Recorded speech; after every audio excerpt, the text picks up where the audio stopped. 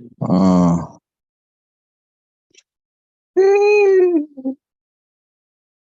hmm. Um,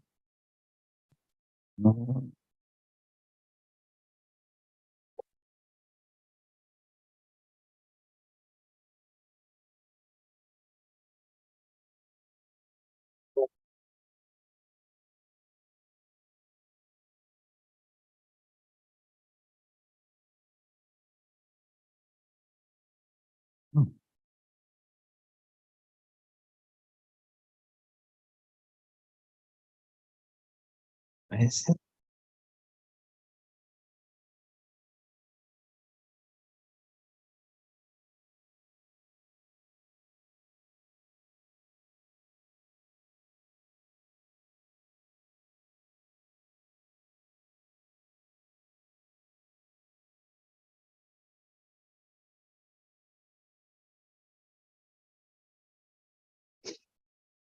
I'm having a little difficulty. See.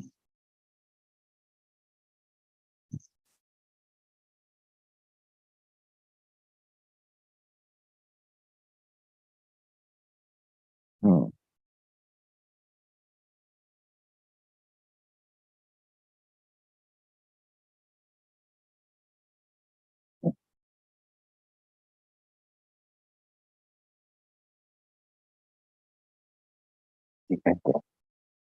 Please.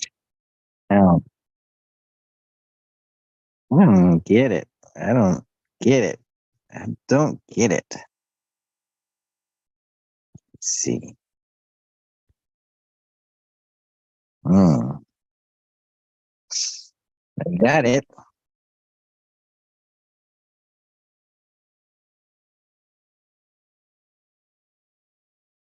Hello, friends, enemies, strangers,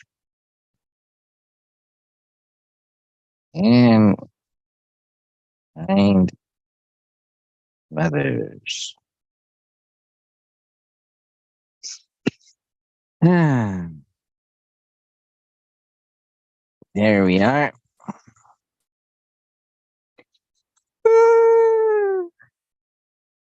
Hmm. Oh man. Mm.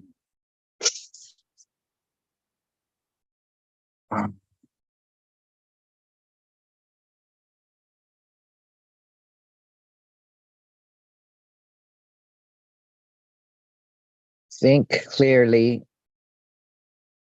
and wake up.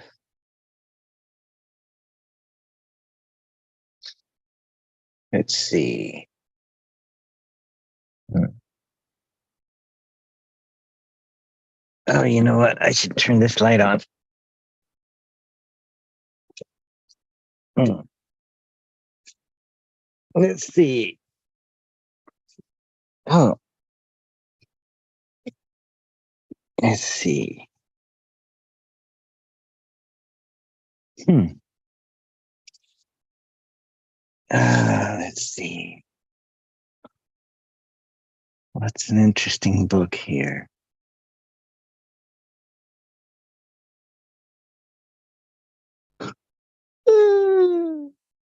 Hmm. Midnight with the Mystics. With the Mystic. Midnights with the Mystic. What's this book about?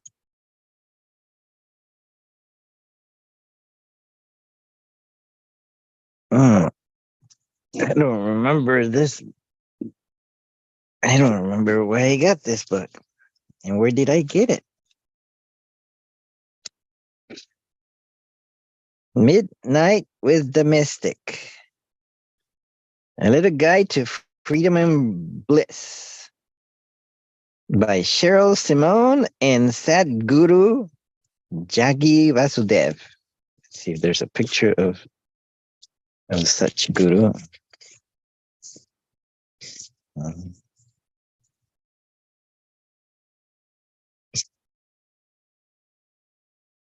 Isha Yoga. Oh, that's that famous. It must be that famous guru.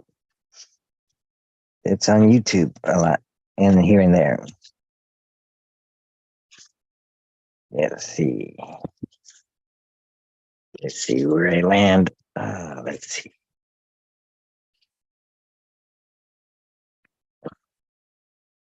Sometime after Jagi's 25th birthday, his destiny began to unfold on his beloved Chamundi Hill in a very unexpected way.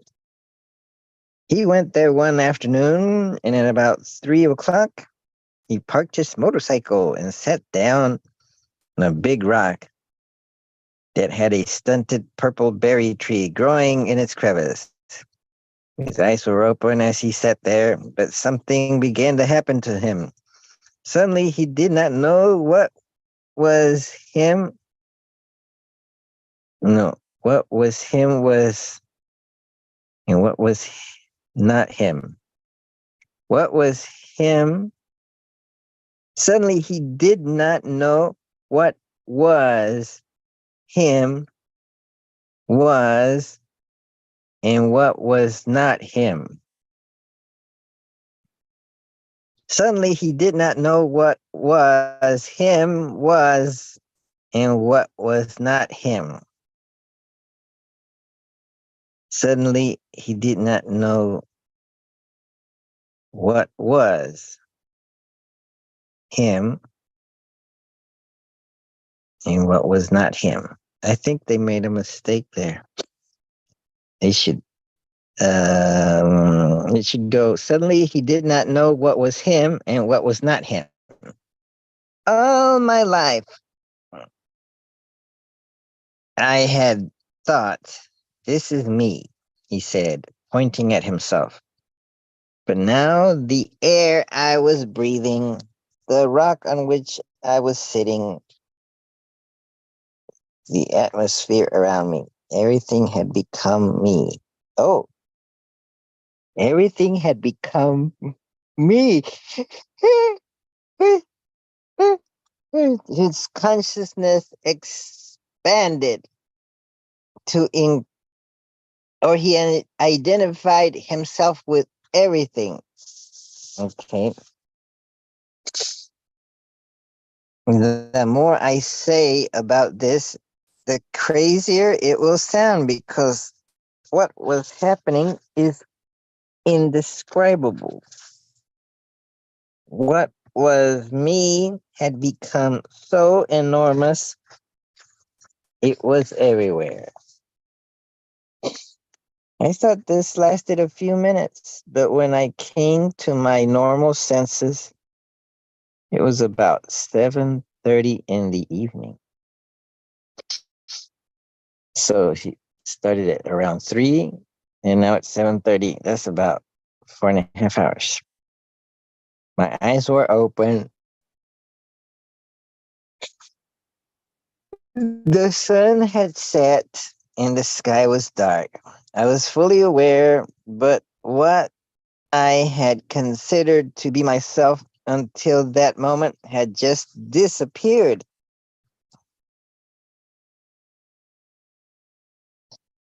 Here I was sitting on a rock, and the tears were flowing to the point where my shirt was wet.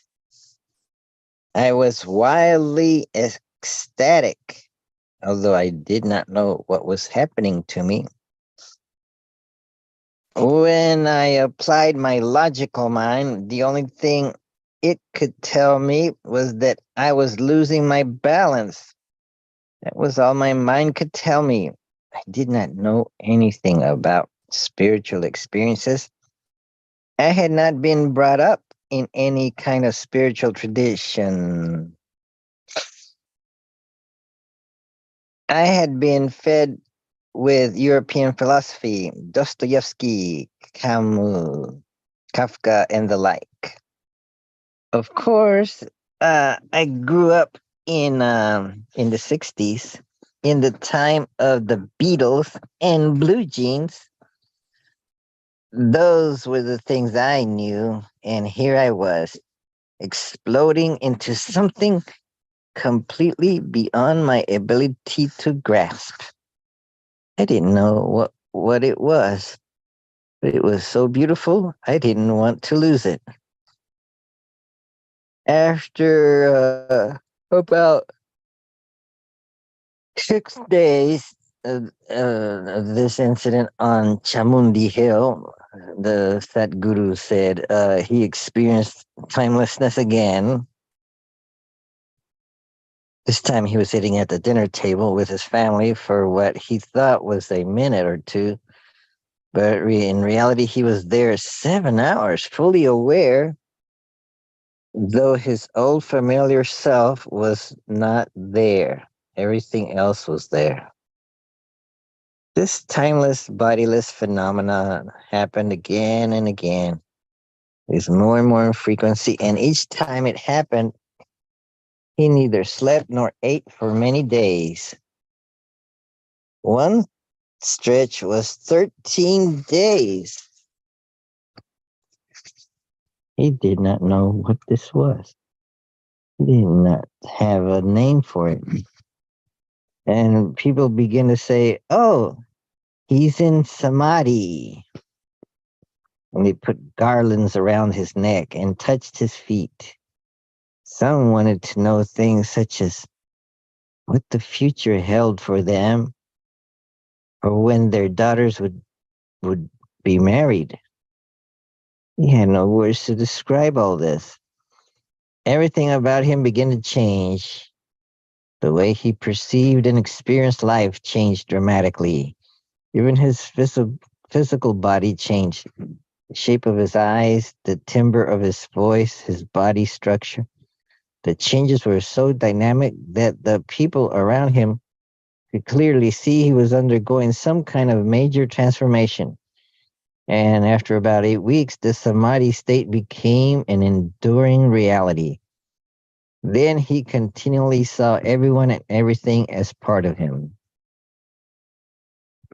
After knowing and experiencing the ecstatic states of all inclusiveness that had become continuous in him, witnessing other people going about unrealized in painfully limiting ways, even though they had the same possibility within them, brought him constantly to tears of compassion. These tears of compassion slowly evolved into a resolve to strive beyond all personal limitations and comfort in offering this possibility to as many people as possible. Ah, so,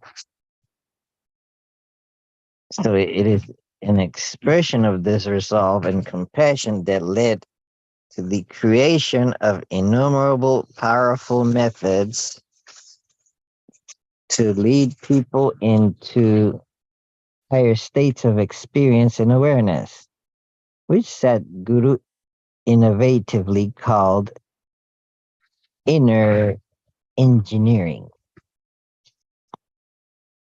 Then later he said, as he became seasoned to this blessed state, he was better able to handle his compassion. But in the beginning, it was difficult to be steady. The energy had to be expressed. The unbounded had entered him, and he could not hide it. It is no small matter when the divine descends upon you. By this time in his life, Jaggi had built a few highly successful businesses. But when he began experiencing this blissful state, it also empowered him with a deep insight into people's minds. And he felt he had an unfair advantage over everyone around him. He decided to walk away from all the businesses he had painstakingly built from nothing. And he began to travel, and soon lifetimes worth of memories from the distant past began to descend upon him. This, and he says, the skeptic that I was did not want to believe anything about past lives. Yeah, it was not the kind of belief. It was not the kind to believe anything of that kind. Oh, I was not the kind to believe anything of that kind. I was not somebody who would even enter a temple. I was not somebody who believed anything I could not see and understand. I followed up on all the memories that came to me. I went to the places I recalled from previous lifetimes. I met people and did much skeptical analysis of all the revelations that were coming to me. When I was what I was remembering was clearer than daylight, but my logical mind would not accept it. I had to go through the whole process of verifying it. From that time on, a certain vision for creating an energy form that is of immense possibilities, an expression of the compassion of my guru from lifetimes past, became the single pointed agenda of my life. This making of this energy form involved complex inner processes and such unbelievable twists and turns on the outside. People who were witness to it know most of what happened. It is too much of a fairy tale for anyone else to believe. I would not believe it if someone told me about it. That is all I can say. So Sadhguru's vibrant voice fell silent, and I felt as if the space around us was pregnant with an intense force beyond my comprehension. It was overwhelming. When I was in India, I meditated inside the shrine that housed this energy form called the Dhyana Linga, a large cylindrical structure encased in 76-foot dome building made of burnt brick, mud mortar, and other traditional materials. So I wanted to know more about this mysterious structure in which I had experienced such profound peace. So after sitting in deep solitude for some time, I found my voice and asked him what was uppermost on my mind.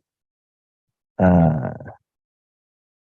no, I found my voice and asked him what was uppermost on my mind, and so I said, Sadhguru, why did all this happen to you? Why were you chosen for enlightenment? And why did the making of the Dhyana Linga become the agenda of your life? Uh, so, if you really want to know, he said, the answer to that question. He said, looking at his watch, and then the dying fire. We'll have to take this story back several lifetimes. As if to punctuate this thought, thick, fat raindrops landed mid-fire, sizzling, bursting like overcooked marshmallows. Sadhguru smiled radiantly as Leela and I got up and scampered away for the pontoon boat. He followed us and then gently stilled my hand as I reached for the padded keychain, still stuffed in the ignition. Look over there. Look over the lake, he said. Beside the rain, the fog was so thick we couldn't see a foot in front of us. There was a sheet uh, make that a wall of impenetrable precipitation. And he said, how will you navigate through that? Let us sleep on the boat rather than fight to get back to the dock and sleep inside your house. Mm.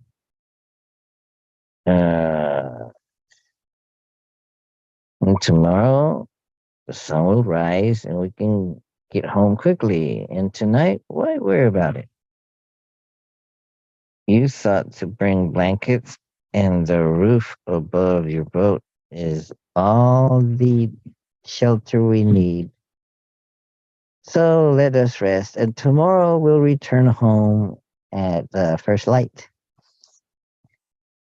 So the author of this account, I guess, is Cheryl Simone, but also is the set guru. But it looks like the narrator is Cheryl Simone. And so she's writing and saying, in case I hadn't told you, the reader, I can be very determined. I know the lake well, and I thought I could get us home. So I had to make the attempt. But after 30 or 40 minutes of trying to navigate in the hopelessly blinding fog, I gave up. Sadhguru was right. There was no way to get home. I could either keep us awake the rest of the night looking for the house, or we could get at least a little sleep on the boat. So we turned off the engine, and Leela and I curled up under a blanket like my two miniature dachshunds. Sadhguru lay on his back and went straight to sleep. And so, as my second midnight with the mystic crept toward a wet, soggy dawn, I fell asleep, wondering why in the world I still resisted what he said about even simple things. Hmm.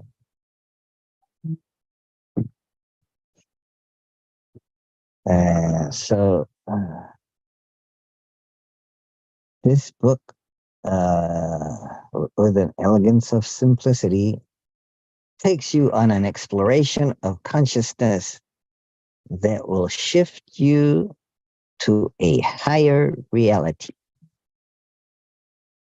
That's the blurb on the front by Deepak Chopra. Okay. Oh,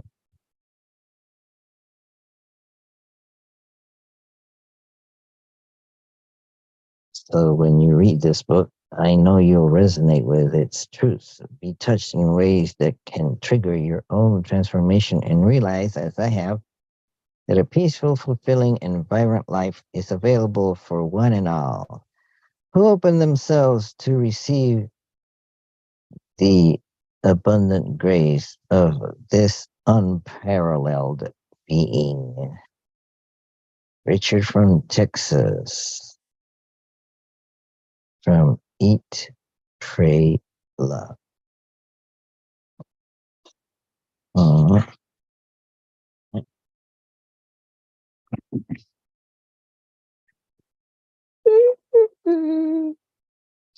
Uh, so that's the book, Midnight with the Mystic. Hmm.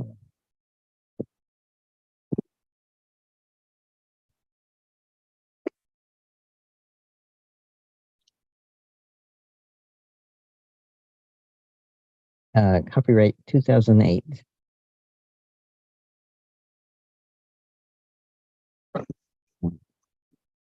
Mhm.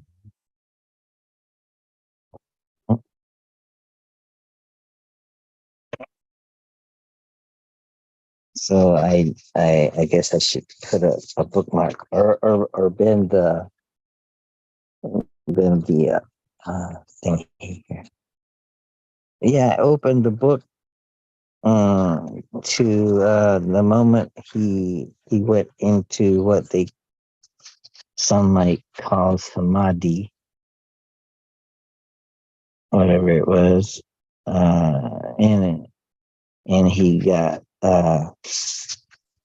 changed his direction in life. Maybe he was a successful businessman and he gave it all up. And it sounded like he had to tell or kind of teach people how to attain that samadhi. And he built some kind of cylinder or structure, dhyana dhyana lingam. Dhyana is meditation, and lingam is a penis. Let's see.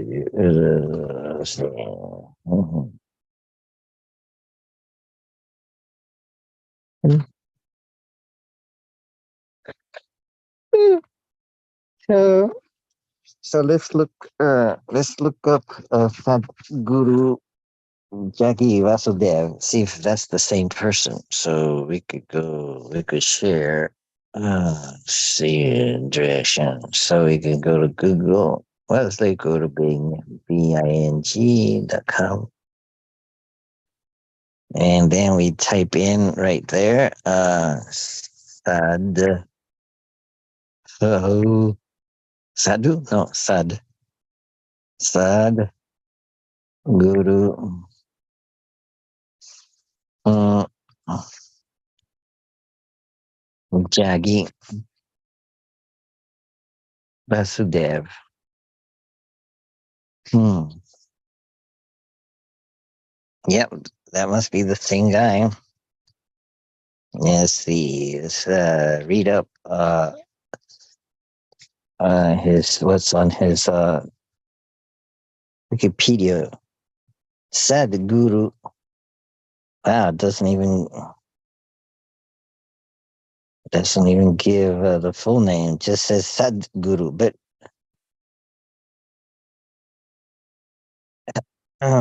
isn't well? There is the word Sat Guru. SAT. Sat as in truth. That's another word. But Sad Guru is his name. I guess he gave himself that name. And he was born Jagadish Vasudev on September 3rd, 1957. He's the founder and head of the Isha Foundation based in Coimbatore, India. So, in case you're in India, maybe you could go visit him. Where is Coimbatore? Oh, oh, oh, wow. Oh, oh. Coimbatore is way South India. Uh-huh. Yeah. Let's see. Let's go back. Can you go back? How do I go back? Like this? Oh, no. Back to this. Let's see. How do I go back? Oh, like this. Oh, no. I can't go back. Let's see. Hmm. I want to go to the previous page and I can't go back. I can't. I mean, let's see. Because you and let's see. Oh, this is, I pull,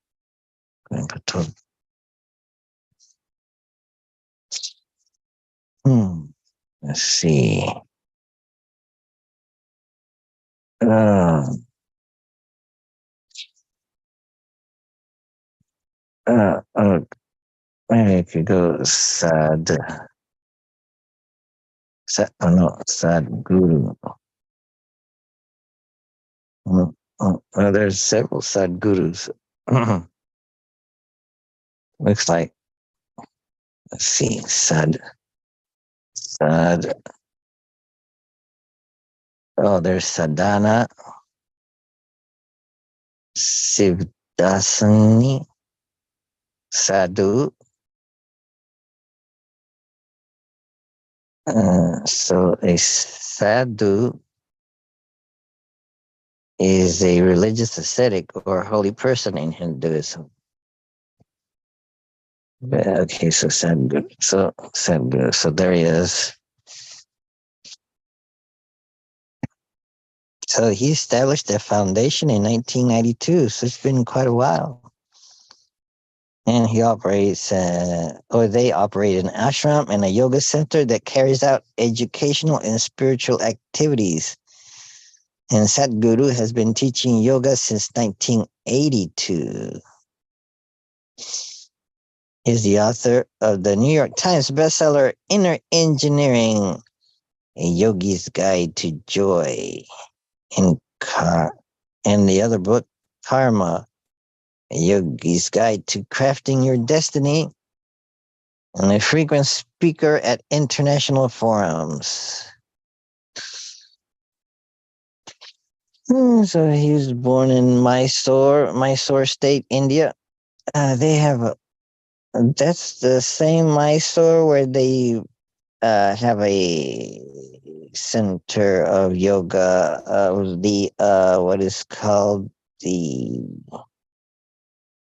what kind of yoga? Um, hmm,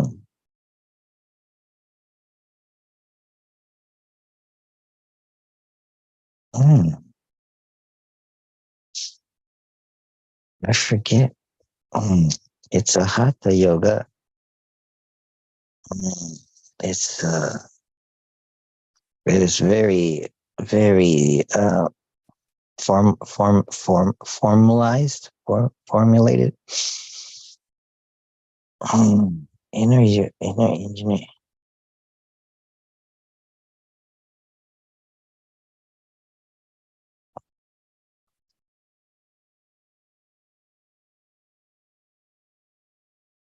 Sadhguru also advocates for protecting the environment against climate change, leading many initiatives like Project Green Hands, Rally for Rivers, Calvary Calling, and the Journey to Save Soul.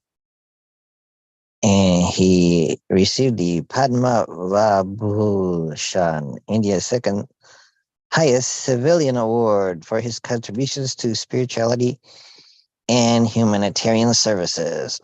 Also, he unveiled the Adiyogi Shiva statue, the world's largest bust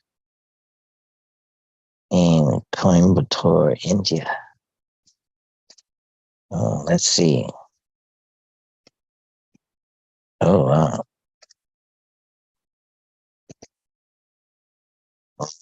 Wow, look at that bust of Shiva. The the the the teacher of yoga, the largest buskers, designed by Jaggi Vasudev, founder of the Isha Foundation.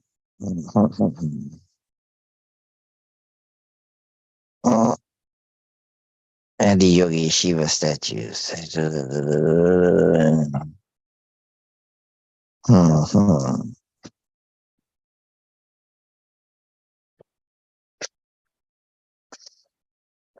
Now he has a spouse, Vijaya Kumari. She married in 1984, but she died in 1997. Oh. So the early years,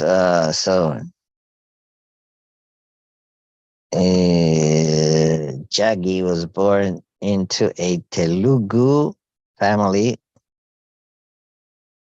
He was the youngest of five children, and his father was ophthalmologist. and they had a child. He married Vijay Kumari in 84, and they had a child. eh, And she died in 1997.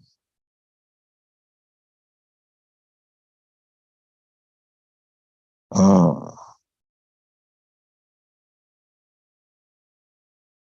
what is Bharatanatyam? Oh, Bharatanatyam dancer. Oh, it's like a classical Indian dance. Okay, but it's from Tamil Nadu. Mm, mm, mm.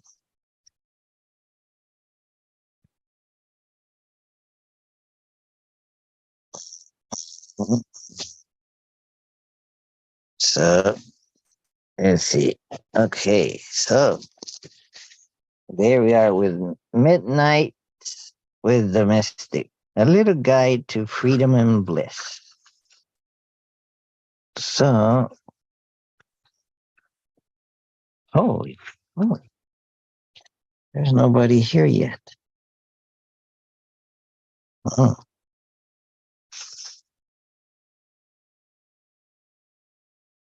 And usually somebody comes in around 7.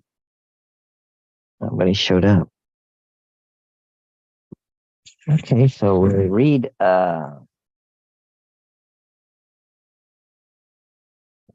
another book.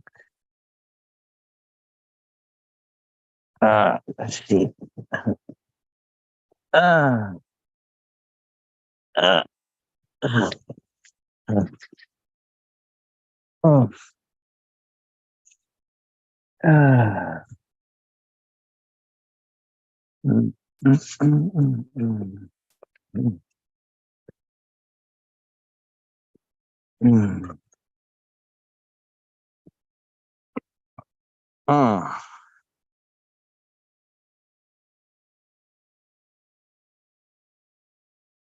mm, ah, mm,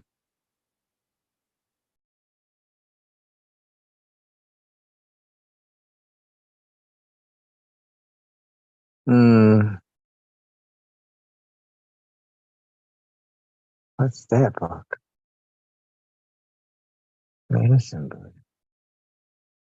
Yeah.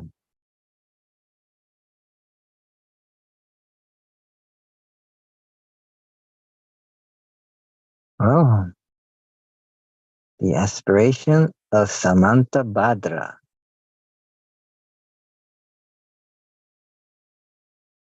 Dzogchen Ponlop. Advice from a spiritual friend. Oh, what is this book? What if? Okay. Uh, this book might interest some people. What if? What if? Question mark. So this is the world's foremost. No, no. This book brings together the world's foremost military historians, and they write about what if. What would have happened if a certain battle had gone the other way? This is in interest interest interests me because it seems like battles, yes, they're in wars, yes, they take civilization in another direction. Whoever wins, the victor, yes, who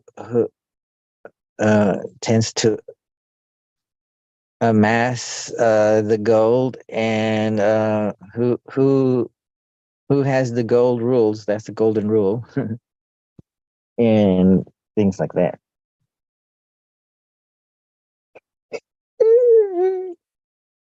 So let's go like this. Okay, let's see what we got here. Hmm. Hmm. Let me go back to where this starts. Mhm. That there. Okay. Okay, this is let's go back in time to the year 1521. So it's after some time after Columbus discovered America in 1492. As to get an idea of the time frame, so it's only 30 years later, you could say. Almost 30 years later, 1521. It would be 30 if it was 1522. So 1492 to 1522 would be 30 years, but it's 1521, so it's 29 years. So 29 years later, after Columbus hit America, mm, a few things have had happened. And one of the things that happened was the taking of the, or what would happen. Yes, what did happen was the taking of the Aztec, Aztec, Aztec Empire, or whatever it was. Yes, uh, the Aztec capital, Tenochtitlan, or is it Tenochtitlan? However it's pronounced. The Spaniards, those Ihui, the Spanish conquistador Hernan Cortes. Yes. So, what if he hadn't won? What if, and if I recall, it was a small group that took over the whole empire. No, the question one might ask is how could they have so few men taking over an entire empire, an entire kingdom? Well, I call it empire because maybe they had in under control a large section of Mexico and maybe Central America. Maybe they had conquered other peoples, so I call it an empire. But whatever it was, let's call it a kingdom at least. Yeah, it says here that the Spanish force uh, consisted of approximately 900 men. Uh, they were able to make allies to 100,000 Indians, and they were eager to destroy their hated Aztec oppressors. So these Spaniards they're terrorists, and they joined forces with the enemies of the Aztecs, the oppressed. So it was an uprising. Okay, what else happened? And also, disease had been a respecter of historical odds. The Spaniards brought with them smallpox that killed 40% of the population of Mexico in a year. Wow, that's incredible. Can you imagine? That's how incredible. This pandemic only killed uh, uh, less than 1% of the U.S. population. This smallpox killed 40%. So if the population of Mexico or that region, let's say the population was 10 million. So, and if it's true that the smallpox killed 40% of the population in 1 year, 10 million, it went down from 10 million to 6 million. Well, at least it's still more than half, but it's devastating. It would have been imagine the chances of dying would be 40%. So maybe you would know 4 in 10 people you would know had died from it. So some of them would be your loved ones. So so maybe that helped make it easier for the Spaniards to take over. Let's see. Uh, the smallpox also killed an Aztec king. I guess they had several kings, or what? So it killed one Aztec king. Uh,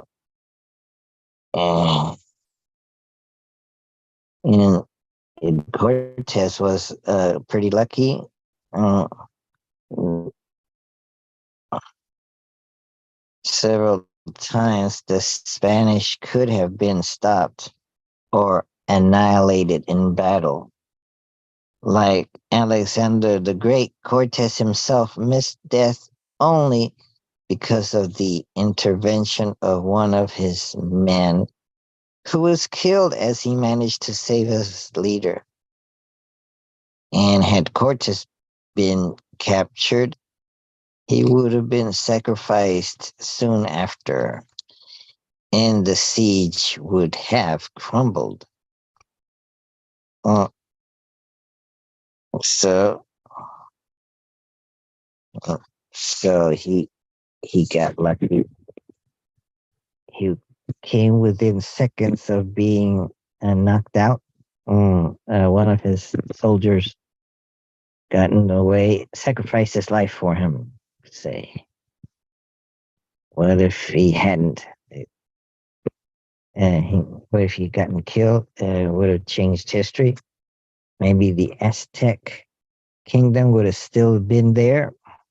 All the Spanish would have been eliminated, and the Aztec kingdom would have been more cautious about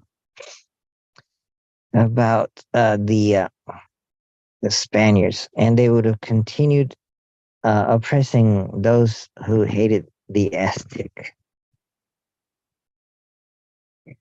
Hmm. The question is almost there as So what would have happened? So I guess the Aztec historian, what it would have been like had the Spaniards uh, failed to have taken over Mexico. So we asked, oh, so I could imagine that. Well, first of all, um, that big chunk of Central America would have been non-Hispanic. So the people of Mexico would not have learned Spanish, but would have continued to speak their languages. Maybe one of them was Aztec language. Yeah. So they wouldn't have become Christian, or or maybe they would have eventually become Christian, but it would have taken a lot more time. It would take slower, and so their the people of Mexico would have continued their native religions, traditions more a longer time. They would have remembered it better, maybe. Oh, they might have kept their practice of human sacrifice. What sort of nation would have evolved if a nation? Mm, maybe the North Americans or the people that eventually come together in the 13 colonies, being that Spain had not taken the lands of Mexico all the way up to California. Yeah, Arizona, Nevada, Colorado, all that would not have been called that. Uh, it would have been free for all that area would have been free for the Native Americans to continue as they were. Maybe the North Americans, as in those in the 13 colonies, would have considered taking all of Mexico and adding it, because there wouldn't have been Spanish Mexicans to to be in the way, or they would have easily overtaken all of Mexico. I would assume. Uh, Maybe not. Maybe they wouldn't have been interested in it. I don't know. Maybe they would have developed trade with native native Indians of Mexico. Let's see.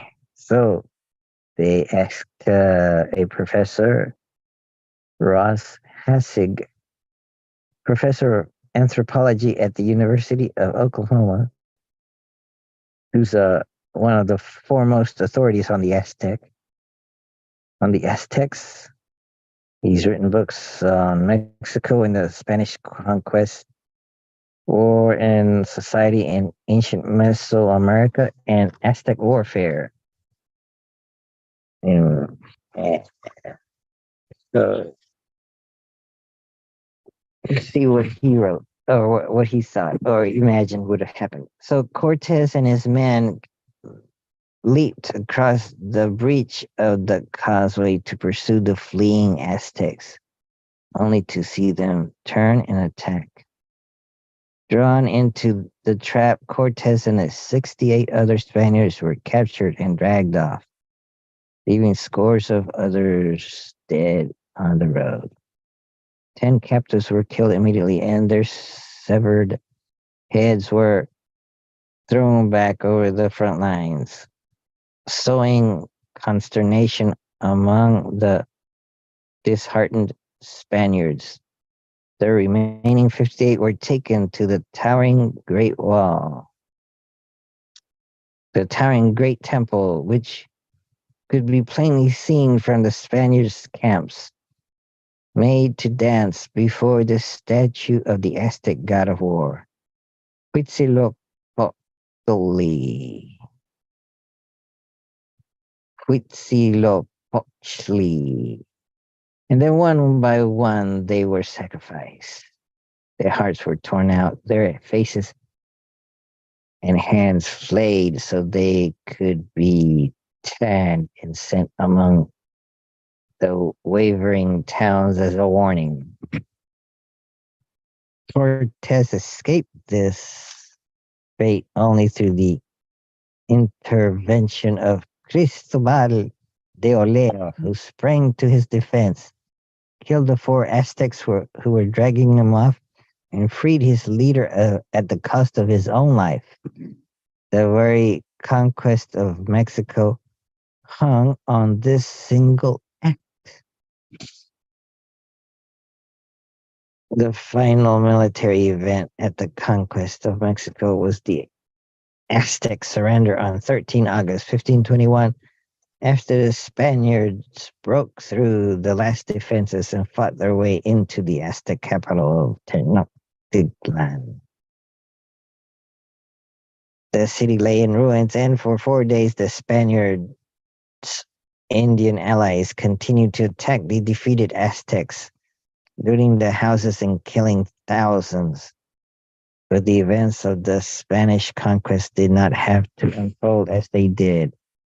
There were many points when the decisive actions by various individuals and misadventures or poor decisions could have drastically altered the outcome of the conquest as we know it.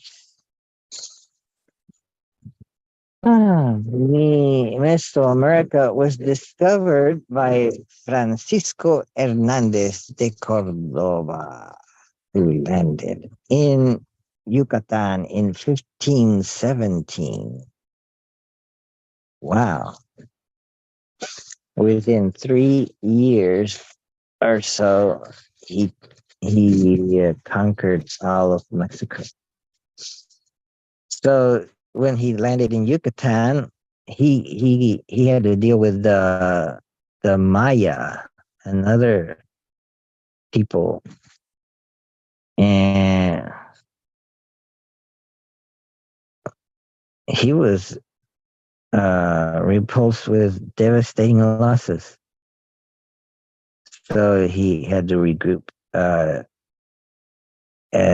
second time in 1518 under Juan Grijalva, who also clashed with the Mayas, but who sailed beyond Yucatan and up the Gulf Coast to central Veracruz, where he encountered the Aztecs.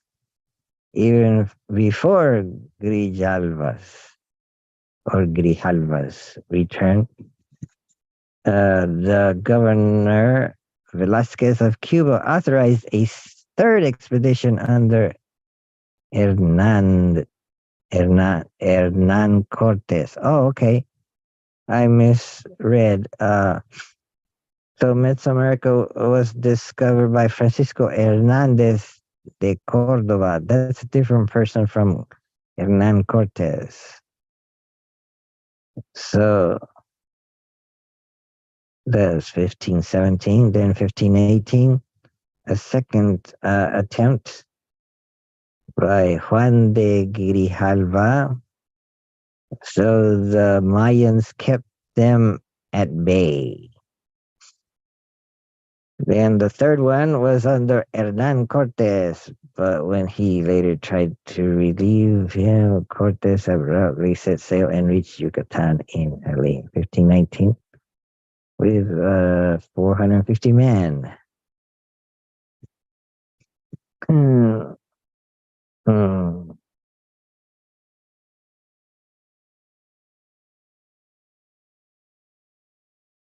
So, if Governor Velasquez had succeeded in removing Cortez from command before the expedition's departure, the conquest would have been stillborn. Oh, so it sounds like Cortez was kind of disobedient. The governor in Cuba told him to kind of, it sounded like he kind of asked him to go relieve the ones that were in Yucatan. Oh, maybe, no, I'm not sure.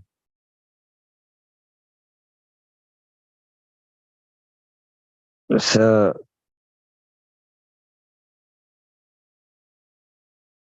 oh, maybe the guy that went to from Yucatan to Veracruz. Maybe the governor asked Cortez to go to help out. I don't know. Uh, Maybe he wasn't supposed to go to Yucatan, but into Veracruz. But Cortez uh, suddenly it says abruptly set sail and reach Yucatan with as many as 450 men.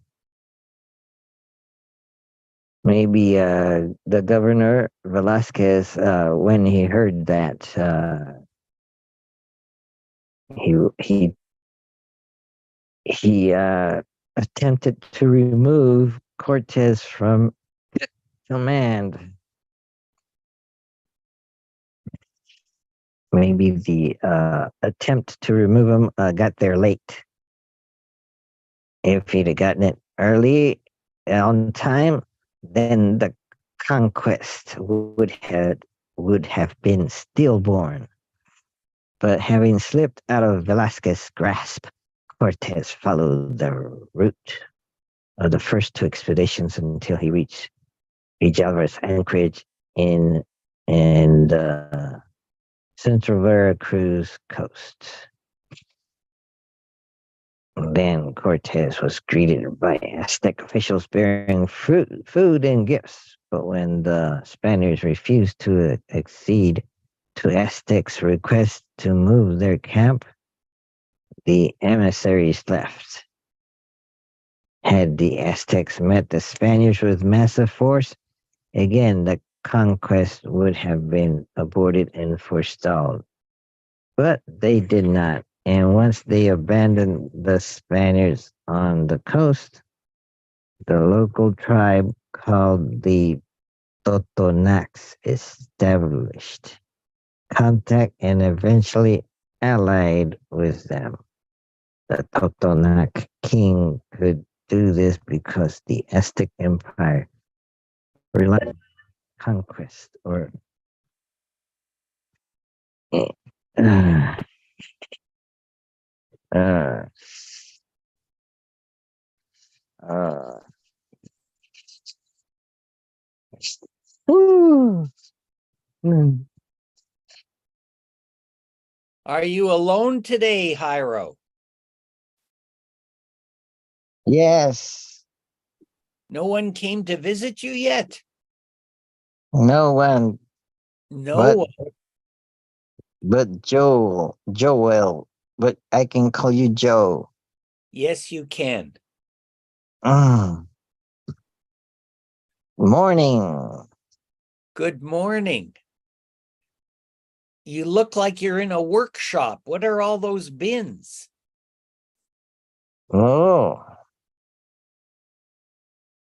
Oh, let's find out. Mm. Eh. Ah. Oh, you're getting up. Ah. Ah.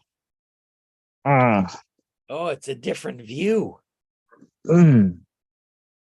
Ah. Mm. Mm. Oh, all those are parts. Ah. Oh, some books. Oh, Hmm. books. Hmm.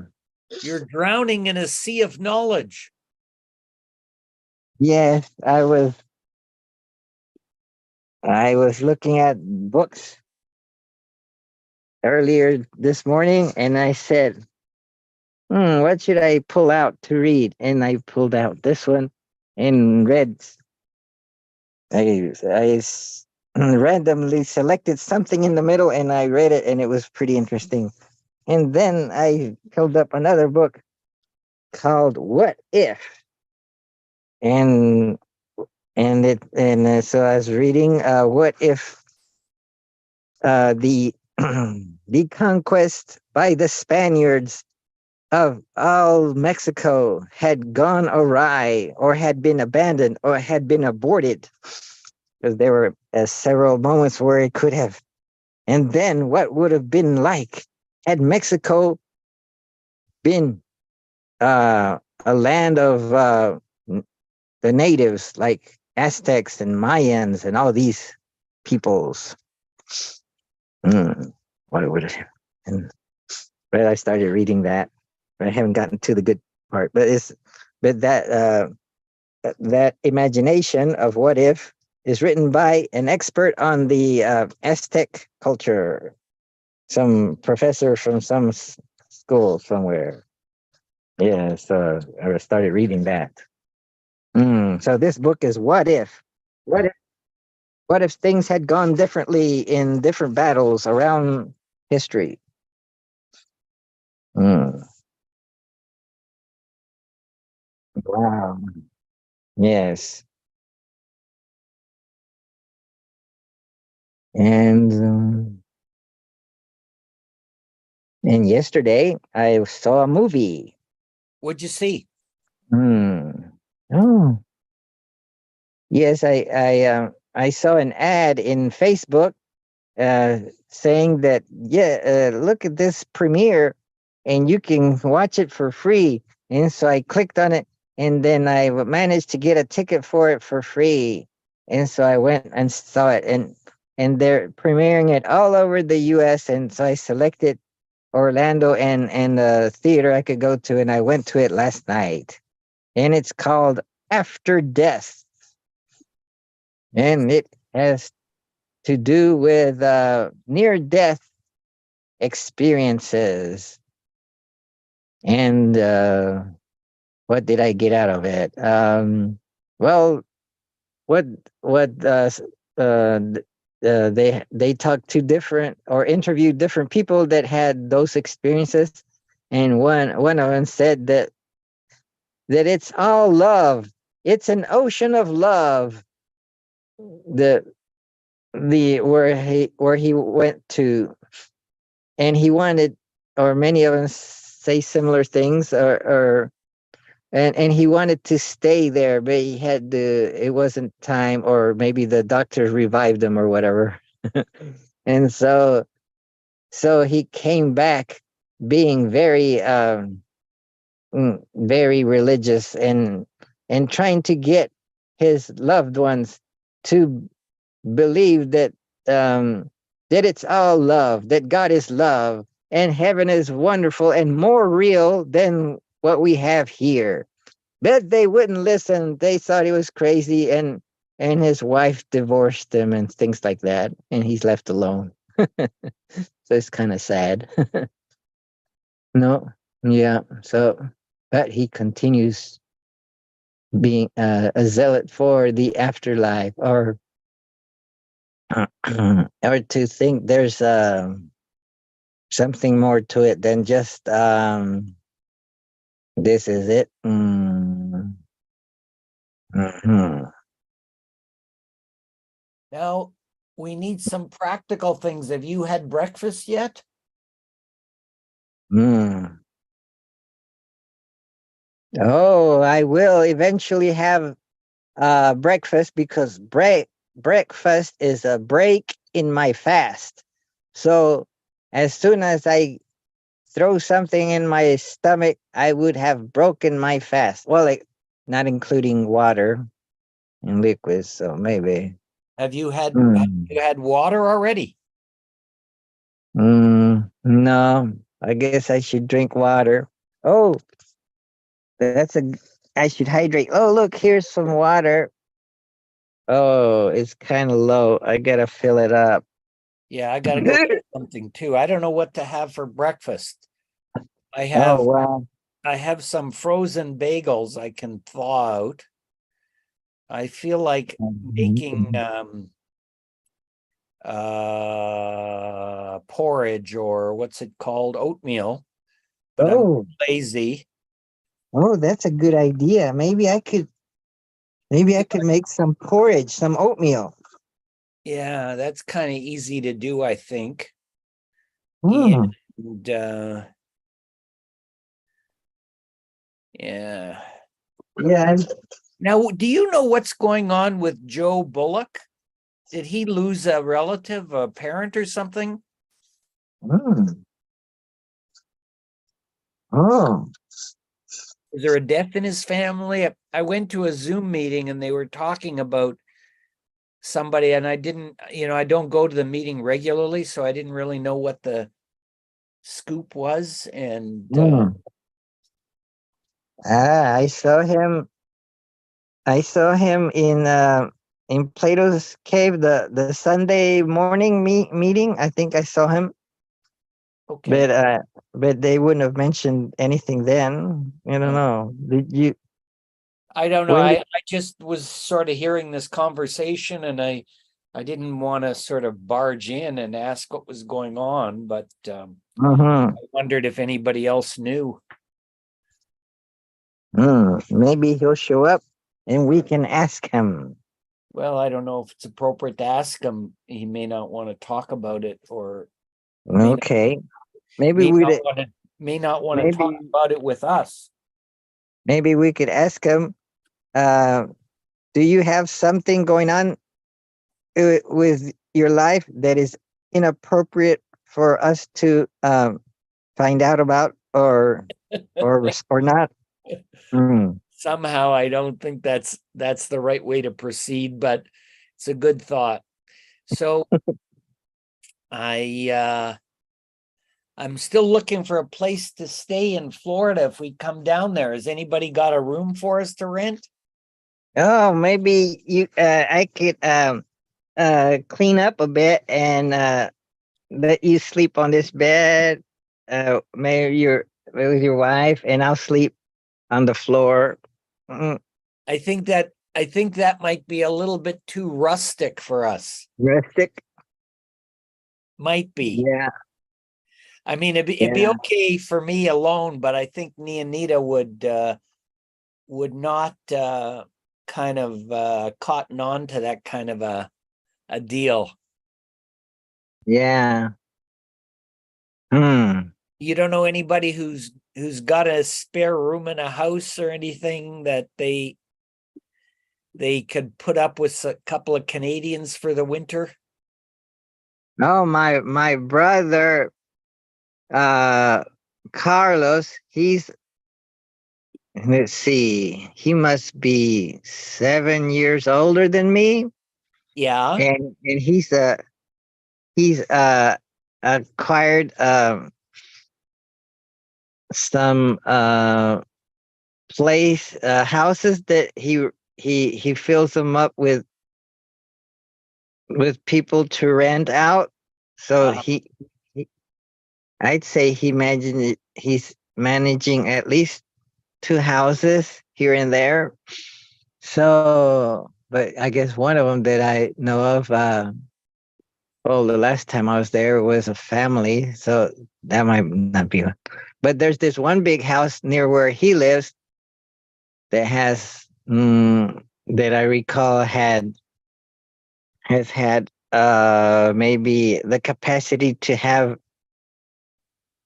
maybe it's a 3 bedroom or maybe 4 bedroom kind of house. So maybe so some of the rooms might already be rented, but maybe there's a vacant room that I could ask him. Do yeah, you have a vacant room available? mention it if he's Oh, interested. maybe he could use set it up for Airbnb. Oh, let's see. Who else do I know? Oh, my brother Ivan. He has a pretty big one-story house. Does he have oh, he has one spare room. Oh, yes, I remember that I slept in that spare room when after I got out of the hospital in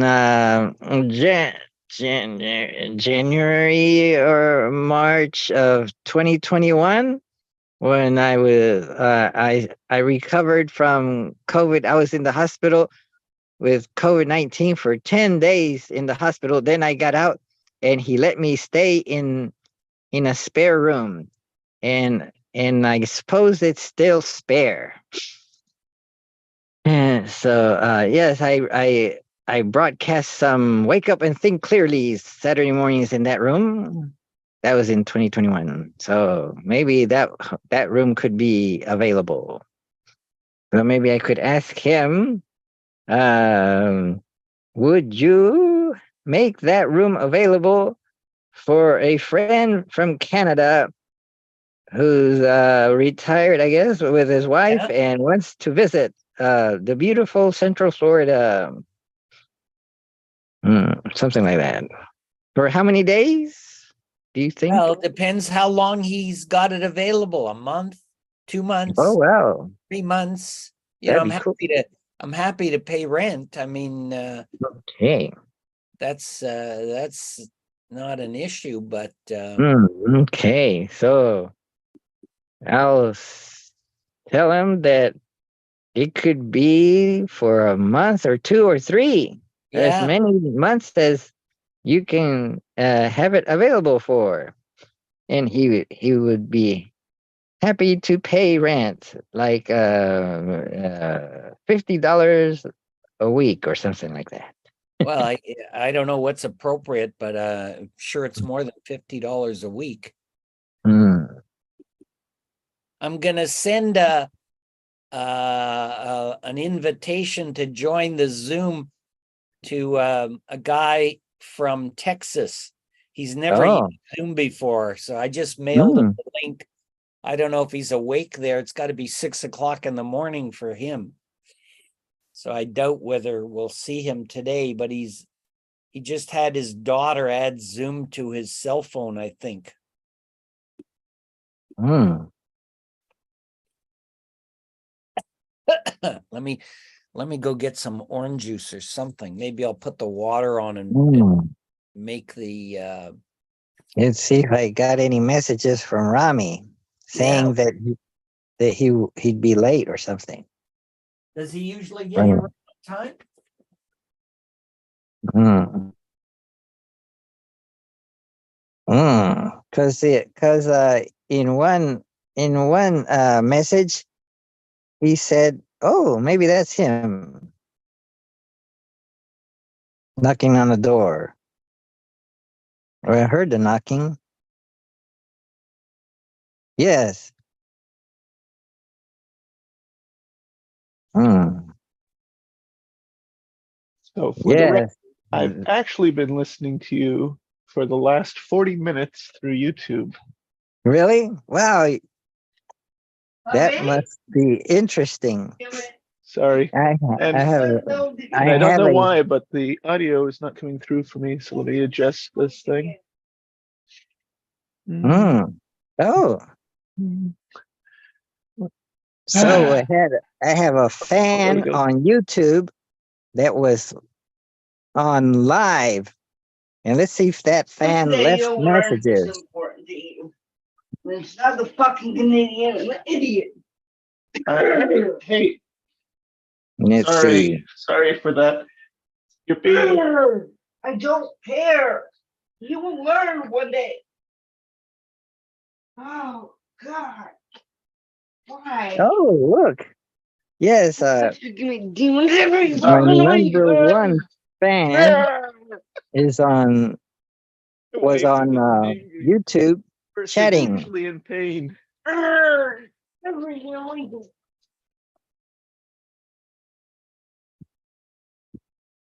Don't. Oh. Wow. Morning, Clem. Good morning. Morning. Sorry, Joel.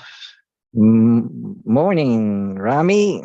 Thanks for watching us on What Wake Up and Think Clearly YouTube channel live and in color. I'm gonna Live go prepare coffee now from for my wife on mute. live from Orlando. It's Saturday morning live. Oh, welcome, Clam Howard. Thank you. Oh, Clam Howard said, "Thank you. Thank you for thanking me. It's so grateful to be grateful." Or yes. Yes, this morning I just had some water. Oh, I'm thinking of making some porridge, some oatmeal in my rice cooker. Yeah, it's got a setting for cooking porridge too. So that could be good enough for making something like muesli. Muesli. I got muesli. Maybe I could. Maybe I should add oatmeal to it. Yeah. Hello, to Clem. make it- Good morning. Good morning. How you doing? I'm good. You figured out Zoom. You're at a Zoom meeting. Pretty much so, I guess. Wow. What time is it where you are? Must be like 6 o'clock in the morning. It's like 7:10 right now. Oh, it's only an hour Wow. difference. I thought 7 p.m. No way. 7 a.m. No, 7 a.m. Yes. Yeah, yeah. Oh, it's only an hour difference. I thought it was a You're 2-hour difference. you're in Central time zone. Central. Yes. What state? Texas. Oh, yes. Clem is the fellow who created the custom board. He has. He's made the most beautiful board that I have. Oh, Thank you're you. the fellow that makes the custom board? Yes, sir. Wow. Oh, I'm glad. So you got my message. I thought it'd be 6 o'clock in the morning for you. I didn't think that it would arrive, but you figured Yeah. it out and you've got the software. Is this your very first Zoom meeting? This is very first. Holy smokes. Guys, this is And Clem.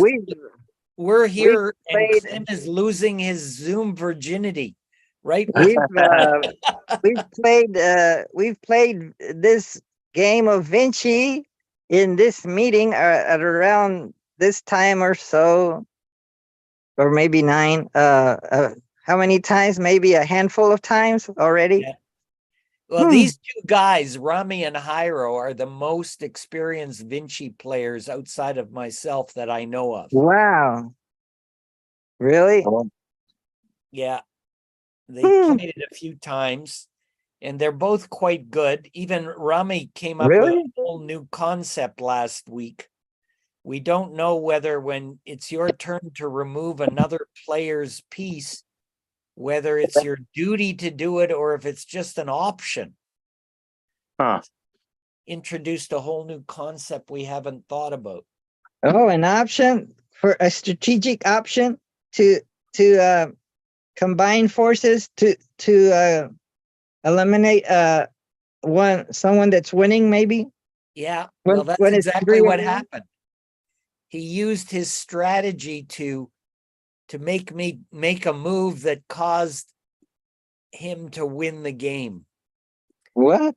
He psyched me out. Hmm. How did that happen? Well, Rami with all of his sympathetic and I don't want to offend anybody's and all that stuff. I got drawn into his narrative and then I removed a piece that I would not normally remove instead of the one I should have taken, and it caused me not to win. Anyway, it was interesting. Oh. So this Clem, you can see, is how people can communicate and play board games right across the continent. I'm in Canada, they're in Florida, you're in Texas. this is a board we can use to play if we want to have a game together. And that's how people from all over the world play. We had a guy from Copenhagen last week or 2 weeks ago. Huh. Yeah. Interesting. We've had people from Japan, people from Nepal, people from China. Have we had an Australian yet? I know in several other groups we've had Australians. We've had it. Not that I can recall, but Clem, I think, no, you're not the first guy from Texas. Who was that guy in Texas who has 3 dogs? Jorge? Jorge Yeah. or George Hernandez? Yes, that's right. He's in Texas, I think, isn't he? Yes. He's in Austin. I haven't seen him in a while. Austin or Houston? Or Austin? Yeah, I maybe gotta go Austin. check on my boiling water. I haven't seen him either. Yes, they come whenever they can, and so sometimes someone that we haven't seen for a long time shows up. Maybe I guess we invited him, and I guess I should try to do that. Invite people. Yeah. Well, this is a first for me. I've never done this before. Oh, and you've never done Zoom before? No, sir. Wow. Yes, it's kind of difficult because it's got all these buttons. They're hidden. Are you using a phone? Yes. Yeah, I'm using my phone right now. Yeah, when you tap in the middle of the screen, it shows controls at the bottom like silence.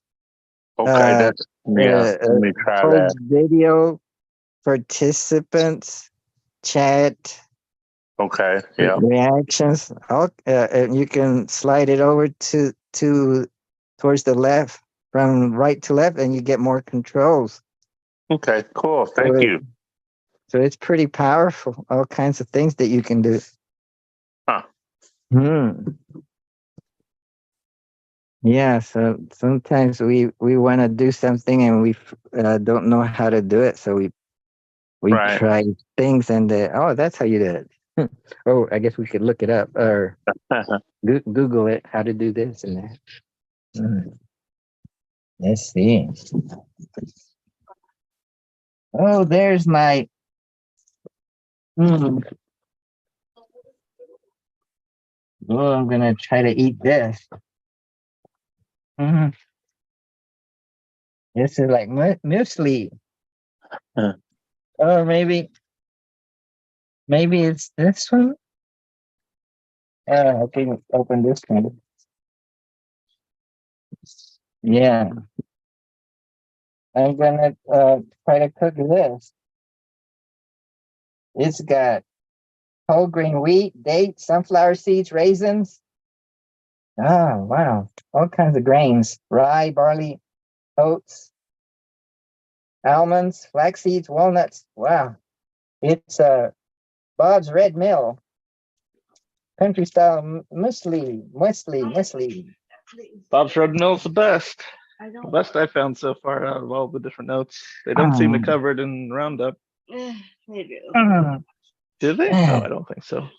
You're not wearing these things. Sorry, my wife's trying to get me out of my pants and I'm fighting her. Can you believe that, guys? Oh, any other time you wanted to have them. No, don't try today, okay? Aww. Okay, bye.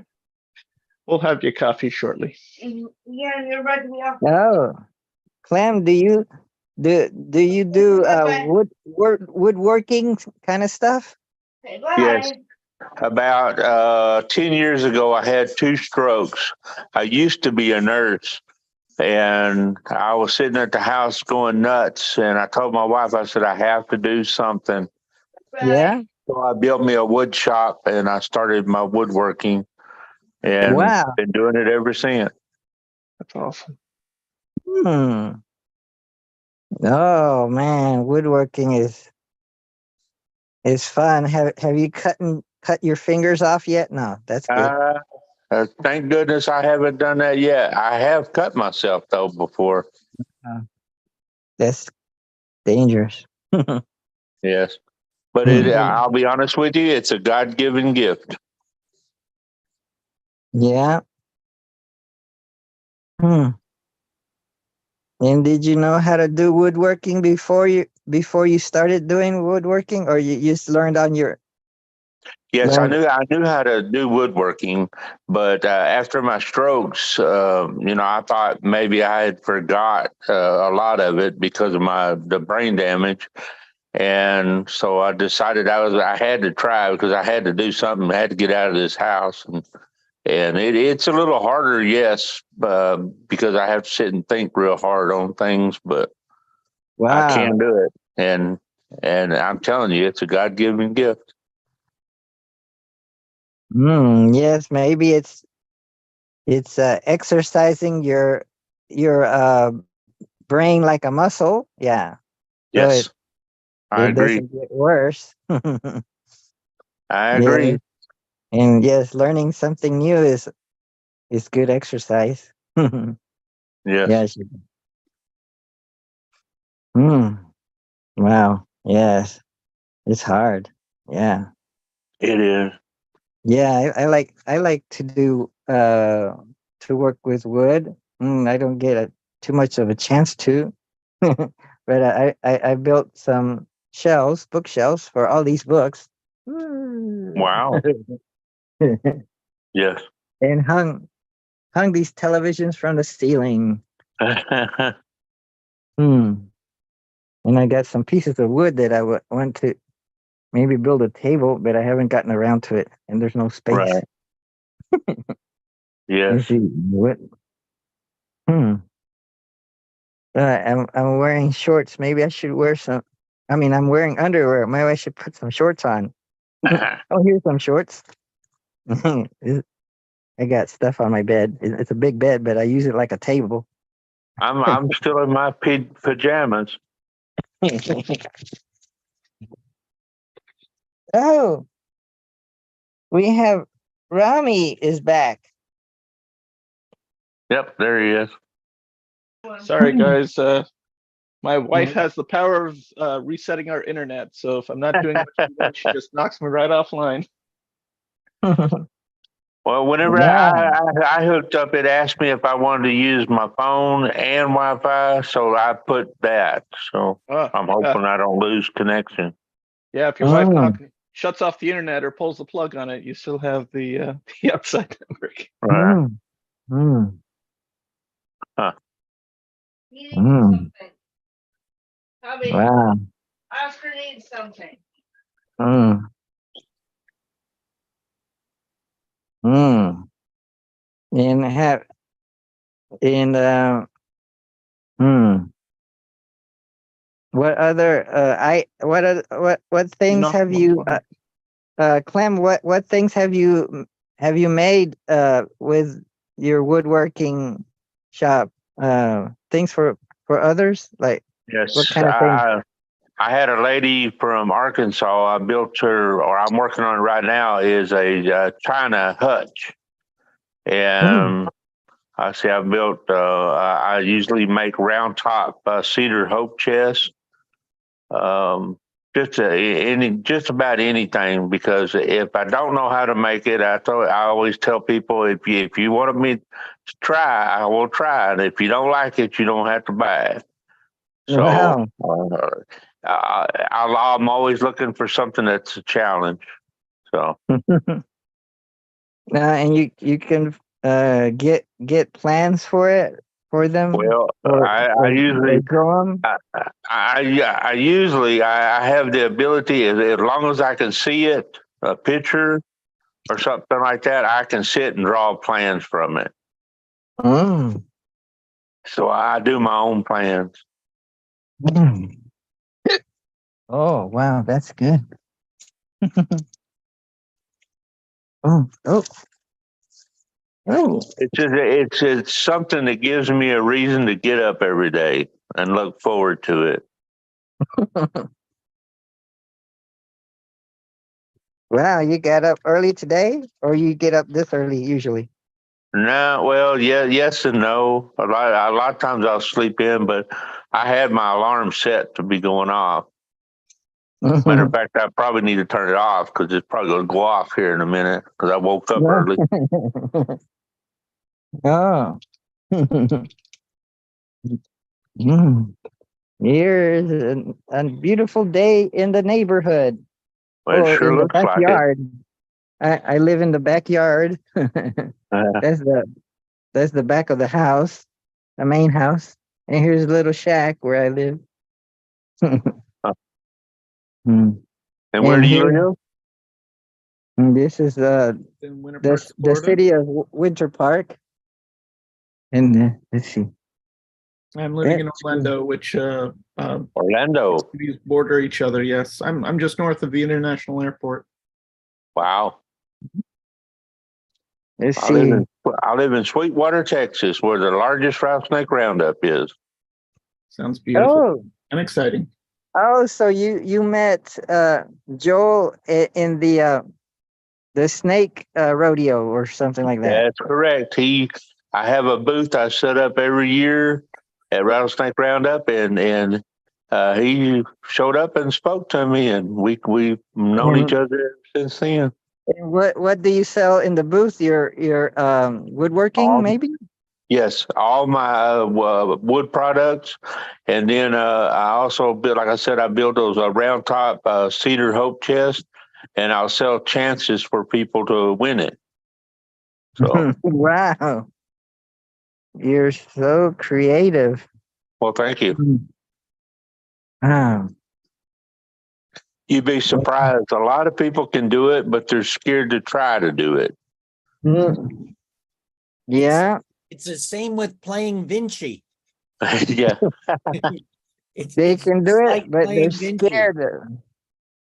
And Vinci is hard at first, I guess. But it's a lot easier than chess. You don't have to remember so many different ways of moving. That's another thing. I used to be a really good chess player, but after Yeah. my strokes, I tried again. My friend invited me for a chess match, and I wasn't very good. I have forgotten a lot. Yeah. Just means you have to Wow. play a whole lot of games Oh. all over again. Yes, that Thank is you. true. Hmm. I'm gonna take this with me. To eat. Clem, you're just on a cell phone, are you? Yes, So I'm on my cell phone. do you see all of us or just one or two? No, I see two. Well, I see all three of y'all, and then a board. Okay, but it's got to be very tiny. It's not easy to see. Yeah, it's pretty rough. Probably next time I do it, I'll do it via my laptop. Yeah, So that'd be much better. yeah, I kind of figured that. But you can swipe to one side or the other, and it gives you a view of one person at a time. If you're seeing several people, Uh-huh. you could move with your finger. You grab one side and move it to the other side, and it'll show you just one speaker at a time. Maybe it'll show you the board at bigger size. I wonder if I turn it to the side, would it make the screen bigger? Oh, it make it wider, like a landscape let me- view. I'll try it. All I did was just spread it out across the screen. That's okay, though. Back in our bed. Because the tile with the game board is in that way. Huh. Can you can you um can you slide? Let's see. Let's see. Oh, slide from right to left. Oh, from left to right. Maybe it'll show you the one person. Yeah, that's what I was doing. Yes, I got you. It just shows you. Yeah, maybe when we start playing the game, then he can set it, or we can set it up so it shows one board covering the whole screen. I've got it. It's got all. Let's see. It's got all y'all, and then a Vinci Maybe. board. Let's see if I can. How is it? How is it that we pin the Da Vinci board? Let's see. You have to use the spotlight feature. You go to Yeah. Vinci board and you spotlight it for all. I forget what that was in Spanish. You've got the Spanish version of Zoom, right? Me? No, Yeah. Oh, Designar para. Hacer, destacar. Oh, maybe it's this. I Did that do it? Peru, and I think for him to be able to keep up Oh with yeah, I Espanol, think I did it. Yeah. there it is. So Wow. There's You- another board. It's a bit confusing because it's got some extra holes in it. yeah. That's what I was noticing. I was like, wow, what is that? It was just cut out of a Chinese checkers board, and it's got some extra pieces. That's Oh. called warped Vinci. Hey, there you go. That's when you're not a professional woodworker, you got to make do with what you can find instead of making the right thing. So, Clem, I'm not sure what you know of the rules or what you remember. Do you want me to quickly, Hiro and Rami, is that okay for me to, or how would you guys teach it? Yeah. What would you think the first thing a person has to learn?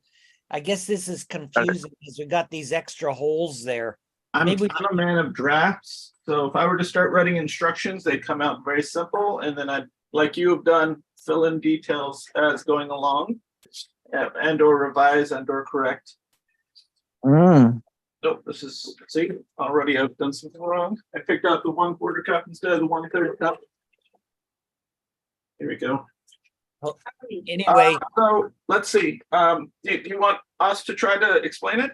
The yeah, rules? how would you guys do it? I got to go back and check my porridge. So Sure. Well, let's see if you can find the board that Clint made. I think that would be a.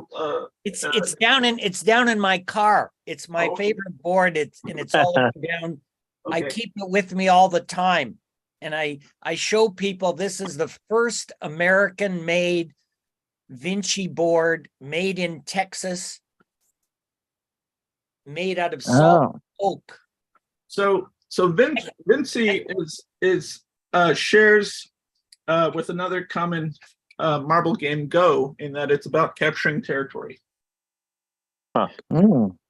There's 17 spaces, and you can have 2 or more players if how do I put this? But it's also not a game where you need the territory to win. It's rather a game of what you can build within that territory. And by building, well, what we're doing is actually building shapes. And there are 3 shapes that will give you a score. Those shapes are 1 point for a triangle, and the points in the triangle have to be immediately adjacent. It can't be there's gaps in between. 2 points for a square, because it's really 2 triangles. Again, that's a square where all the slots are immediately adjacent, and 3 points for a straight line.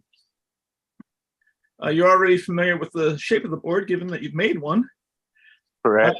And the only way that slot 9, there's a 1 through 9 on one side, 1 through 9 on the other side, where 9's a shared square. And the only way you can place a marble into that shared square spot is if you're forming a line.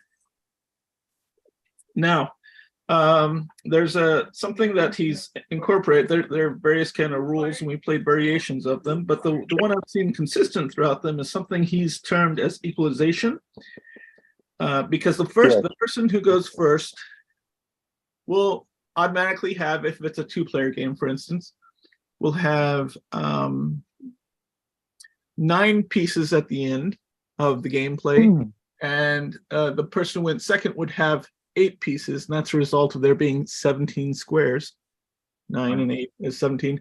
So this equalization rule that Joel, the game creator, has incorporated is that the person who went second gets to remove 1 of the pieces, so that you both end up with 8 pieces on there.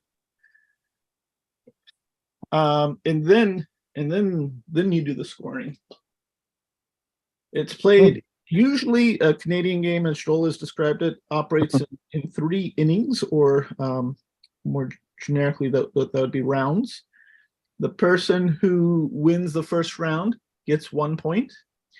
If the person who won the first round won the second round or inning, they'll get an extra point, bringing them up to 3. So they win the first, they win the second, and they get the extra point. And then the third inning is worth 3 points. That is the game in its most simple form, as I've received it from Joel. And feel free to ask any and all questions as we go along.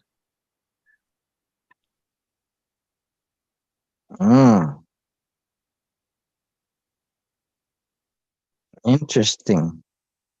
Isn't it like if you get 4 in a row, where you keep track of the with the die in the middle of the game? If you get 4 in a row, is that an additional point? Yes, that's a great question. In fact, that's how I was able to take the game when we did a 3-player game last week, which is in the YouTube archive, if you want to go back and watch it. In that I got 4 in a row across the middle 9 space, and it's actually worth 6 points because it's 1 3 in a row and an additional 3 in a row. Okay. That just sort of overlapped the 2 middle spots, so that was worth 6 points. So strategically, the person who went second, when he removes one of the marbles, in the line, strategically he should look to where it would either break up the 3, or a triangle or a square, whatever is best, what is more points. Right. Yes. Yeah. That would be the logical strategic. Okay. Move. Exactly. You're trying to do as much damage to your opponent as you can. So you want to find the piece that has the biggest Right. Okay. breaking up. So it's always a trade-off when you're playing the game, in my opinion. Sorry for interfering here, guys. I just got my You're the game creator. yeah. But you guys teach me as much about it as I know myself. So basically the dilemma each time you make a move is, do you build your points or do you block your opponents from getting more points? Right. What's more advantageous? It's not always easy to predict. Wow. So the other thing that's is unique and different what is the optimum strategy? Is it a combination of those 2? Or is it possible to win doing one or the other only? Or do you have to use both of them, like block or build, or block and build? It will all depend on what your opponents do.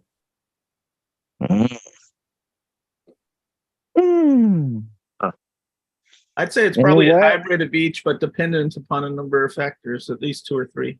And what you expect or predict your opponent might do in his round. Is your opponent aware that he could get 3 in a row, or is he gonna forget that, or doesn't see it, and so he's going to do something else. But you think, wow. What is his attention focused on? And can you distract him, or does it matter? Maybe you have a strong enough position. Distract them with a pretty picture of a pretty woman. Yeah, you could do that too.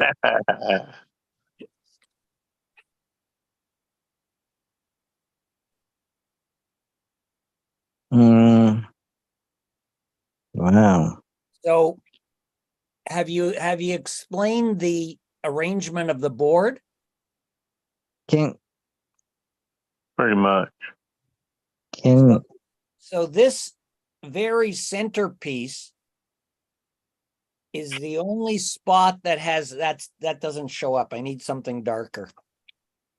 This is the only spot that you cannot occupy right from the beginning. The only way you can occupy that is I got to get some proper sized playing pieces here. What am I doing today? Hold on, I got to find. I'm a bit discombobulated. I wasn't sure whether Clem would be here or anybody would want to play, or I have an electrical engineering friend, and his email address, I won't mention the domain, is combobulated. yeah.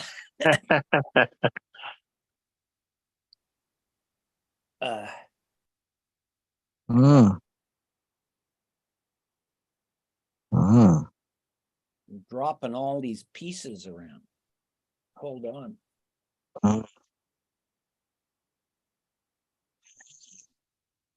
Uh-oh, all my pieces are rolling around here. Okay, I got something now.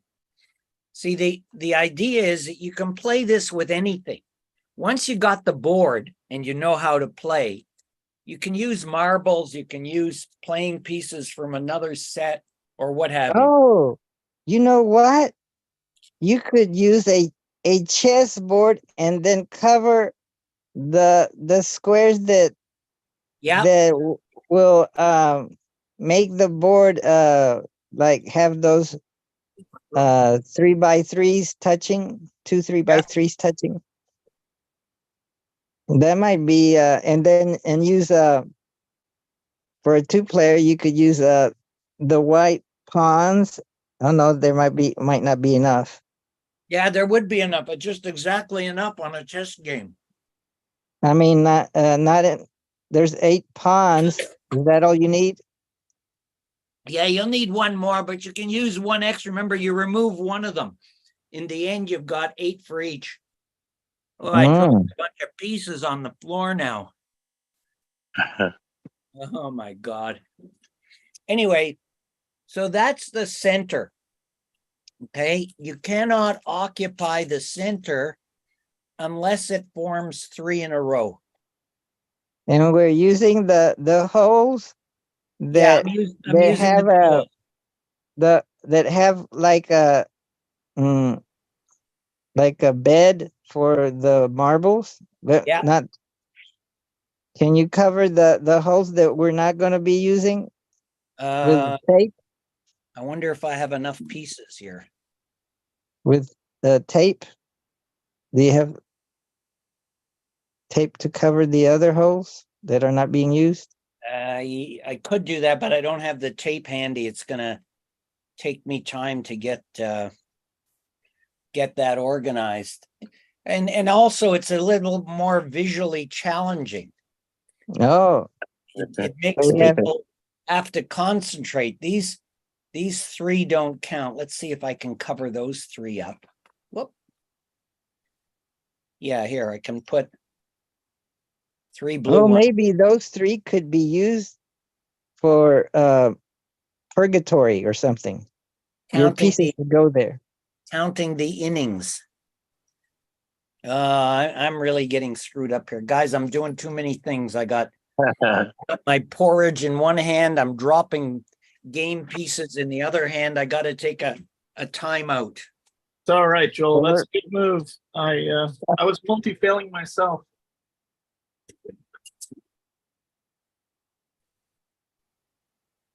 Or you could have institute a new rule where after every 10 minutes there's a trivial quiz that that if you get the answer right, then you get to remove a piece from any of the other players.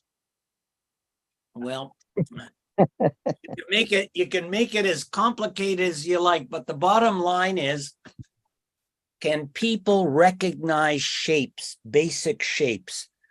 Because when people get older, and I think I'm the oldest person here officially, that's one of the first signs that they don't have the same capacities they had when they were younger.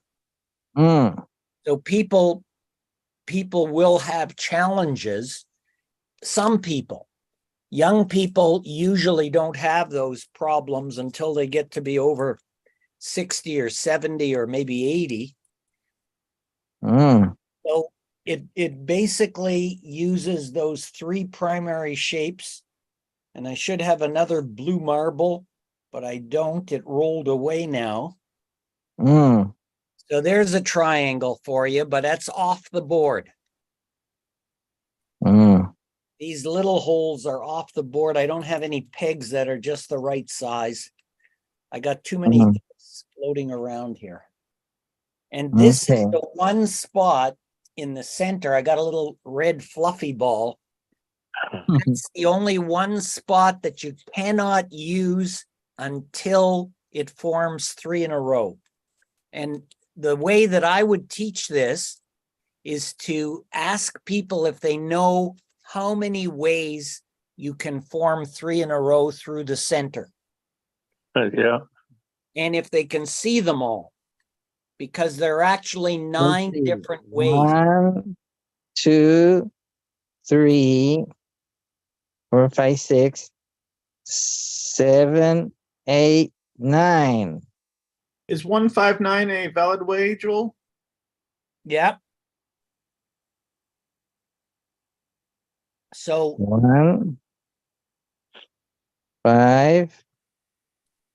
now the numbers that they're using, Clem, you're not familiar with, because when we play online, since we're not sitting Mm. beside each other, we've made a map of the board with numbers on it so that you can say where you want your piece placed. Okay. Like on a chessboard. So the ones in the far corner are number 5.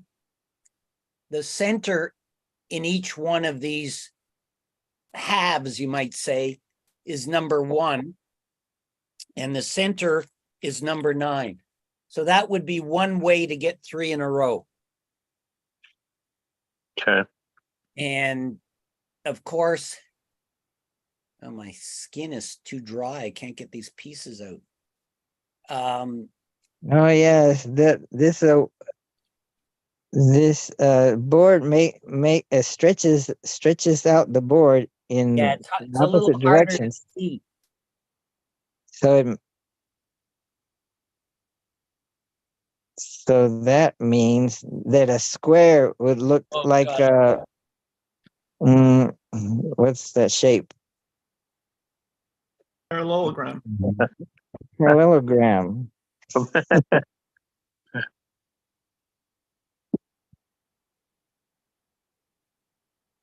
Hmm. Oh, I gotta take a timeout and get organized here. Otherwise, I keep dropping things all over the floor. All right. And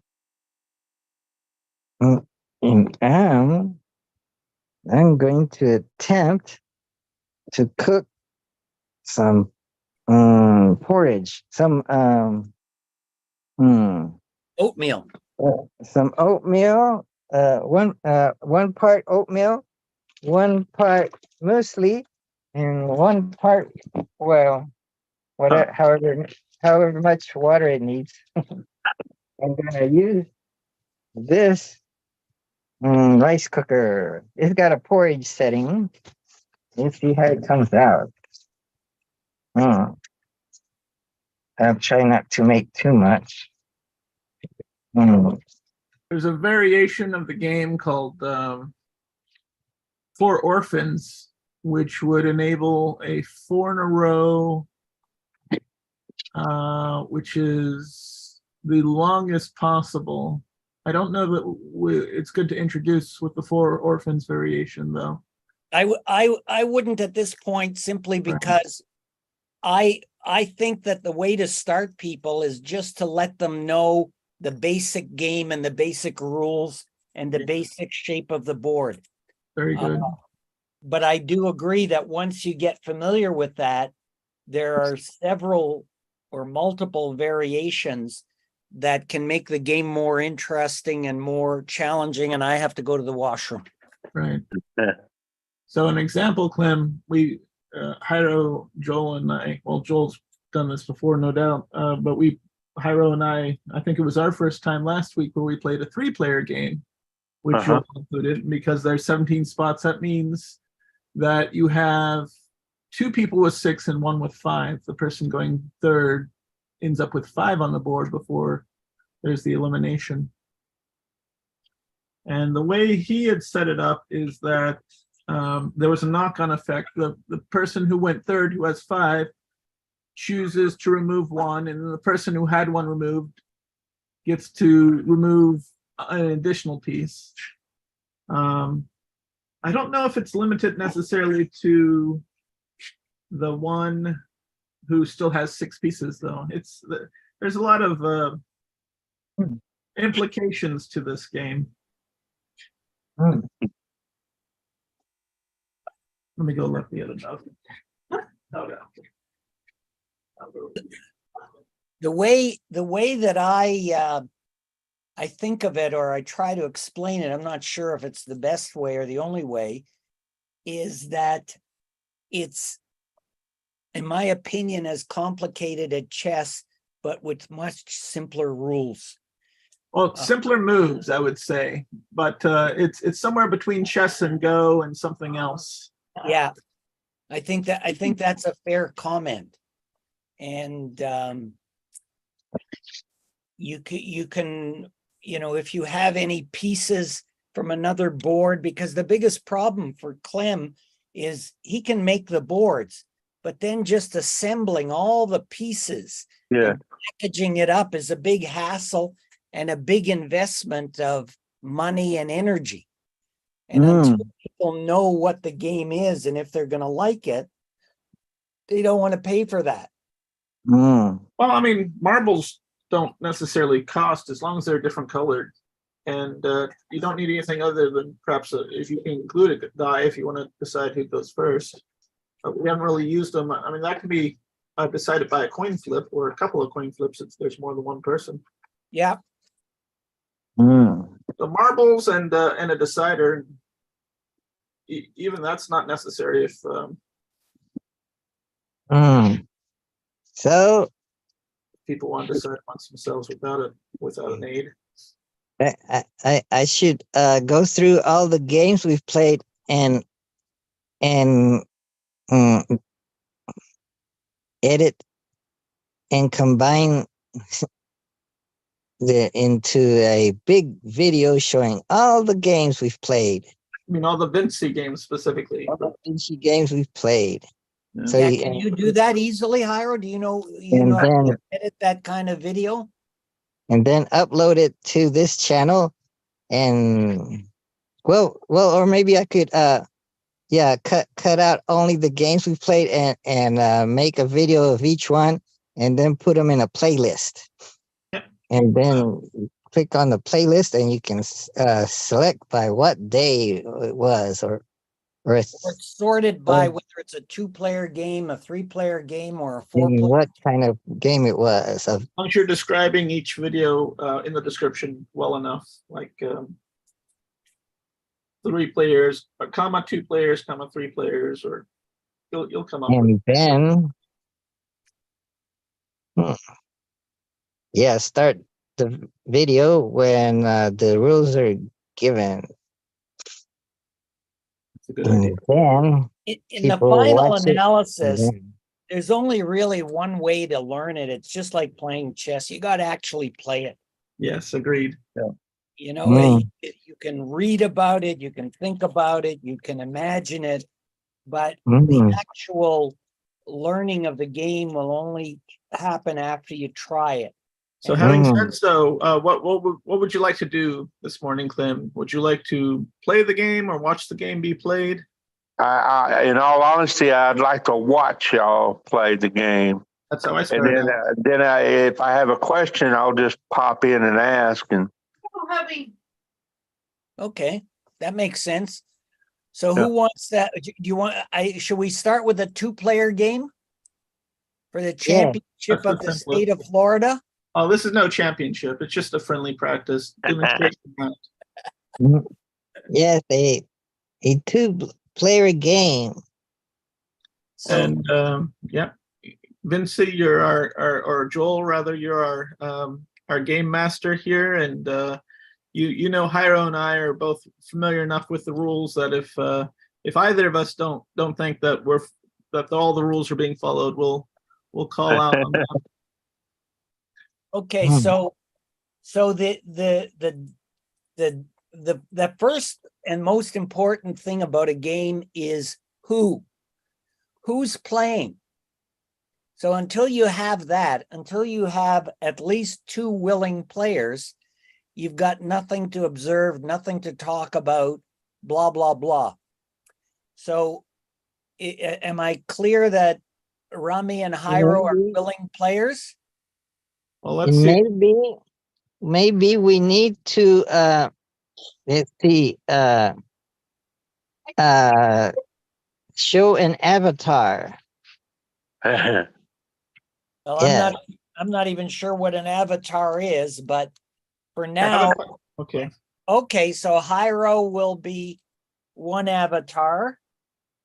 I That's don't even know how to do that. what but- is that? What am I? what is it? Maybe a chipmunk or a squirrel in a hoodie. How do I change it? That's okay. Maybe it's under settings. Hyro's the great at distraction and finding the inane and taking up space and time. Okay, so Rami, with I'll your take it permission, off. I'll roll the dice for you. Go ahead. Oh, So there we go. make it 4, 5, 8, Ooh, 11, 19. well, wait I a minute. concur. Let me Double check. Everything is transparent here. So let me verify that. Let's see. 7, 8, and 11, 19. yeah, Rami, you agree? I agree. Okay, Hyro, I'll roll for you. Now this Hmm. obviously everybody would roll their own if we were sitting around a coffee table, but Wait a minute. That's not a roll. You placed it on there. And you have to blow. You have to blow on it.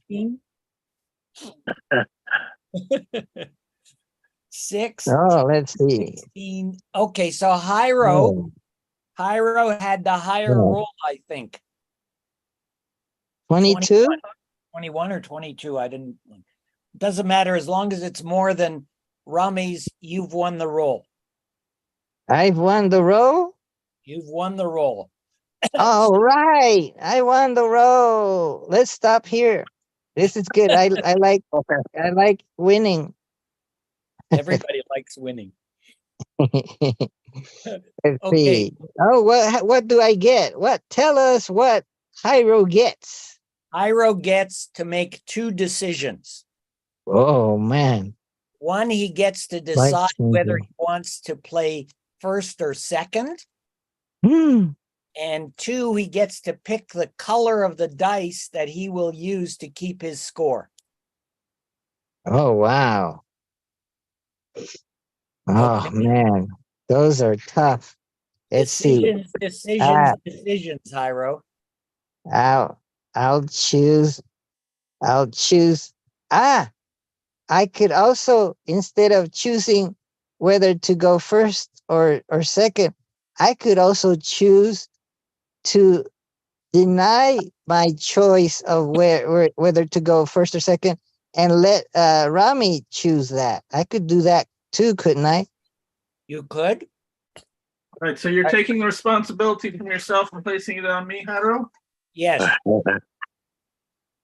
I could do that, couldn't I? you could, but there Joel, comes you have a a point, coin. guys. I'm sorry, You have a coin probably. or that middle concave, convex plastic piece would work. Let's flip that. I'll take concave. I don't And have if that. I get, Wait, if it comes wait. up, okay, if it comes up heads, what is this? This Wait. is one of those Canadian. Wait a minute. That's a Wait a minute. Canadian quarter.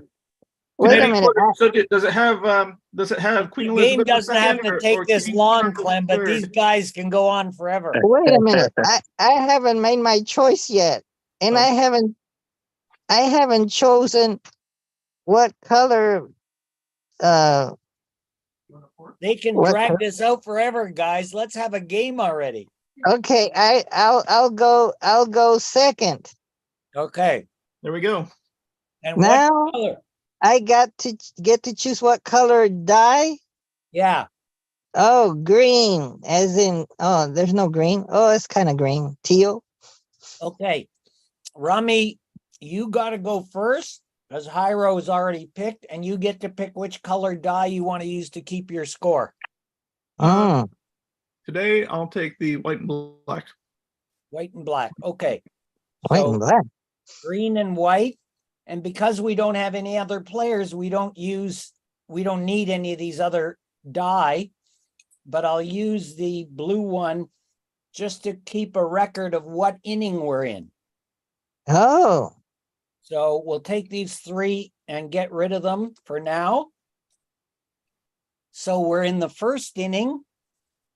Rami has to go first, and he has to place one piece anywhere that he can, which is a choice of 16 spaces. And like in chess, he will be the white player. 16. I know where I'm going to place it, but I want to know who's on the head of the quarter. 8, Queen. 9, 9 is Okay, thank you. Number 8, one, either side. 17 spaces. Oh no, Yeah, but 16. One of them can't be used yet because it's the center. You have to That's have right. 0. Now, Okay. Pyro, you're the dark piece. Where do you want to go? This is tough. I think I'll go over the position to the left of the white piece, the far yeah, that one. Yes. Okay, Rami. Deep marble, by the way. I'll take one on the opposite side. Hyro. Oh. Oh. Hyro, your move. That was an mental error, a mistake that could cause my demise. Okay, because he's going to get the one in the middle. Right. So I'm gonna spank my ass. No, I'm going to. Okay, my turn. Okay, so let's see. I'm going to place mine on the opposite end. That was a very good move, Hyro. Maybe. Your move, Rami. I will take number 2 on your left side, Joel. On my left side, number 2. Thank you. Oh. Oh. I'm gonna take number 2, 3, 4, 5. You've already got 5. Got both 5s. What? 1, 2, 3, 4, 5, 6. Oh, 6. I Okay, miscounted. Very good. And I'll take 7. Same. Oh. Hyro. Oh. I'll take 1, 2, 3. On which side? On the side where Rami placed his last one. Yes. 1, 2, 3. Yes. Walk. Hyro. Oh, No. Rami. actually, Hyro just moved, so it's Rami. Yeah.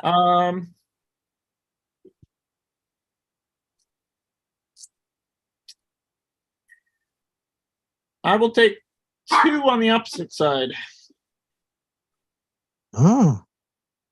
Oh. Oh.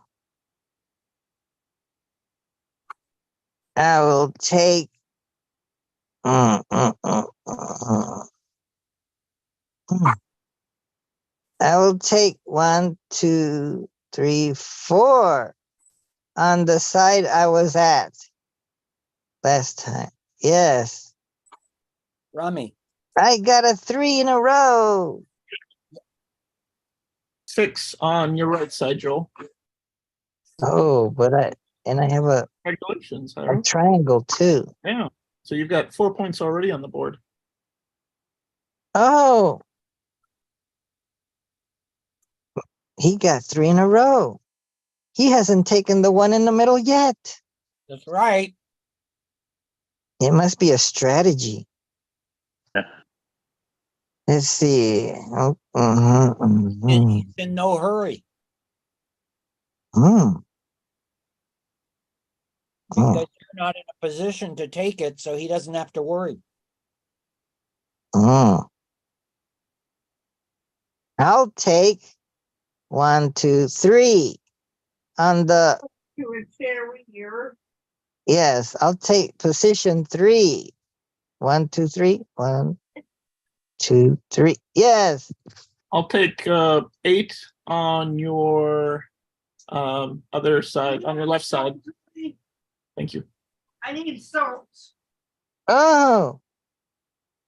Wow. Salt hubs. Let's see. I'll get. I'll take precision. With some salty. Mm. Mm. Mm. Oh, 8. Aha. Another good move, Hyro. Excellent. I will have to take My herbal milk 4 for a cherry here. on your right side, Joel. Thank you. Oh, he sunk my battleship. No, he blocked me. Ah, arg, arg. Ah. Oh wait, I could get the guy in the center. I'll take position. Oh wow, that's interesting. Yeah, I guess that's the only one I can take. Guess so. And And you're then, on. So now Rami has no choice. He has to take the center because he's the only one with a piece left. oh no, Yeah, he's but got 3 in a row, and another 3 in a row going from the center upwards to the right. Oh, another 3 in a row. Diagonally or parallelly or vertically, horizontally. Horizontally? Hmm. Yeah, okay, right through the stretched out board. I think we Oh, can. wow. I think we can save a little bit of time here, Yeah. since Rami has the white ones, and Hyro has the dark ones. I think we can count up Hyro's points and find out if Rami's pieces can anywhere be interfered with to get less points than Hyro. So Hyro has 3 in a row here and a triangle attached to that. So that's 4. 4 points.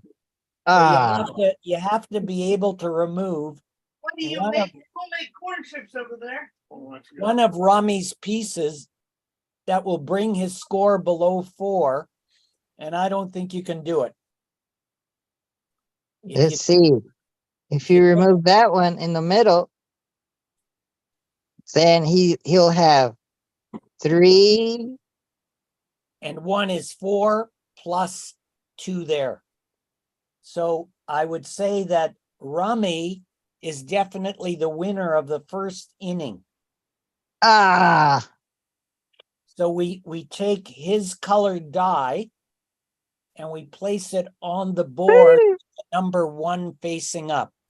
That tells us that Rami is on the board with number 1 facing up.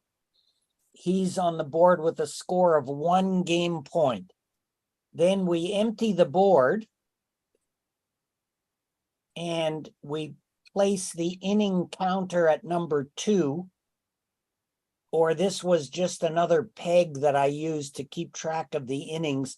We can take this one and move it to the second spot. It's another way of just keeping track of the same thing. It's not that difficult when there's only 2 players. Everybody knows which is which and who's who. But when you get 3 and 4 players, it gets a little bit chaotic. So it's just another little option for putting a few small holes in the board. And now we reverse the order of play because the person who goes second usually has an advantage. And we don't want the same player to have the same advantage consistently. So we rotate the order of play. So Jairo went second in the first inning, and he'll go first in the second inning. hmm. Hold on, I got to put my bowl down. So even though I'm going first, I'm at a disadvantage. Yeah, you're So, at 2 disadvantages now, Jairo, because you're down 1 point. oh One no, point. I Rami is on wouldn't. the board with 1 game I point. wouldn't bet on myself. Yeah, as that biblical saying goes, the race is not always to the swift, nor the battle to the strong, but that's the way to bet. I wouldn't say that you're in a strong position. One other little rule about scoring, if the same player wins the first 2 innings consecutively, in other words, one after another without a tie or anything intervening, they get an extra point. So Wow.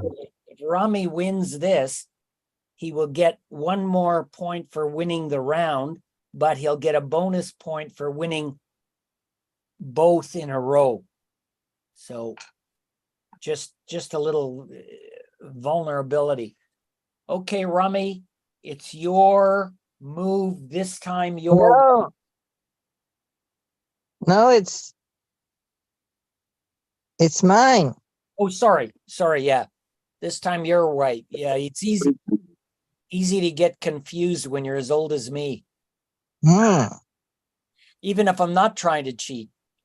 Hmm. Well, if Oh, I- you keep it too long, it becomes your norm. Yes, So it that's gets true. harder to play it straight. Hmm. Okay. I'll place a piece on number 1 on the right side. Your right or my right? My right? There. And to make it easy on you, Joel, I'm going to speak in the same term of reference, so you're not having to switch back and forth between. Doesn't your matter. right or our right. It exercises my pea brain mind. Well,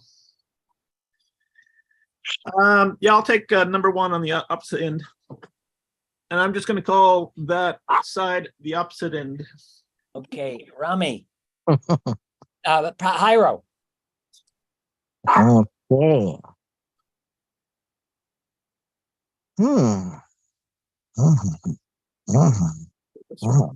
I'll place a piece on 1, 2, 3, 4, 5. 5.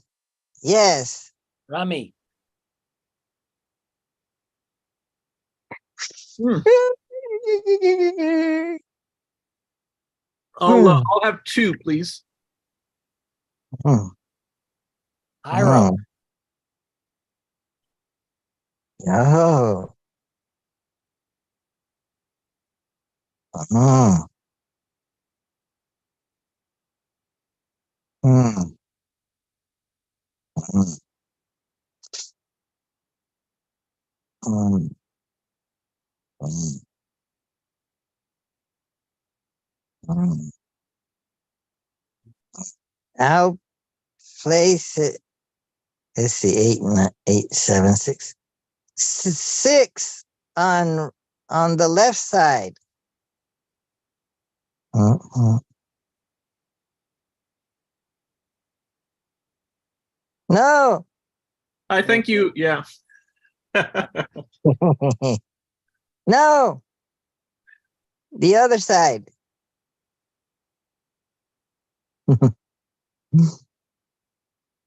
Yes. Rummy. Hmm. Hmm. I'll take 2 on what Hyro's referring to as the right side. 2. Oh. High Yeah. road. Referring to as the right side. 2, 1, 2.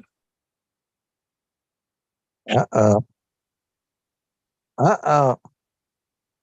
He's gonna have 3 in a row. Unless you block him.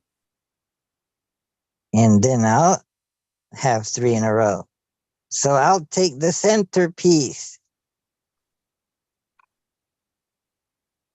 Rummy. Hmm. I will take 4 on the what would be to us the left side, or as I referred to it earlier, the other side for this round. Yes. Yes. Oh. Hmm. Hmm. Hmm. I'll take 8 on the left side. Goodness gracious, Hyro. I blocked him. I'll be 7 on the quote unquote left side. Hmm. Oh wow. What should I do? Decisions. Hmm. Mhm. Hmm. Yes. Should I block or should I make make a I'll block. Let's see. 3 on the left side. Is that right? Yes. Hmm. Rummy. I'll be right there to give you my. I'll be right there. No worry. No rush. Hmm. I'll move for him. No, I don't think so. Hmm. Uh-huh. I'll move what he most likely would move. Let's see. Okay. I think he's I'll gonna go ahead and block. take 8. Oh, he blocked me. Hiram. That what goes around comes around. What comes around goes around. Something like What that. goes around? So because I blocked, then he blocked me. So that was instant karma. For bias reinforcement. Oh, let's see. What's that? That's Okay. a little marker telling us we're in the second inning in case we don't want to use the die. Oh. Hmm. Wow. Jeepers. Hmm. Where should I move? I guess I can move over here somewhere. I guess I can move there. Yes, I'll take 1, 2, 3, 4, 5, 6, 7. 7. Hmm. Rummy. 6.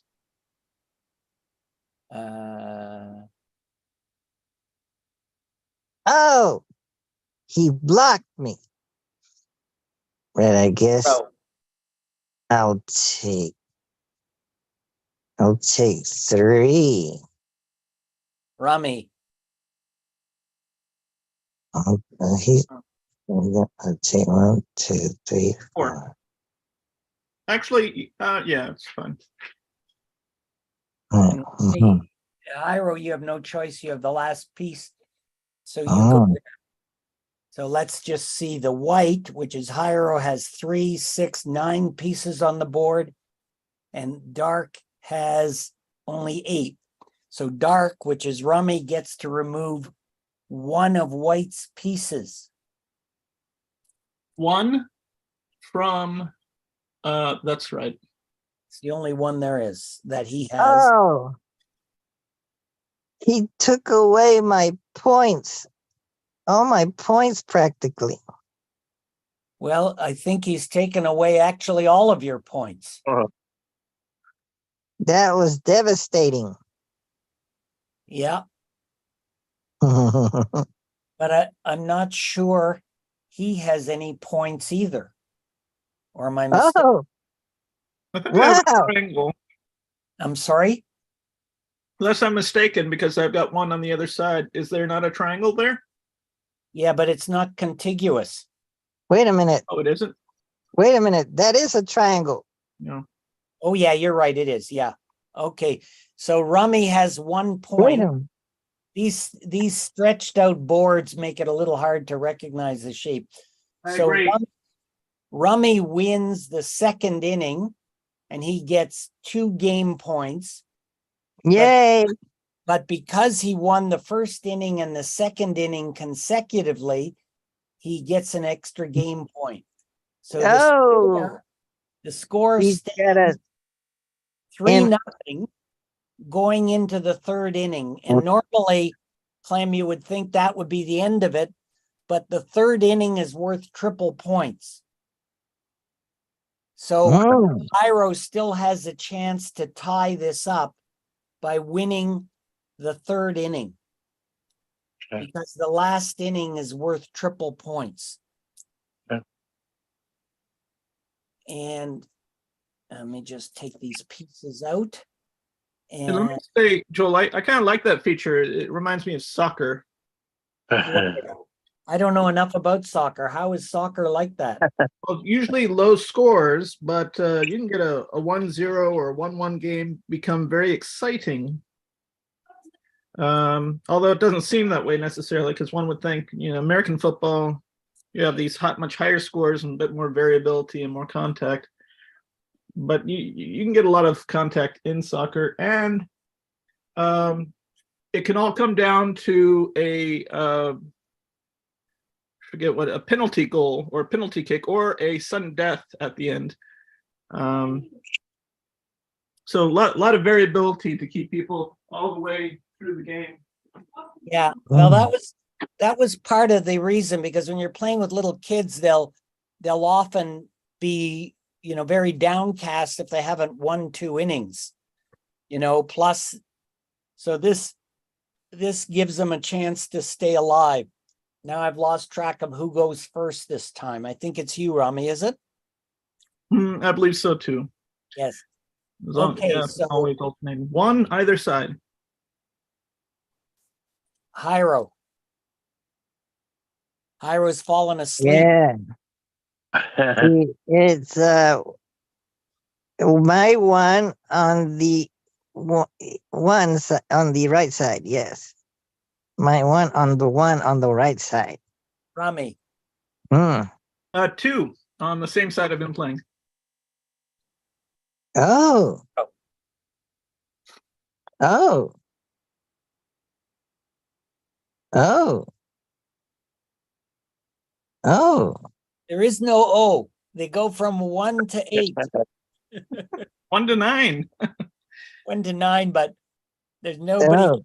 take Although if we 9 were yet. programming this in C or a number of other languages, it would be 0 to 8. 0 to 8. Just because Oh. of the index from 0. And Oh. actually, we would have to make it 9, wouldn't we?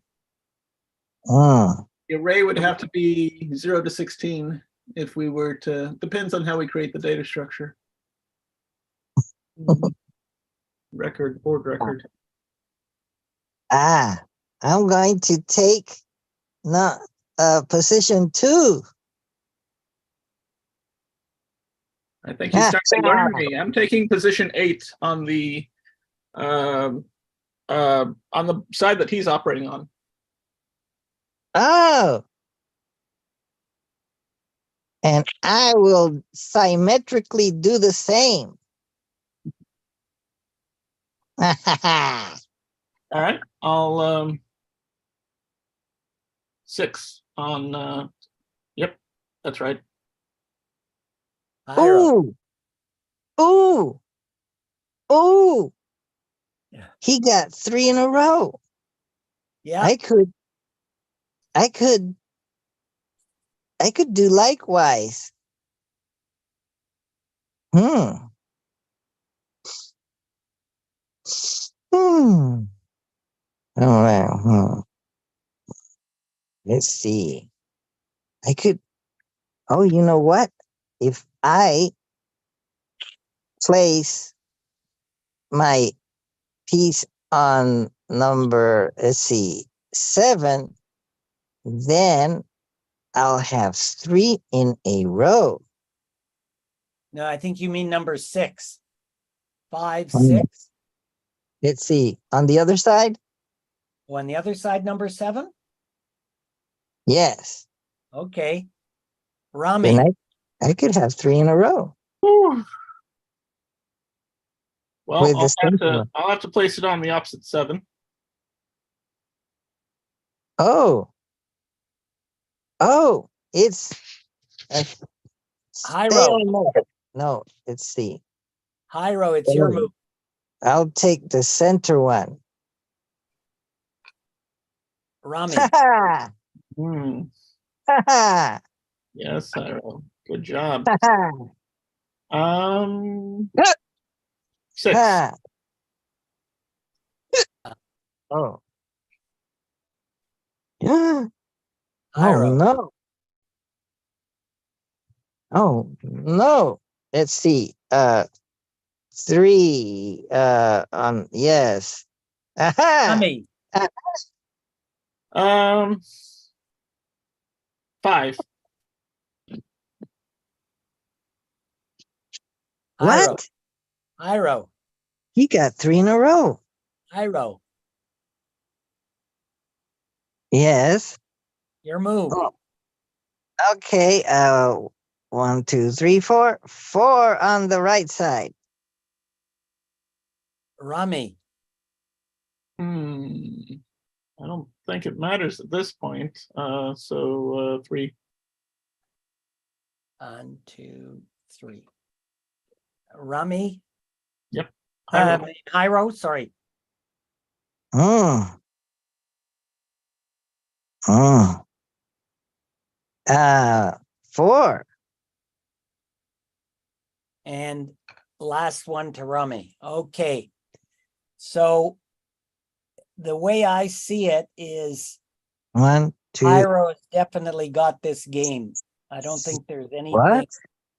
Well, Rami's No. got 9 pieces, so you get to remove one of his.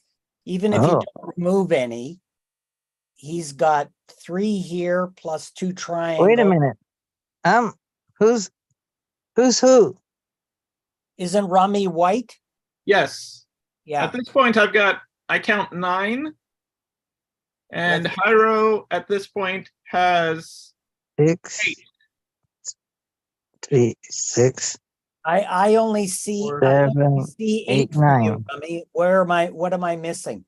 Okay, on the opposite side, there's 4 points. Why?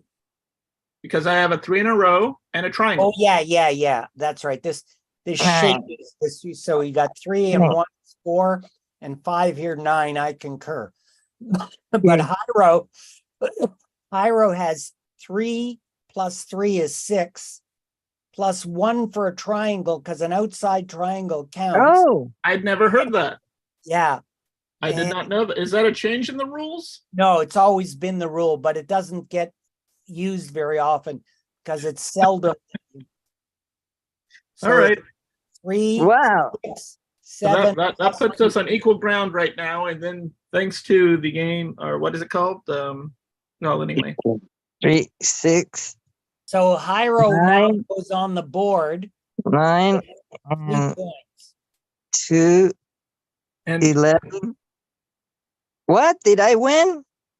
Yes, but the game is tied. Oh, wait, but he Right. hasn't removed one yet.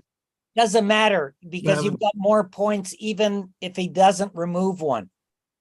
Wait a So- minute. If he removes one of mine, 9, He you does- have 10. I was mistaken when I counted you because I forgot the inner triangle.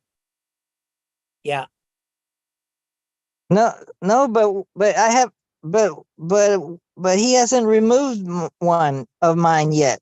No, it's you are in the position to remove one of mine. So you What? have 10 points Wait a minute.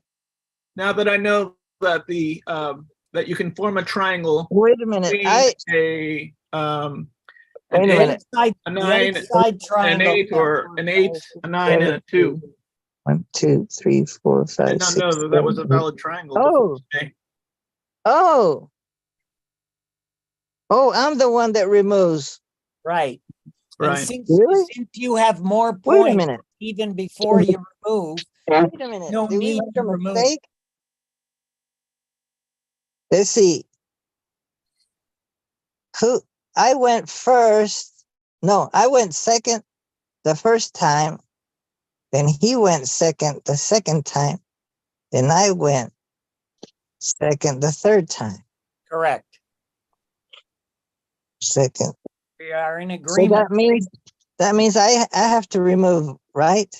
Yes, Oh, so I remove. Oh, so but I- it doesn't matter. You don't need to remove because you have more points even without removing. So you don't have Wow. to go through that step. Oh, I win. Yes, but your winning only makes it a tie game. Oh, I tie. So But now that's we better have to than go. losing. That's a pretty good demonstration of the game of Vinci. I Yeah. think we had a pretty good time. Yeah, I think we've seen almost all the rules except some very obscure ones. There's one that might interest Clem that you haven't heard of, Rami and Hyro, and that is called the Texas tiebreaker. This was like you introduced me to a new circumstance last week when you refused to remove a piece. Some guys in Texas who I was playing with pointed out that in the event of a tie on an inning, the person who occupied the center, if they've got an equality of points, the person who has the center wins that inning because it's called the Texas tiebreaker. Yeah. And then What? so Yeah. let's say that you removed this one of Rummy's. So he's got 8 on the board, you've got 8 on the board, and you've both got the same number of points. You don't, but we'll leave that.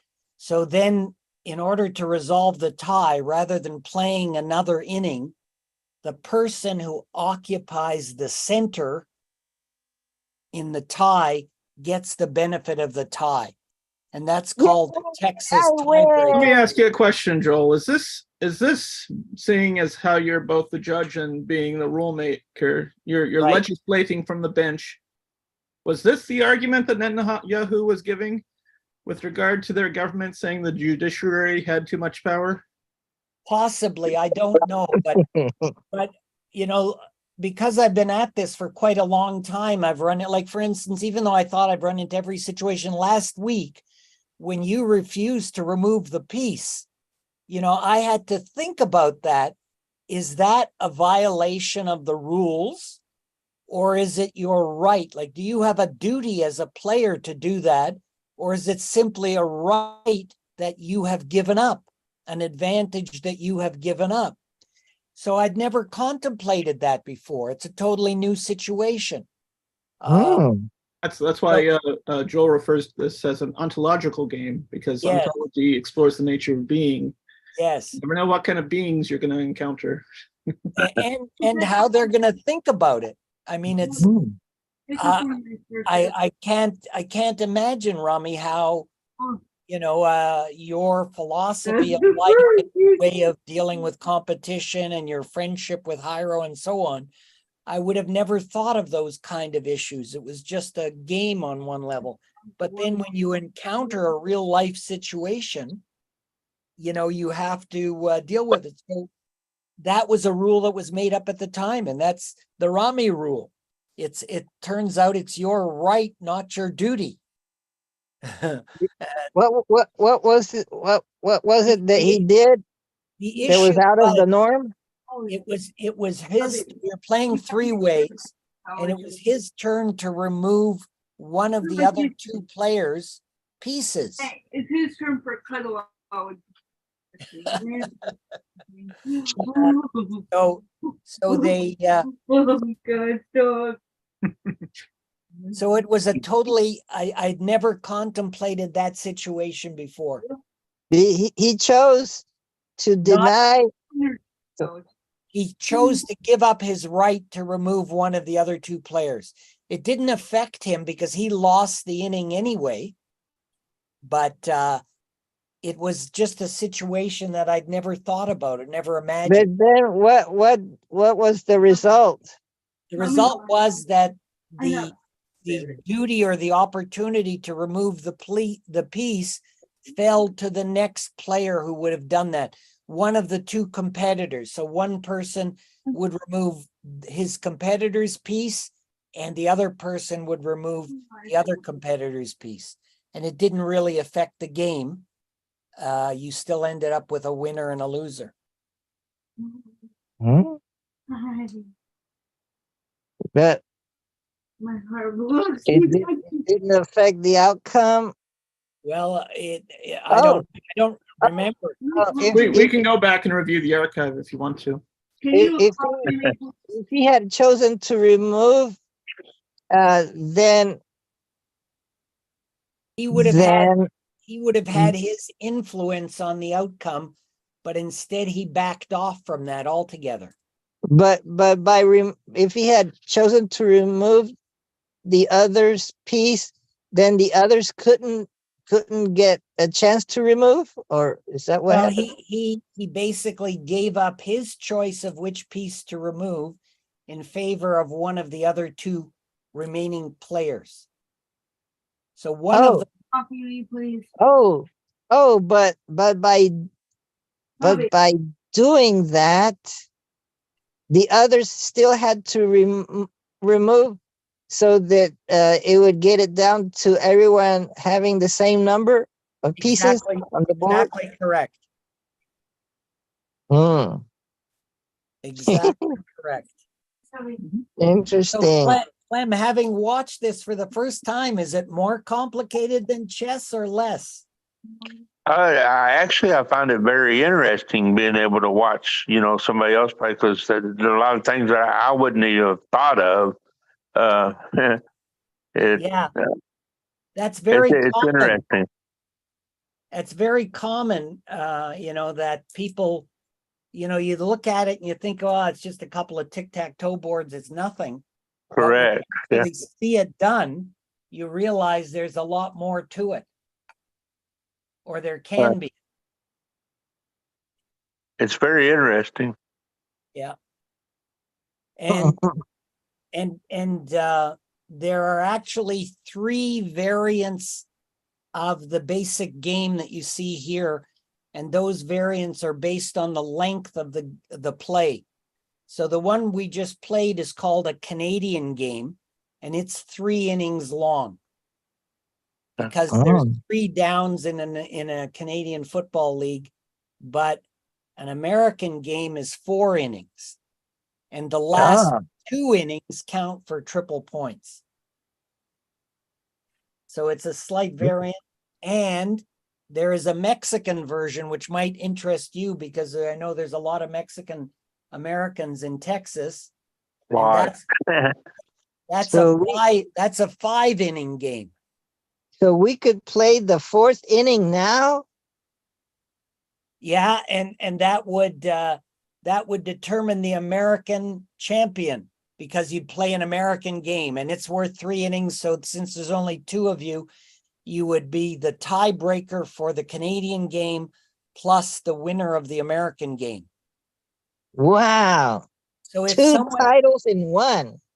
someone wins all 3 innings of a Canadian game, they have automatically won the American game because there aren't enough points left. So it doesn't matter. Yes. Here's a question for you. Since I'm going to be packaging up, these games, should I anticipate for a Mexican game? That way they have all the dice. Oh, yeah. I was planning on just doing American where it would have 3 dice would be enough.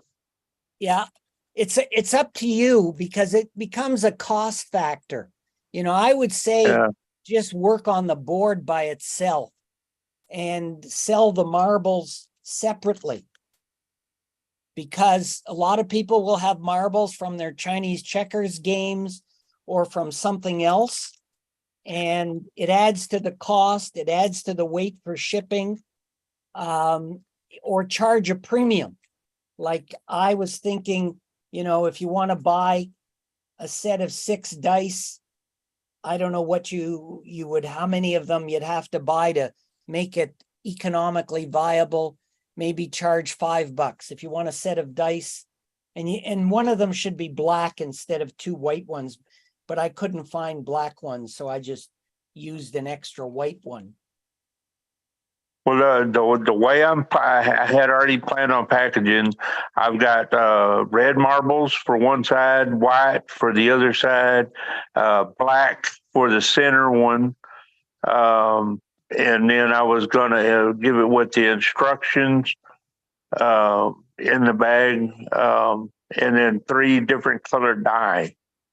Well, you can do anything you want. Then they can roll 3 die twice if you want to do the full 6 die roll, but you would need 9 of one color, whether it's red or white or Red. black, and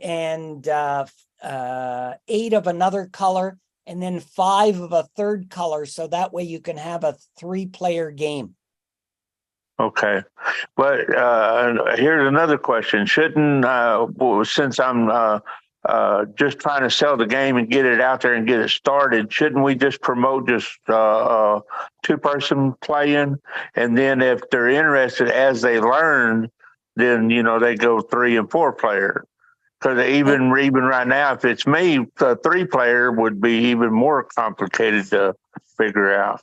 Yeah, it's true. But one of the things that distinguishes the game, I think, from chess or checkers or anything else is that you have this ability to play it with 2, 3, or 4 players, which appeals to some people.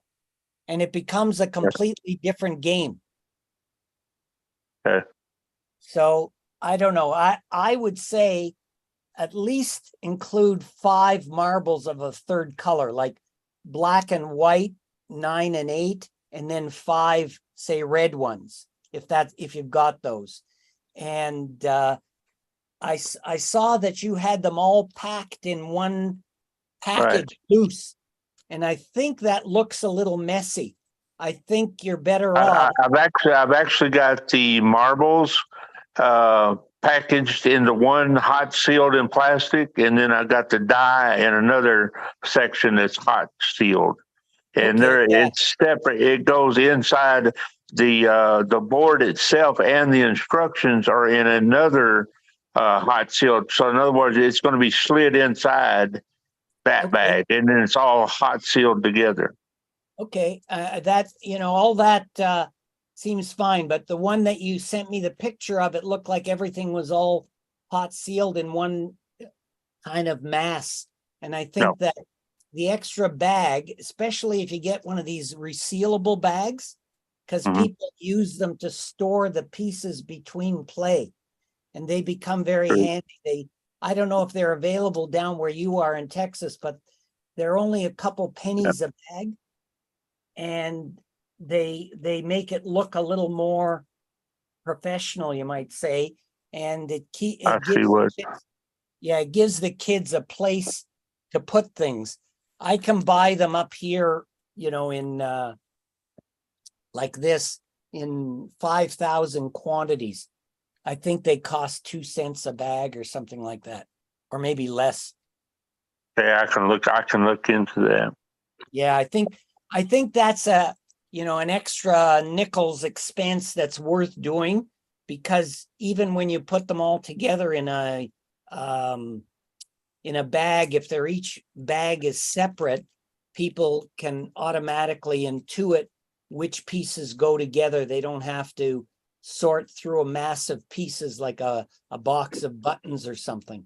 It just looks more finished, in my opinion. Okay. It might be something I have to do later, because I've already probably got 5,000 bags for the marbles and 5,000 for the dice, and then I got another 5,000 for the packaging of all of them together. That's awesome. Yeah. Don't you love Texas? So maybe Jairo, you want to be the distributor for Florida. Yep. The distributor for Florida. How will people contact if they're in Florida and they want to get a board? Oh, See, that's another thing, but just by watching y'all, I hadn't thought of, I need to put in the packaging where there's somebody else, like a friend or family, if they like the game, they can contact me or you, one or the other, and then send it to them. Yeah. Have you ever built an online store, Clem? No, I have not. Okay. I do not know how to do all that. All right. There are people who do. Question is how much you want to keep. It's usually best to keep it as small as possible. Right. That way you're not spreading the profits too thinly. Well, Right. the other question though is, like, the big problem I discovered was shipping. Shipping. Yeah, exactly. So if people are in Florida and, they first of all, people feel more comfortable doing business with somebody close to them. Well, I at least know this guy is in the same country as I'm in, or in the same state, ideally the same city. And how do they get payment from one person to another? You got to think about that a bit. So Well, a lot of those problems are solved. It also depends upon your customer, because I think especially the younger generations are very much used to purchasing things online. yeah, whereas Right. it's hard to know who your customer for this kind of a game might be. Right. You put the age 1 to 121, No, because maybe a little bit older than that, because you don't want them eating the game pieces. exactly. So I used to say it's anybody above age 6 and over, but anybody over age 100 needs parental consent. Oh, my mother can't play. Yeah, she played before though. She's over 100 now, Wow. so she needs parental consent. Yeah. Or is it? But her parents are not around. Well, she had the experience of playing when she was a young gal under 100. Mm. Or maybe She's actually maybe she the can oldest get person permission from ever her played it. guardian. My sister is her guardian. I guess she could get permission from my sister.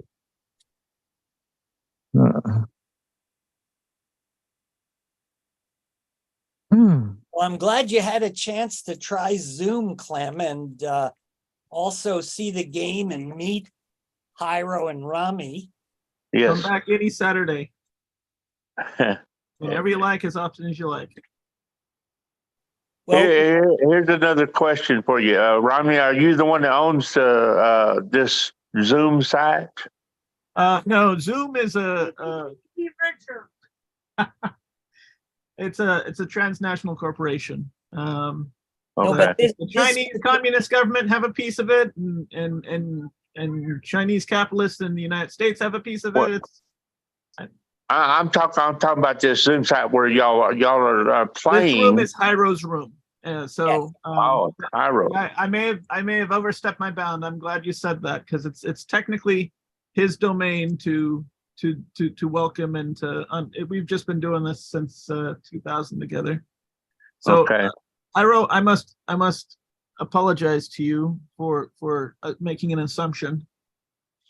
Well, here's my question. I'm trying to look for ideals to put with my packaging that I can send somebody to, but not only will they have instructions to learn how to play, but they can also have a place to go to see somebody playing, and they can learn it that way too. If you look in the So- chat section, you'll find Hubby, some hyperlinks that I put in there. Back to Jairo's Wake Up and Think Clearly hubby. live streams, which includes all the games we've played. Hubby. Okay, Hmm. Wow. that would be cool. I gotta Well- go take care of my wife, so I'm gonna take off Okay. this morning and I appreciate it. enjoy everything. And in chat, if you look on when you go into chat, there'll be 3 dots at the bottom, and you can do Right. save chat, and it'll save it into a little file on your device there to be able to reference those hyperlinks later. Yeah. Okay, thank you. so I don't know if you know how to access chat or not, Clem. If it's, Oh, let me try it. if it's your first time, there's a button that has a place Let's for people see. to send text messages. I don't know how Oh, it's on a chat. cell phone, but it's much better. Let's see if I can save all the chats. Yeah, maybe I should do Yeah. that too. Copiar texto. Citar texto. Hmm. I don't know how Let's to see. save. Let's see if let's see what I copied. I went into the chat and I went to the 3 dots and I saved text. Let's see what I got. I'm gonna paste it in a notepad on my phone. I'm gonna right click. Well, not really right click. Hold it and then paste. Oh, I saved only- it. I don't know where I saved it. to. it only seems to allow me to save the individual messages. So it saved the last message where it says, "Here's Jairo and my first 3-way game with Joel, which took place last week." And it's got a date, and the link is a YouTube. It's the YouTube that when you run it, it'll show last week's where we had our first 3-way game. It was exciting and it was historic. Huh. We still haven't had a full Mexican game online, and we've never used the Texas tiebreaker rule yet. What's a Mexican game? 5 innings. The first 3 count. Like Cinco like de Mayo? exactly. Exactly. That's where it Cinco de comes from. Cinco de Mayo. So it's the Cinco de Mayo variant. That's it. Anyway, I'm glad you had a chance to meet everybody. Yes. Now we were discussing Clem and I, Yeah.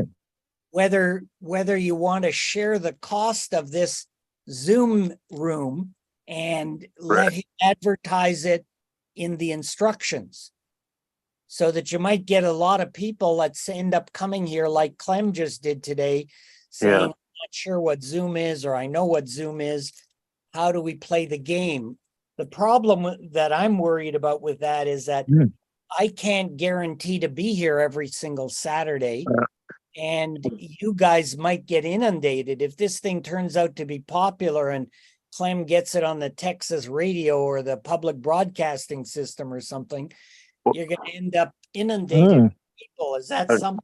That was my next question, because my plans for this is I'm going to sell hundreds of these things, hope and so. I would hate to Wow. throw that on you.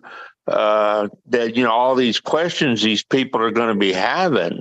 Yep. So, what Mm. I would be really more interested in is just to have it to where I can send them to watch a video. Mhm. And that would be, I think, better than throwing that on Cairo. Oh.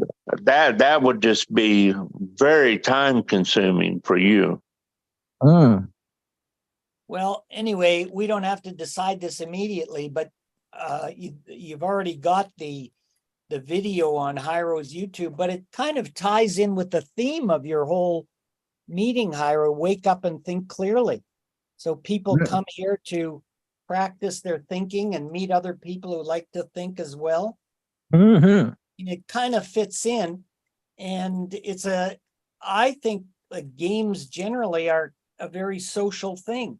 Mhm. It gives people a Right. chance to socialize together.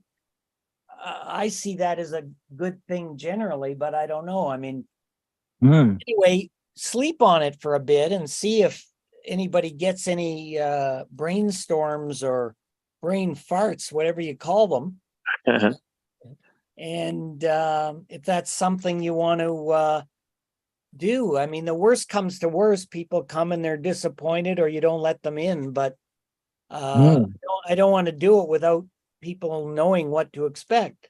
I mean, we've had very nice people who come. We had a guy from Copenhagen last week, and Clem came from Texas this week, but that's onesies and twosies. If you end up with a whole bunch of people that get this Zoom link, you know, Right. Yeah. what's going to Well, we- happen if you get 100 people some morning? I'm gonna go through all the videos that we've played this game. Maybe there's 4 or 5, and group them into a playlist so Yeah. that then I can create a link that could be short, uh, and then you could share that link, and then it'll show like the 4 or 5 games. Oh, I could even trim them down because there'd be have them so that I trim them down and upload. Yeah, first I download the video and then use an editor to trim the part where we're just messing around, and then start it where we're going to play the game, and then end it when we've done playing the game. And so have 4 or 5 of those videos in a playlist and call the playlist Vinci playlist. That'll Well, work. it'll evolve as we go along, but I think the point is that just so that people have a place to go to talk to other people about the game. Because if you're somewhere out in, I don't know where, some remote area in either Texas or Mexico or Colombia, and you say, what is this game? I picked it up. It's got a brand of Texas on it. Some guy by the name of Clem Howard. My grandmother gave it to me for Christmas or for my birthday. How do I get in touch with other people who I can talk to about it? Right. Right. And how do I get in touch with people I can talk to in Canadian English or Texas English or Colombian Spanish or whatever. Hmm. So it Yeah. kind of gives you a focal point for where to go. And then these people can either watch a game being played like you did today, Clem, or interact with other people. Hmm. I Right. think everybody here is kind of mature and reasonable, but what happens when you get, kind of people that are a bit off the beam or having their own personal dilemmas? I was going to say, whenever I'm selling them at Rattlesnake Roundup, there is people from all over the world that Yep. come to over 50,000. Oh. And there could be a huge amount of people, asking questions. And, like I said, they're all over the world. Yeah. So, Like I found myself there, right. I'm not a big, oh yeah, that was one of the things I was gonna talk to you about, Clem. How much would it cost to cover one of your boards in rattlesnake hide? Oh, that I don't know. Because That's maybe that could be, for next year, the world champion rattlesnake roundup Vinci champion. Like that might prize that's a board or thought. something. Oh. Okay. What if you put the board that's made out of wood in some kind of box that's made out of stiff cardboard, like a cigar box, Yeah. and then cover that cigar box with rattlesnake hide? Well, rattlesnake hide is pretty expensive. So Yeah. I would, Oh. if you just do one of those, one board for the Texas championship or the world rattlesnake champion Vinci, like a trophy, I think Yep. that would be plenty. But anyway, Well, there's see, lots of food for thought now that you've seen Oh. Zoom, how it works. Oh. What if you get rattlesnake hide and put it in a scanner and then print it out, and so you print out the The board. what looks like rattlesnake skin, and then cover the box with that rattlesnake. Oh no. Yeah, there's no end to That's- what we can imagine, but oh yeah, there's lots of different. but the big thing is you've at least got to see it played, and you've Right. played with two guys who have played it only 3 or 4 times. So they're actually quite expert already, even though they haven't, it's not like these guys have been playing for years or anything. And that was the goal, that the game be simple enough to learn it fairly quickly, and yet complicated enough that it didn't get boring. Right. Right. Anyway, guys, I think it's time for me to bid you adieu. Thanks for coming, Clem. I'm glad you got to meet Jairo and Rami, and to Yeah. see the game played. And yeah, we'll see what we can do going forward. I'm very interested. I mean, I'm very eager to get this started. And I think that if we do it right, it can really turn out to be something big for you. Well, I hope so. But, I don't want to get my hopes up, but all I know is, you have a good reputation with me. You said Thank you were you. going to do something and you did it. And, Thank you. I get a lot of people who say, oh yeah, it's a nice idea. Oh yeah, make facial surgeries for needy children. And they look at you like you're a little teenage girl, and, you got these airy fairy dreams. Yeah. And when I got home from Texas and I found your board in the mail, your reputation with me went up 10,000%. Yeah. That's always been a thing for me to be, a man of my word. That's what my daddy raised me. Well, and I go to some Texas book clubs and things, and I told them how impressed I was. And a lot of the people there said, that's just the way people from West Texas are. Well, there's a lot. I mean, Peter, you'd be surprised. The younger kids are not taught that anymore, but I can promise you, my grandkids know it. Well, that's good. I hope they'll work with you, maybe packaging these things or getting involved in it. But your board, that one that you made out of oak, I put I put little tiny screws in the base of it so that I can play it on the plane with little magnetic pieces, and they Right. don't roll around, or if you're on a train or a bus, so you can have a game without it getting disrupted if the bus hits a bump or the plane goes bump in the sky. Yeah. I was thinking about sending you an extra board all already set up and everything, like I was planning on doing, so you can Yeah. see how it is. Well, it's too expensive to ship it. The thing that really impressed me, you spent $40 in postage to mail that first one to me. When I Yep. saw this thing in the mail, I said, holy smokes, I didn't know Yeah. whether to send you that money back or what, but No. no, but I was, it was, that's how you like to think people are going to behave, but often they don't. Yeah. Yeah, Anyway. I thought it was kind of expensive also, just to send it to Canada. I told them, I said, boy, y'all don't want us doing business with Canada, or do you?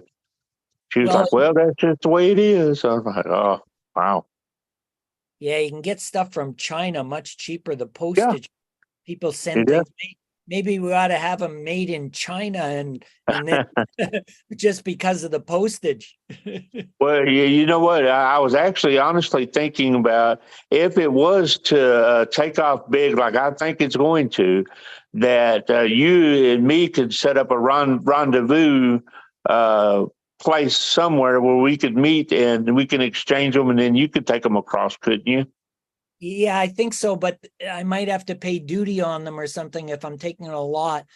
But let's cross that bridge when it comes. I mean, it's Right.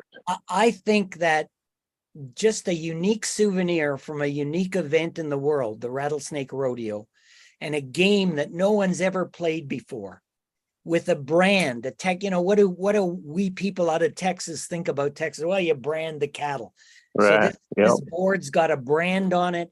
It's got an outline of Texas, and it's got a genuine Texan from a place called Sweetwater. What a Yep. perfect Texas name. I thought that was just in cowboy movies. Yeah. It's exciting. It really is. Yeah, I hope it works out. So Jairo, you better think about whether you want to be the Florida distributor.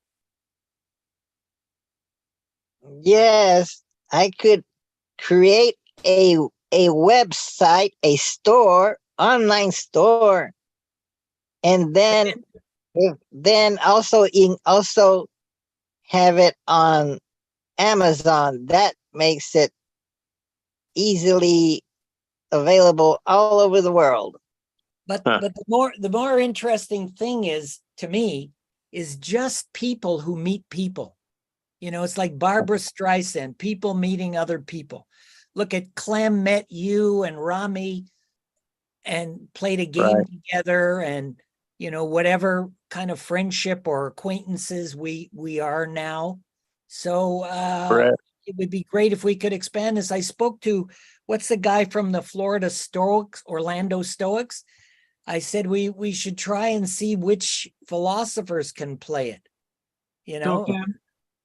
because it's really it's a thinking game, and it doesn't look it at first, but it does take a little bit of brain power. Let me ask you this: how in the world would somebody from Boston or whatever find out about y'all's game? I mean, Well, I go to a lot of different meetings like this, and people have seen the background in my picture, and they ask me what it's about. And Okay. then sometimes they'll say, where can I find out more about it? So I say here, or if you want to get in touch with me, if they're in, like I had one guy last week from Chicago. This guy was, he just blew me away. I never had to tell him a rule twice. He Huh. was, I thought he was like 60 or something. Turns out he was 75. 75. He was as sharp as a tack. And he Wow. gave me a deburring tool. He's a sales manager for a tool company. And I don't even know what a deburring tool is exactly. That's what I was fixing to ask you that. What in the world is that? Hold on, I'll get it. You can see it's like a Okay. little pin. You carve out where the board or the metal is rough and it smooths it out. I'm a dadgum. Yeah, I never heard of such a thing. And he gave me one, but there have been 3 or 4 people that I've played the game with, like right from the get-go.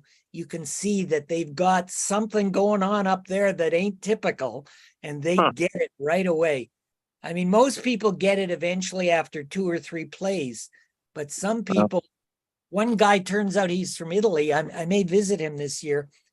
He's a physicist. And I tried to ask him, how does he get it so easily? He says, well, the work that I do, I play with the molecules of glass, and I build glass for cell phones and things like that. So he knows what the properties of glass are and which molecules fit together. Right. He was amazing. Wow. Stefano Martinelli. Turned Well, out, I'm not that unique. no, I know, but Huh. you just never know who you're going to run into. Right. It's very interesting.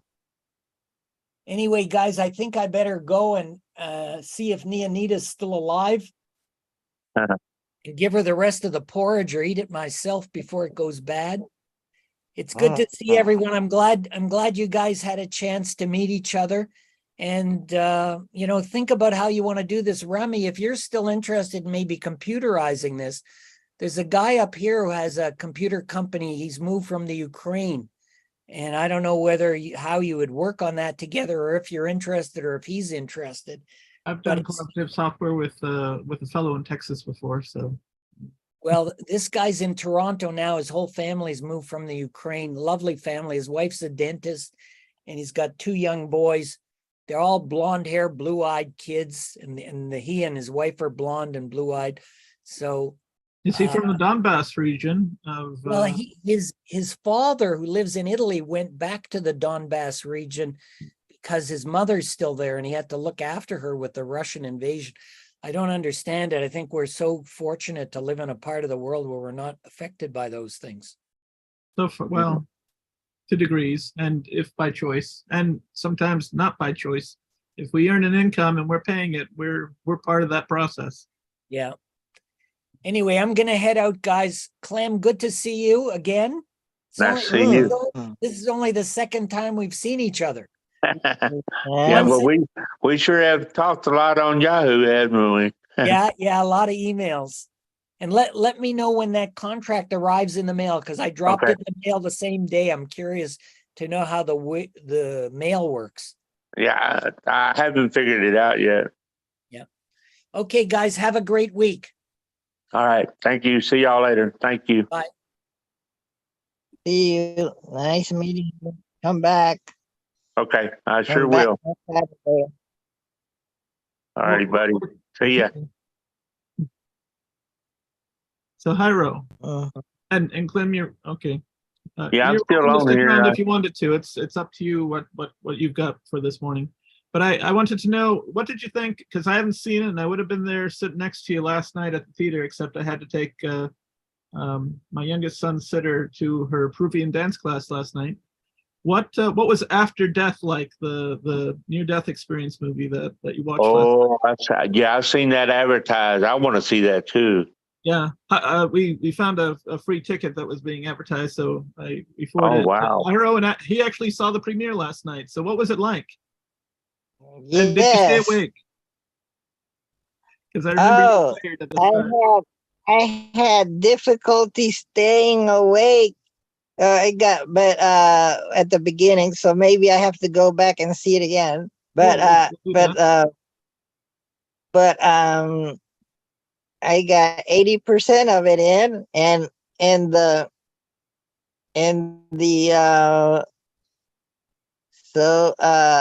there's maybe five different people that were being interviewed. Well, the interviewer wasn't shown, but they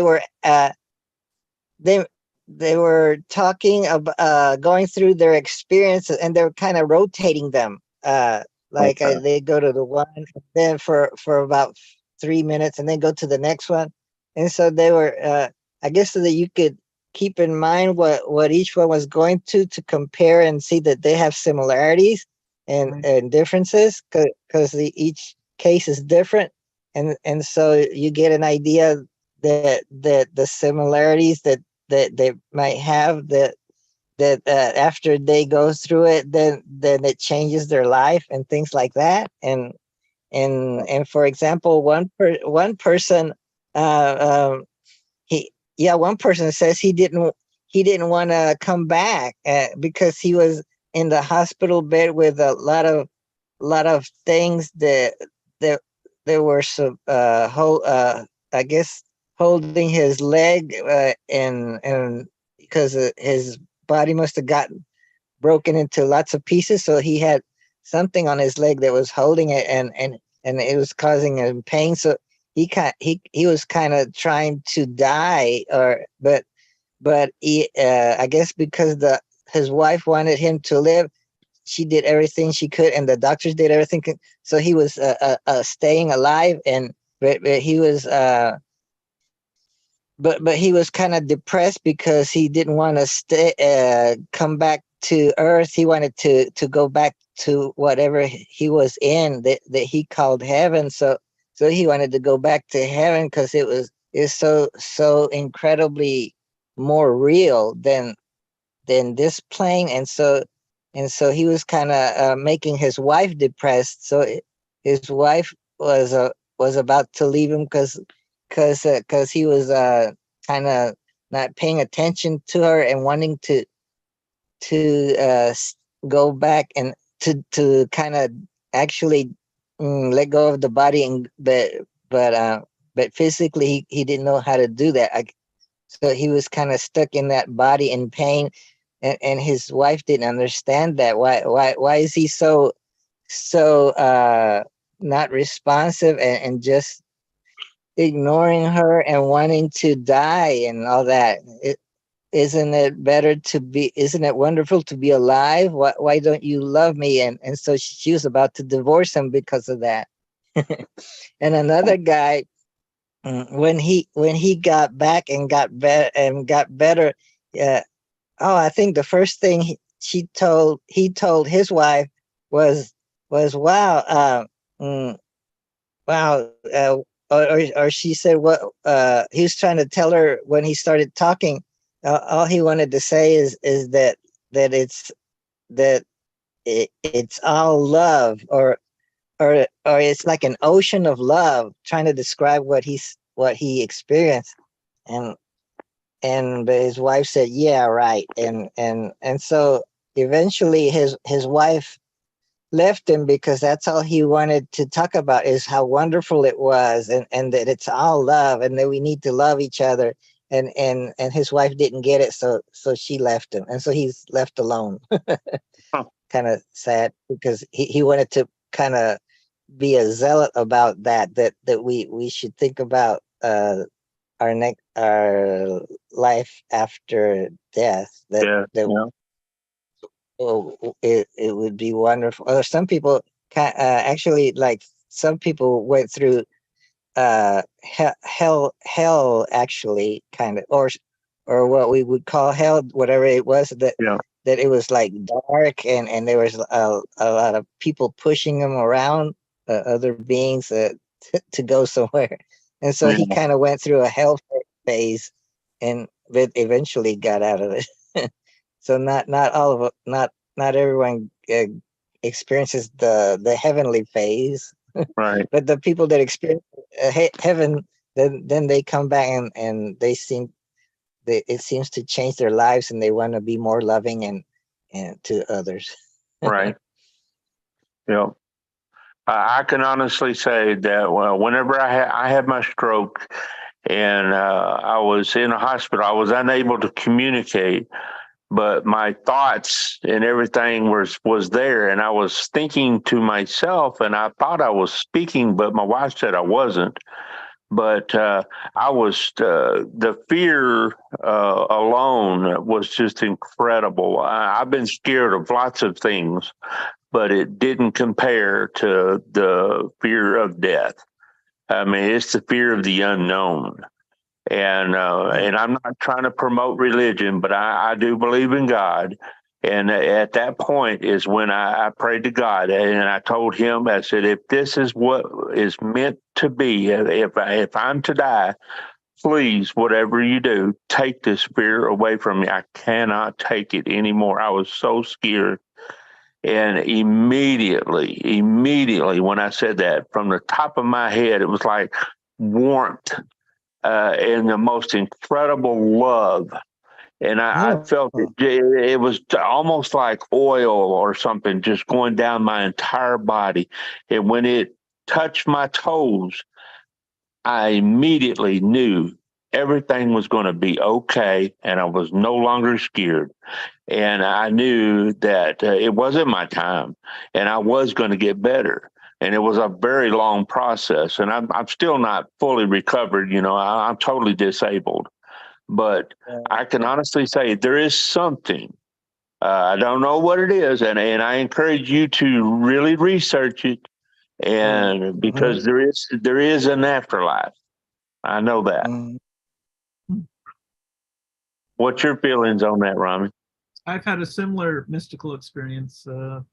It was either 1989 or 1990, where I thought I was a self-proclaimed atheist for a number of years, and then growing up, I had all sorts of dreams that were mostly mundane, of future events that would just kind of take place, and I got used to that. And then one night I had a nightmare where I was way off into the future. Maybe I was in my 20s, so I was only about 12 years old at the time. With the dream, and both my parents, not my father, not my mother, but each of their fathers would drink alcohol, and alcoholism was a thread, especially through my mom's side of the family, and I could have very easily become an alcoholic in my life. I had a dream that I was driving home from a party or whatnot bar, and got into an accident while driving, was thrown clear through the windshield, and all my friends burned up in the car. Wow. That frightened the heck out of me. Well, I and mean, I, in that moment, I went, "Oh God!" And the same experience that you described, I had at that moment, and it changes your life forever, doesn't it? There is no doubt. I can honestly say, before my stroke, I was a nurse, and I was a nurse for about 25 years. And whenever I first become a nurse, I wouldn't say I was a God-fearing man, but the things that I have seen and heard, there is honestly no doubt in my mind. Even when my nursing career ended, I knew there was something, because I had been with many a patient and literally was holding their hands when they asked me, "Do you see that?" And I would turn around and look, and I wouldn't see anything. And they're like, "But he's standing right there. You don't see him." And I'm like, "Who is it?" And they would always say, "It's Gabriel." And I'm not scared of him. He's come to take me home. And at that time, I smoked. And, you know, I went to the nursing break room and was telling these older nurses this story that had just happened to me. And they screamed at me and told me, said, "Put your cigarette out, go back to the room." And I was like, "Well, what's wrong?" They was like, "Go back." And before I could get back to that room, the code, they called it code blue, this person did die. But there was nothing we could do to bring them back. It was their time. So I'm a firm believer. I know there is. I know there is. So something to think about. Yes, there's there's a a book that let's see, this guy back in the 70s, he put an advertisement asking people if they had communications with their loved ones, and so he started gathering them as they came in. That was way before the internet, and he got the best one of them out of them, like into store and little stories of each one, and categorize them into what kind of communications there are, and wrote a book called Hello from Heaven. And that's about that. Maybe he must have had maybe 600 cases, but he whittled it down to maybe 20 cases in the book, and kind of, it also talks about the, like, trying to categorize them, or what kinds of after death communications there are, and what they're like maybe the person is trying to communicate by moving things, or maybe actually showing themselves, or part of their body or something, or maybe or causing something to make sounds, and then the person recognizes, oh yes, that what must have been my loved one, because only that person would know, I would understand that, or things like that. There's So yeah.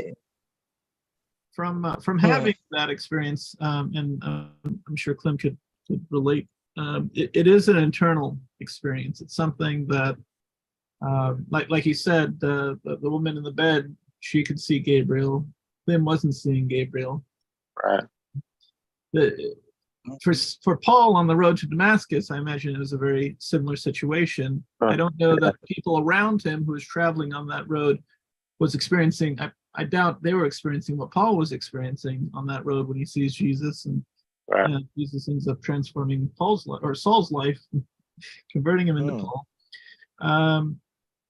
And there's a group who designed I think that we actually have an interface, because I know you're interested in physicality, Jairo. They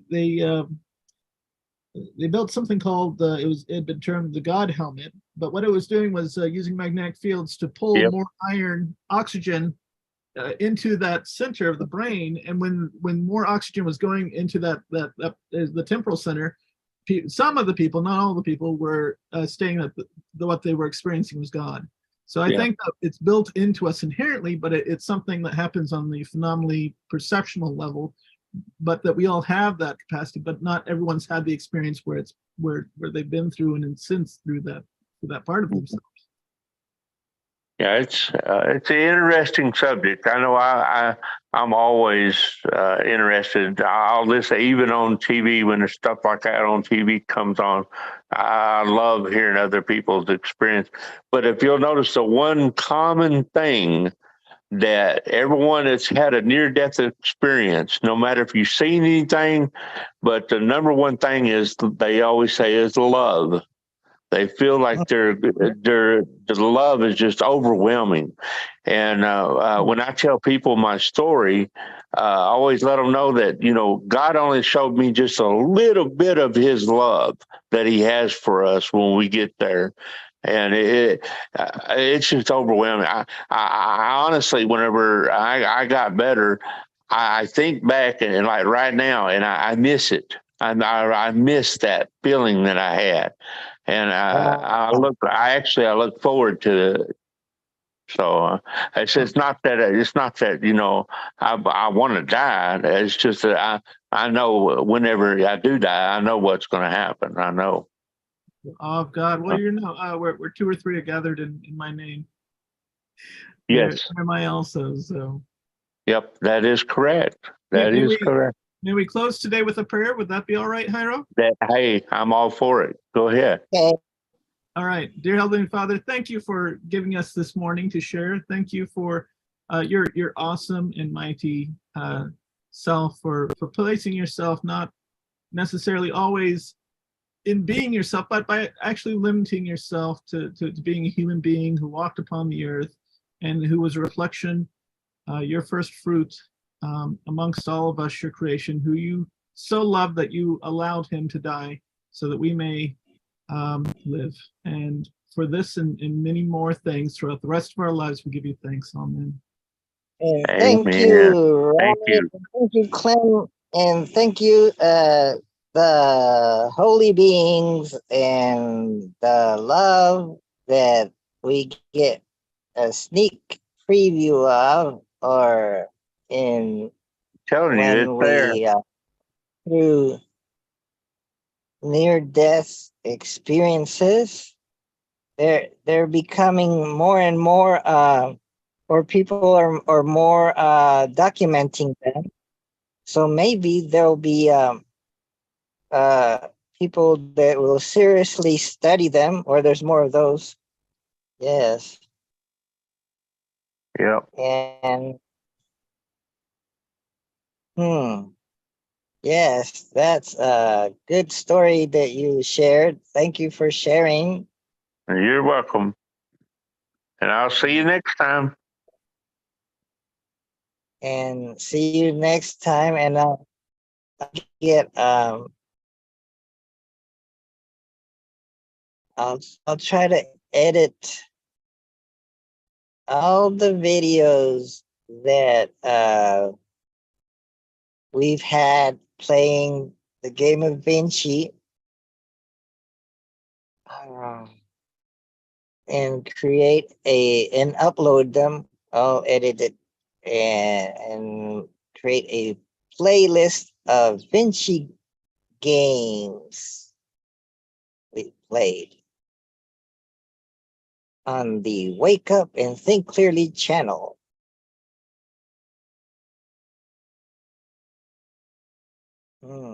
Thank you for life. Thank you for inspirations. Thank you for blessings. Thank you for all kinds of experiences.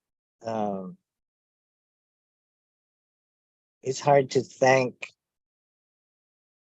for suffering. We try to avoid it.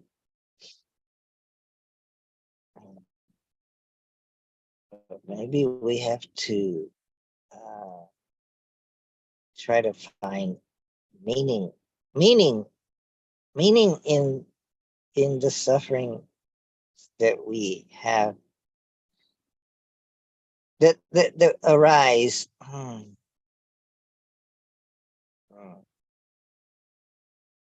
Sometimes when we're gathered together, we forget about our sufferings. Like I still have a little bothersome pain on my left leg, in my thigh. But with this gathering, I forgot all about it, and I managed to eat breakfast. I managed to get breakfast done.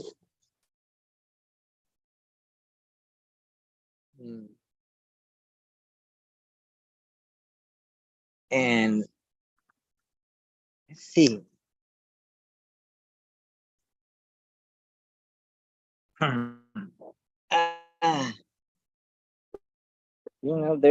There's a lot of suffering happening in the Middle East. That's there's been a lot of suffering there, but since October 7, there was a shocking amount of suffering.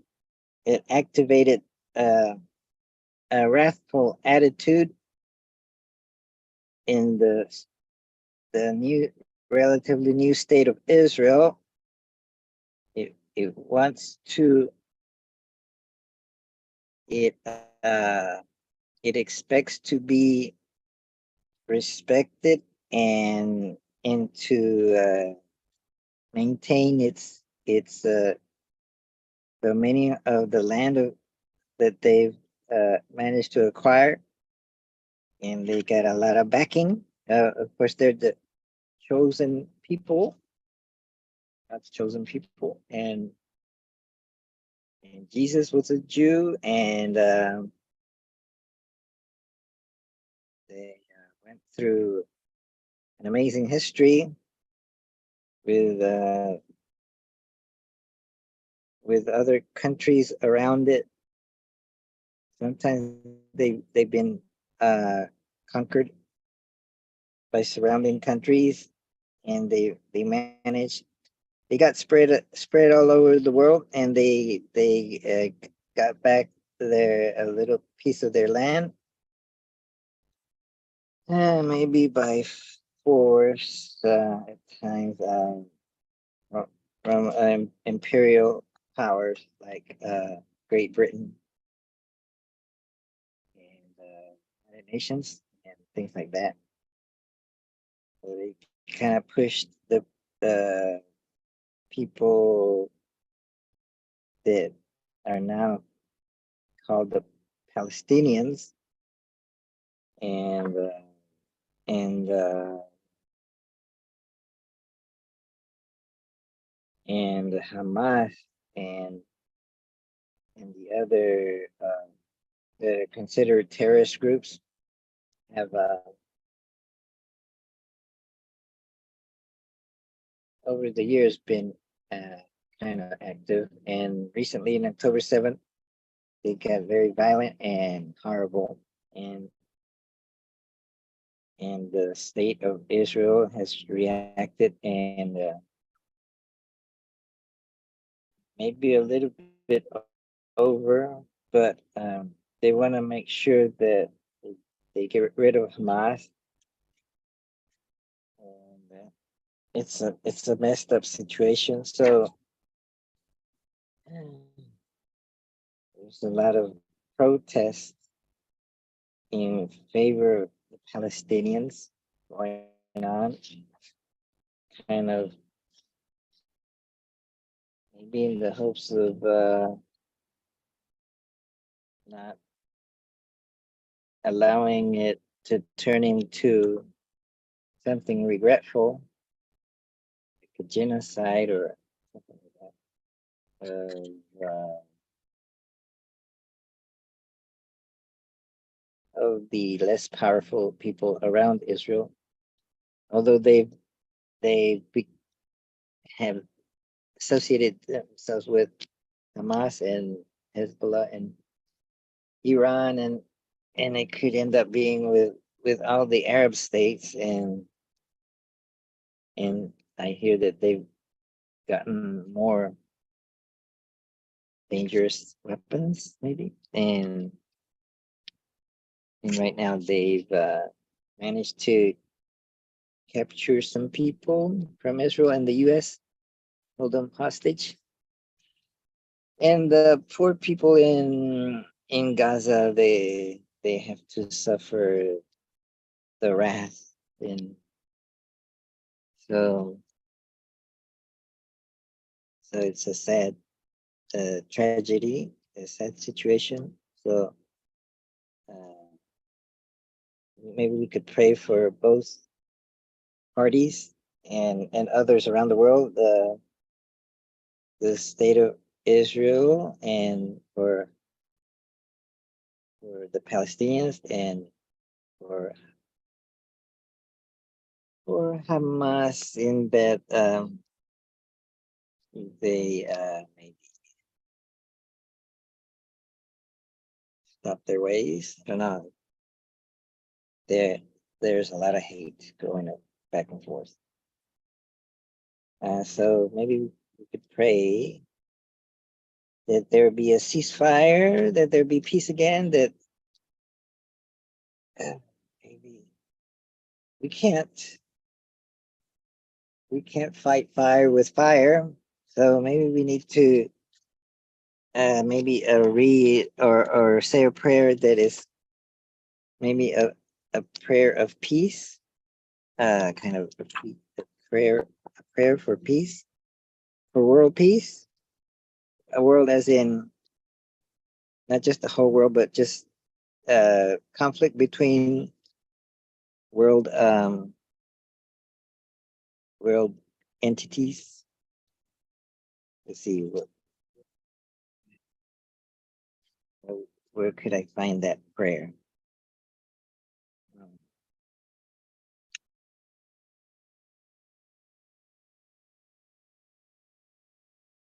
Hmm. Oh.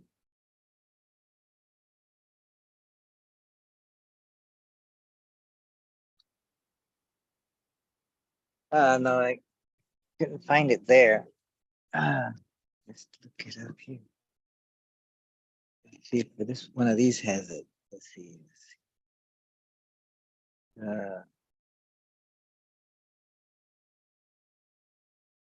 Maybe. So that one didn't have it. This one should have it. Hmm.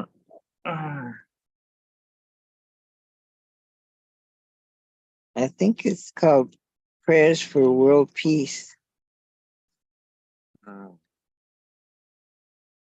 Let's see.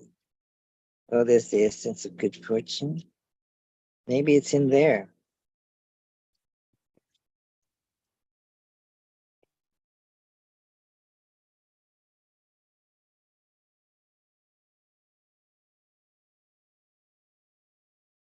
Hmm.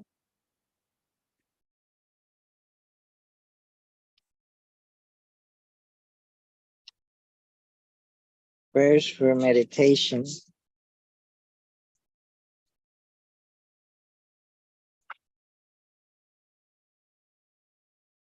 Hmm.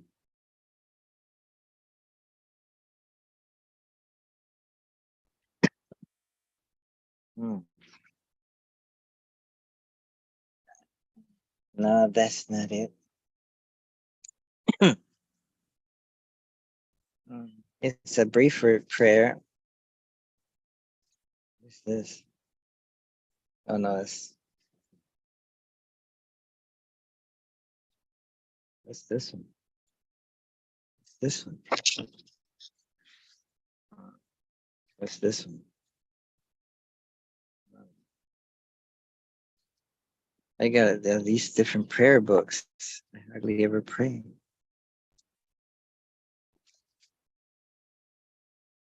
There's the Buddha.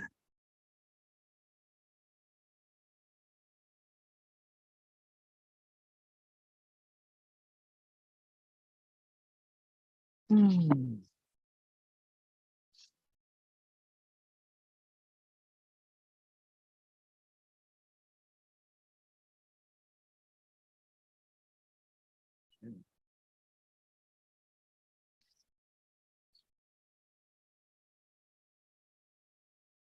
Yes.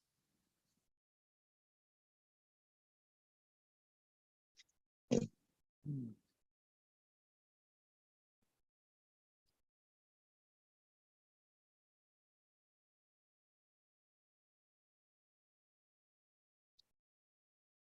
Oh, that's a powerful prayer.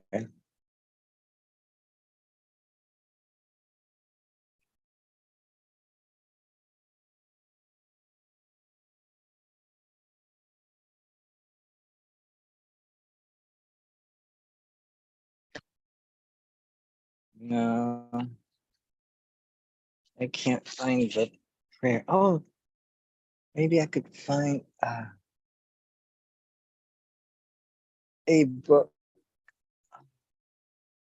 that might have a similar prayer to that. Hmm.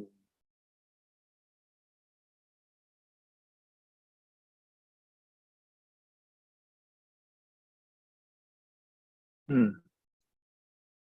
I wonder if this one's got it. Fear not bliss. Maybe not.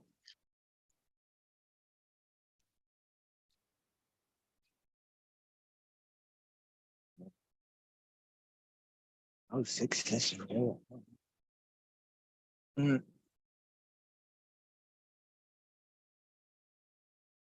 Ah,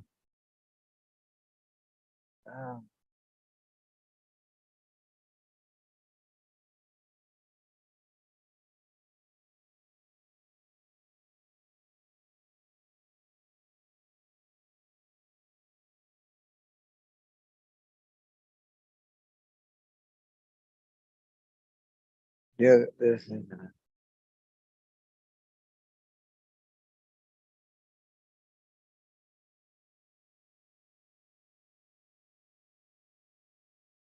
I can't find the book. Oh, look. Maybe it's in this one. No. Uh,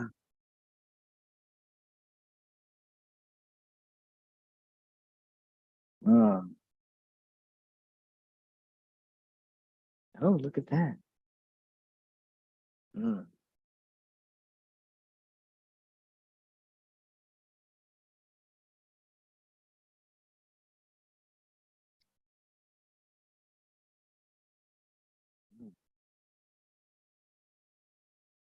What about this one? Let's see if it's in here.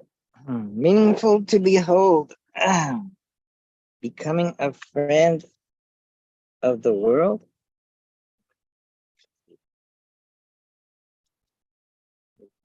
Or-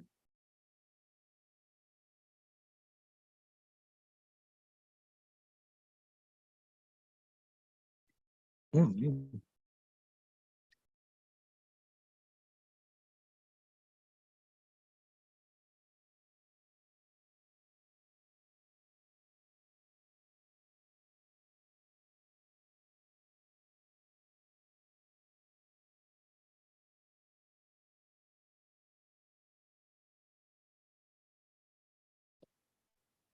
Yeah. Mm. Mm.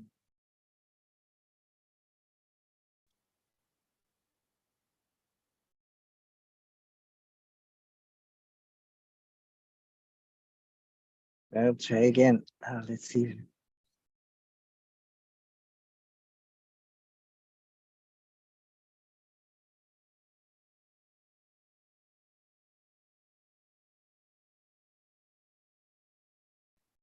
Oh, let's see.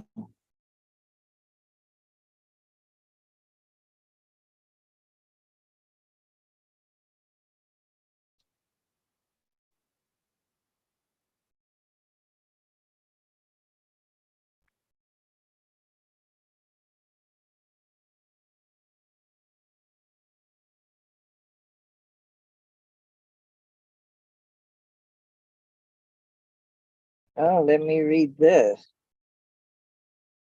Mm. I think it might jog some memory.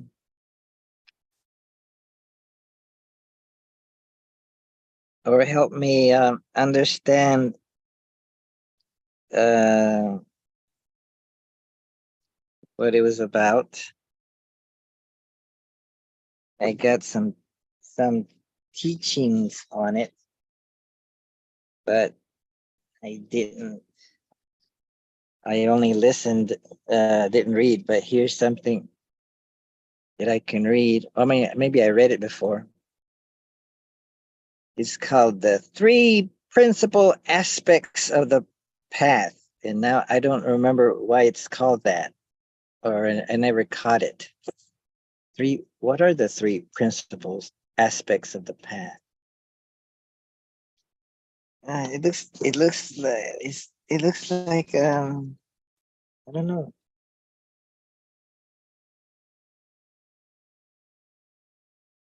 Let's see if it's got an introduction that talks about what is the three principal aspects of it.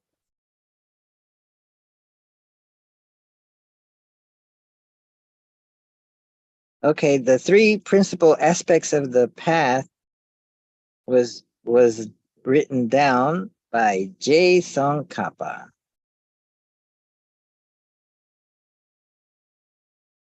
So so it's a profound guide to meditation on the stages of the path, Lam Rim. So Jason Kappa composed Lam Rim based on instructions he received directly. Oh no, maybe the three principal aspects of the path he received from the wisdom Buddha Manjushri.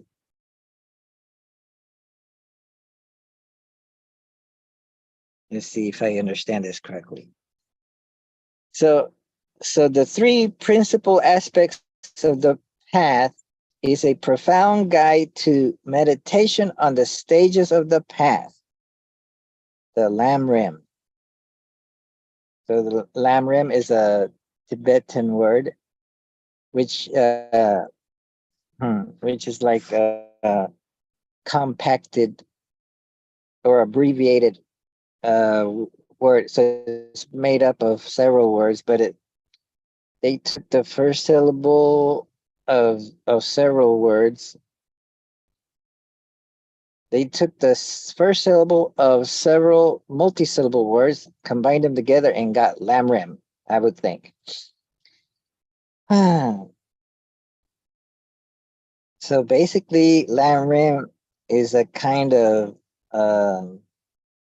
literature that covers the stages of the path, the graduated stages of the path. So then Jason Kappa wrote this book. Well, he wrote a book bigger than this, and then this is a brief version of it.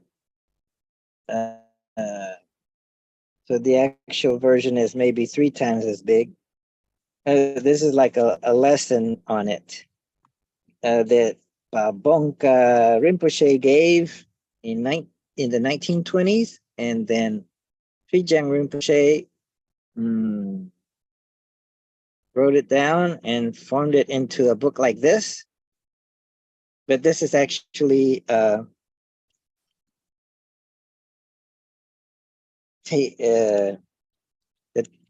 Tibetan version of it. Geshe Kelsang Gyatso translated it into English, you could say, and put it in his interpretation here and there, or gave examples that were relatable. So that's the Lam Rim. To get an idea of how big the Lam Rim is, the Lam Rim Chenmo is volume 1 of the Lam Rim. There's 5 of them, so I only got the first volume. This is like a condensed version, you could say, but not quite. It's a teaching on it, you could say. It covers it all, and yet all that teaching was summarized very compactly in 3 pages that Jason Kappa wrote, and it's called The 3 Principal Aspects of the Path. So here's how it goes. It starts off with like what's it called? A dedication? No. When you acknowledgement, you acknowledge where it comes from. So he starts off with saying homage to the venerable spiritual guide. Also, that basically says I acknowledge the guru that brought this about. That would be Manjushri. Okay. Now it says, I shall explain to the best of my ability the essential meaning of all the conqueror's teachings. Okay, so the conqueror is equivalent to the Buddha, or it could be equivalent to any authentic, powerful guru that that is well versed in these teachings. So I shall explain to the best of my ability the essential meaning of all the conqueror's teachings, the path praised by the holy bodhisattvas, and the gateway for fortunate ones seeking liberation. Here it goes. You who are not attached to the joys of samsara, but strive to make your freedom and endowment meaningful. Freedom and endowment meaningful. That refers to this precious human life. Oh, fortunate ones who apply your minds to the path that pleases the conquerors, please listen with a clear mind. Without pure renunciation, there is no way to pacify attachment to the pleasures of samsara. And since living beings are tightly bound by desire for samsara, begin by seeking renunciation. Freedom and endowment are difficult to find, and there is no time to waste. By acquainting your mind with this, overcome attachment to this life. And by repeatedly contemplating actions and effects, that's karma, and the suffering of samsara, that's a cyclic existence that taking countless rebirths, overcome attachment to future lives. So, wait, it's not done yet.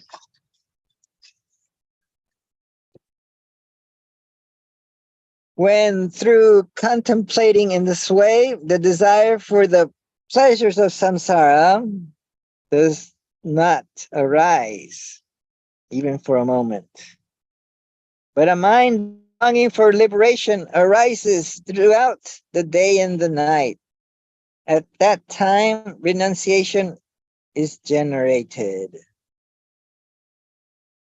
However, if this renunciation is not maintained by completely pure bodhicitta, it will not be a cause of the perfect happiness of unsurpassed enlightenment.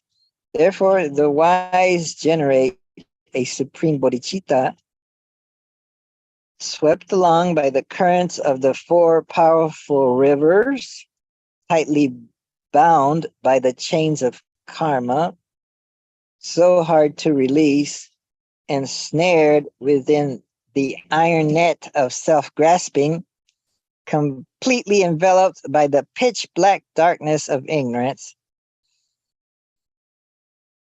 So it's describing hellish nightmares or our condition. Taking rebirth after rebirth in boundless samsara and in unceasingly tormented by the three sufferings, through contemplating the state of your mothers in conditions such as these, generate a supreme mind of bodhicitta. Okay, so let's generate a supreme mind of bodhicitta. So let's contemplate on how lucky we are to be able to contemplate. And yet, what do we want to contemplate? We want to contemplate on our condition and how normally we are having to deal with all this kind of suffering, but we want to contemplate it in a bodhicitta attitude, and that attitude is so bodhi means awakened or awakening, and citta is a mind or spirit or heart. So but they're all combined together. Heart, mind, spirit. Innermost self, maybe. So we want we want to develop an awakening mind, a mind with an attitude of awakening. And what is this awakening? That all there is love. All you need is love, like the Beatles say. But you don't want to just say love. You want to say that all we do is for the benefit of others, of our kind mothers. So we can take the attitude or consider taking the attitude that let's say that we've been taking rebirth for countless eons. So we've been like in that song by Frank Sinatra, I've been a pauper, a peasant, a king. Now I know one thing. How's that song go? Mm, let's see. Oh, I know. You know what? I could go like this. I could share. And I could go to let's go to Google this time. Google. Maybe I should try, what's that one called? Duck. Duck Google or something like that.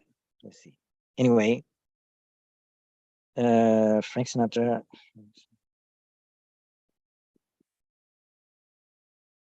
Mm,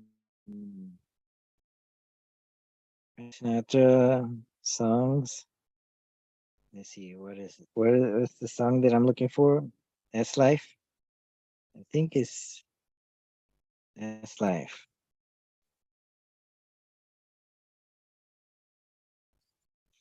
Let's go to the part what I was thinking of. Yeah, here it is. I've been a puppet, a pauper, a pirate, a poet, a pawn, and a king. I've been up and down and over and out, and I know one thing. Each time I find myself flat on my face, I pick myself up and get back in the race. That's life. That's life. I tell you, I can't deny it. I thought of quitting, baby, but my heart just ain't gonna buy it.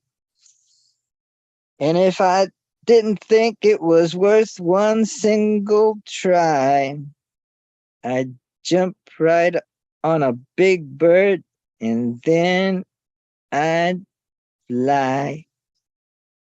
Okay, so there you go. Let's see. Well, there you go. Let's see. Oh, wait a minute. This look for something else. The three principal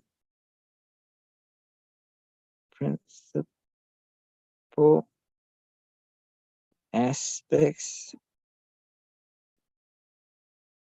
of the path. Hmm.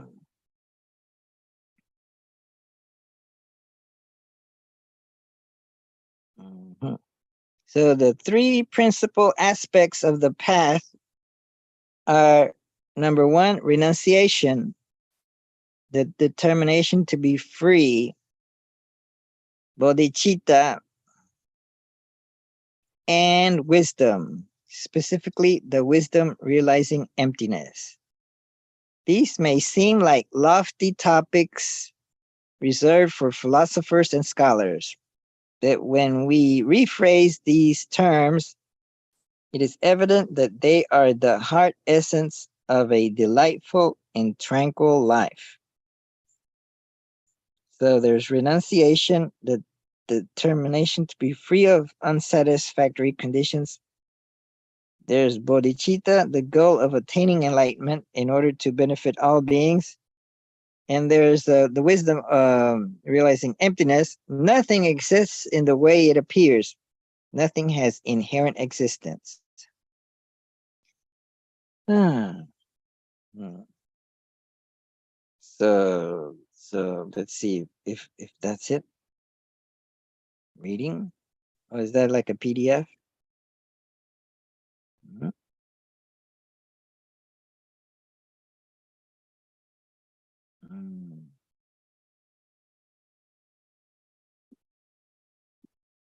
Mm. Oops. Mm. Mm. Let's see the three principles. Let's see if they got. Let's see if they got it. Here it is. Here it is.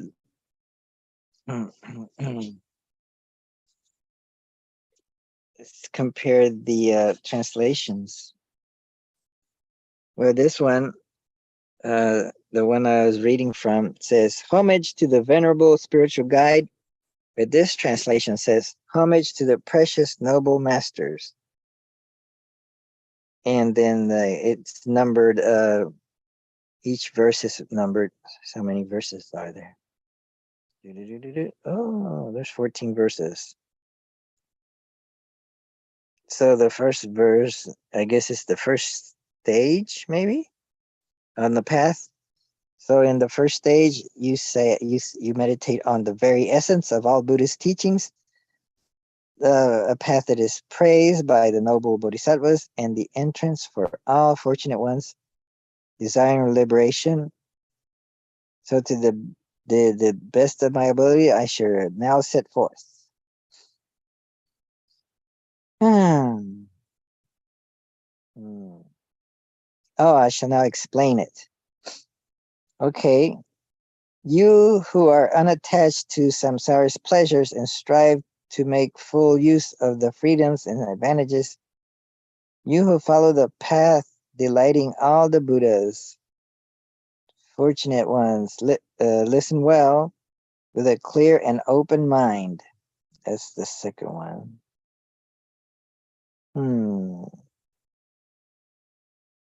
Yeah, I have. Listen well with a clear and open mind. This one says, please listen with a clear mind. So it's interesting to look at the different translations to see if you get a different view.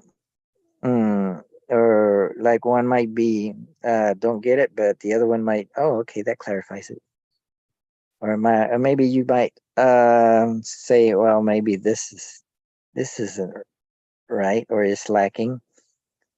So the third verse, whilst lacking pure renunciation, there is no way to pacify the continual thirst for pleasure in the ocean of samsara.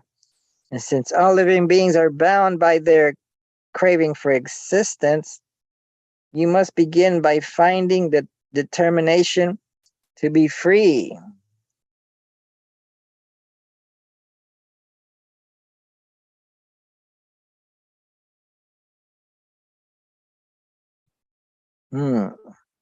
So that's the way that one was translated from. But the way this one, the what I have in the little booklet, it's translated as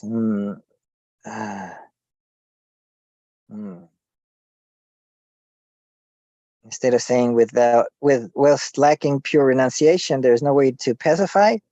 This one says, without pure renunciation, there's no way to pacify. Pretty much the same, I guess. Attachment to the pleasures of samsara.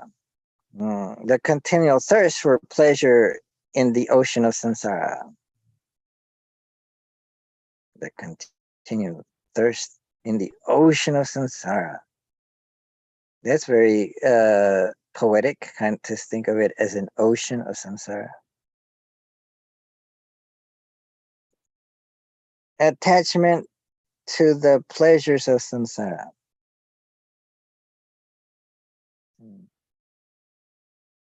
No way to pacify. Okay, so you need renunciation. So begin by seeking renunciation.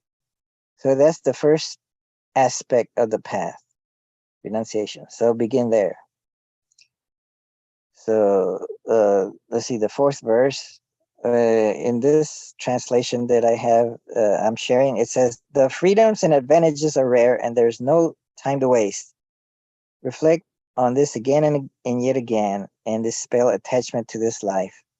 To dispel attachment to your future lives, contemplate repeatedly the unfailing effects of karma and the sufferings of samsara.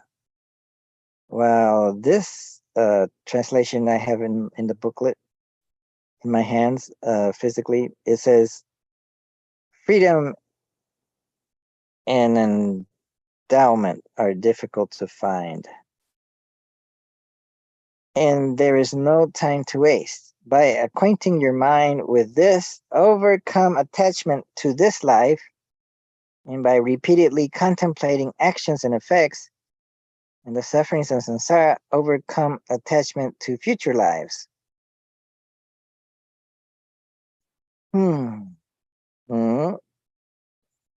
So overcome attachments to this life and to future lives. Hmm. Hmm.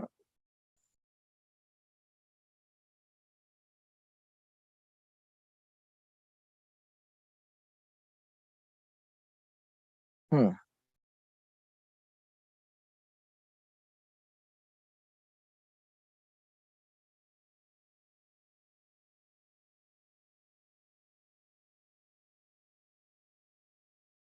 Hmm.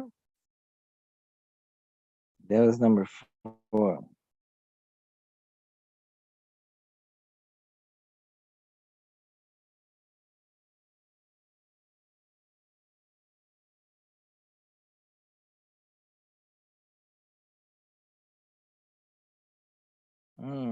Just comparing the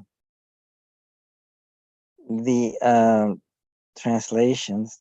Let's go on to number 5.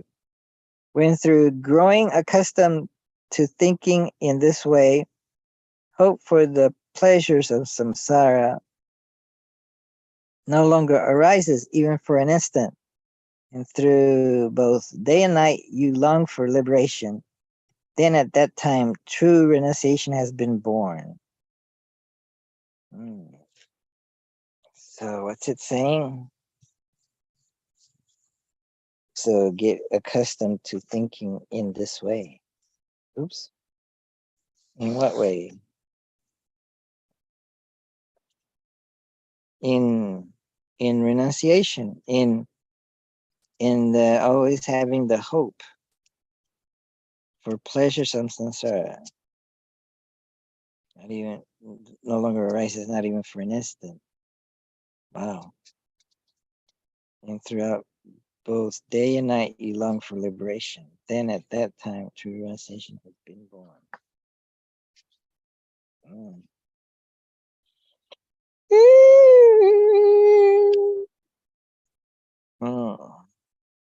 Let's see. When through contemplating this way, the desire for the pleasures and sorrow do not arise in it for a moment, but a mind longing for liberation arises through day and night. At that time, renunciation is generated. Okay. Okay, number 6. Then, if this renunciation is not embraced by the pure motivation of bodhicitta, it will not become a cause for the perfect bliss of unsurpassed awakening. So the wise should generate supreme bodhicitta. Number 7.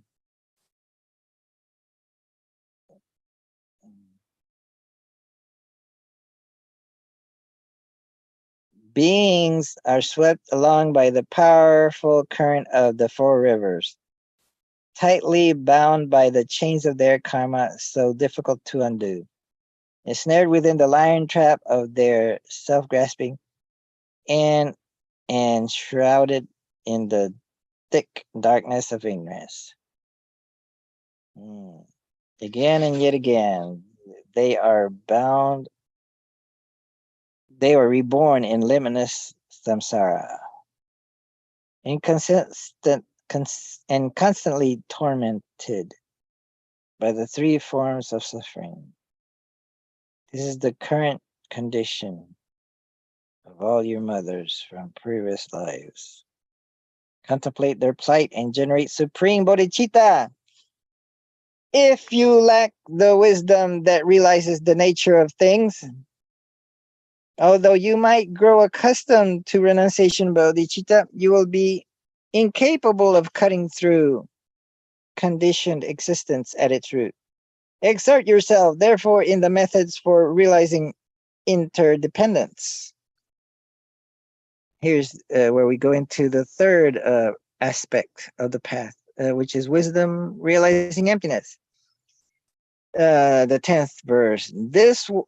The one who sees that cause and effect operate infallibly for all the phenomena of samsara and nirvana, and for whom any objects of conceptual focus have subsided, has set out upon the path, delighting all the Buddhas.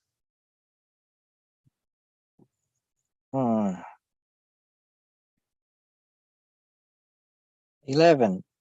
The knowledge that appearances arise unfailingly in dependence in not the word independence, but two words, in space dependence. And the knowledge that they are empty and beyond all assertions, as long as these two appear to you as separate,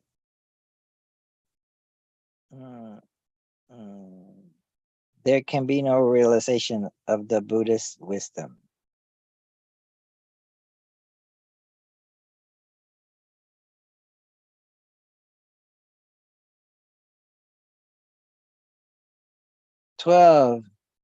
Yet when they arise at once, not each in turn, but both together, then through merely seeing unfailing dependent origination, certainty is born, and all modes of misapprehension fall apart. That is when discernment of the view has reached perfection. When you know that appearances dispel the extreme of existence, while the extreme of nothingness is eliminated by emptiness, and you also come to know how emptiness arises as cause and effect, then you will be immune to any view entailing change, clinging to extremes. When in this way you have correctly understood the key points of the three principal aspects of the path, withdraw to solitude, dear son. Withdraw to solitude, dear son. Strengthen your diligence and swiftly accomplish the ultimate and lasting aim.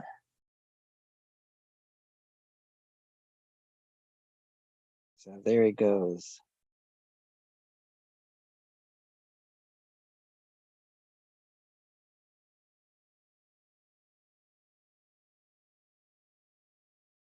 So let's stop sharing. Oh, look.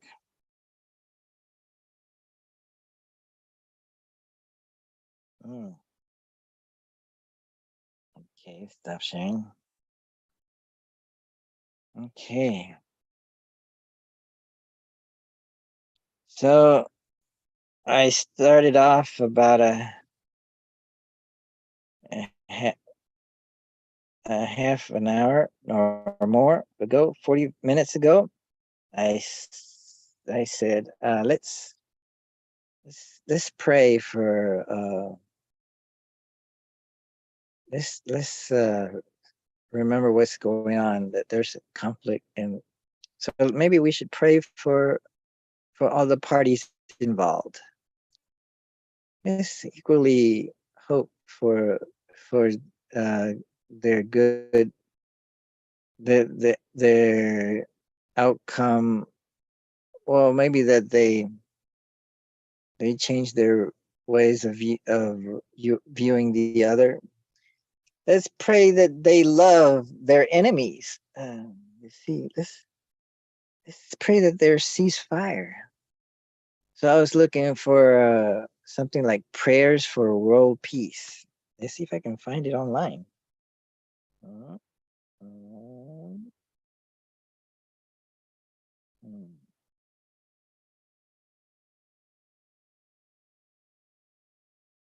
Mhm. Prayers for world peace. Kadampa. Ah. Hmm.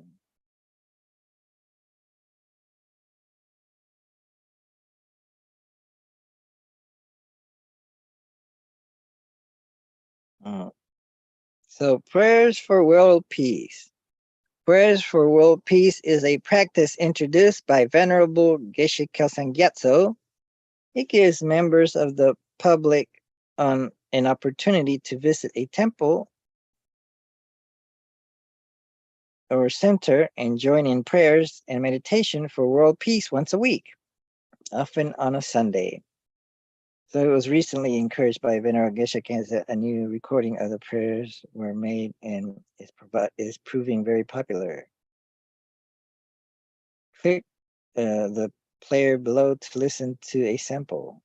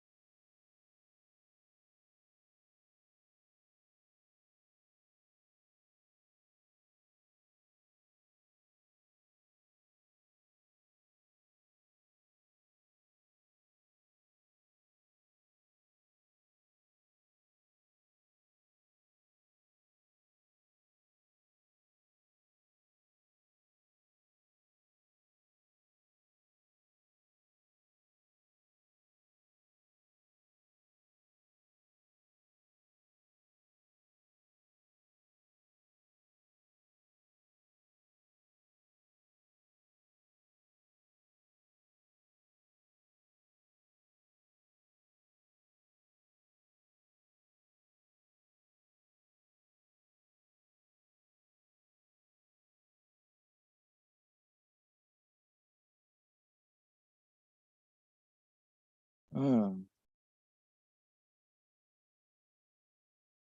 Hmm. Let's see. See if we can go back.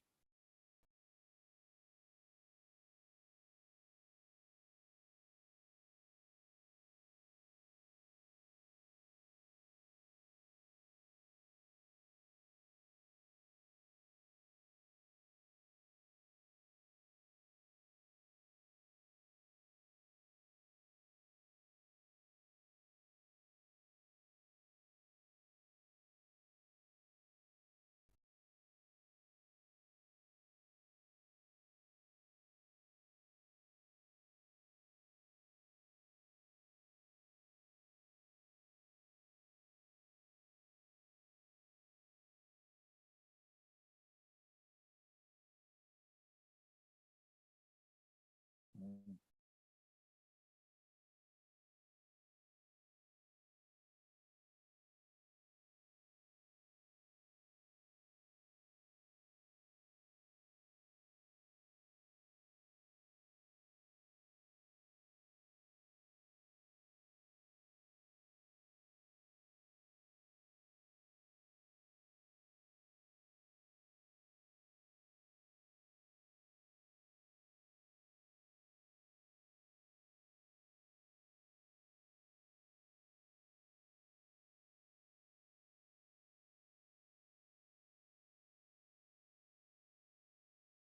Hmm.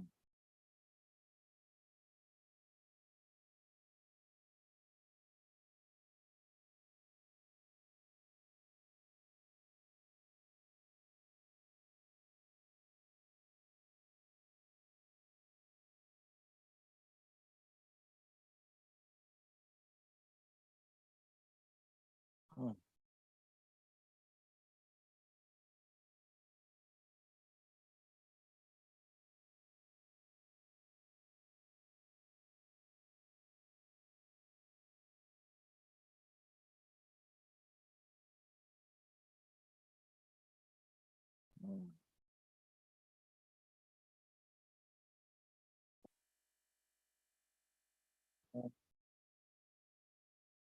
It's a liberating prayer.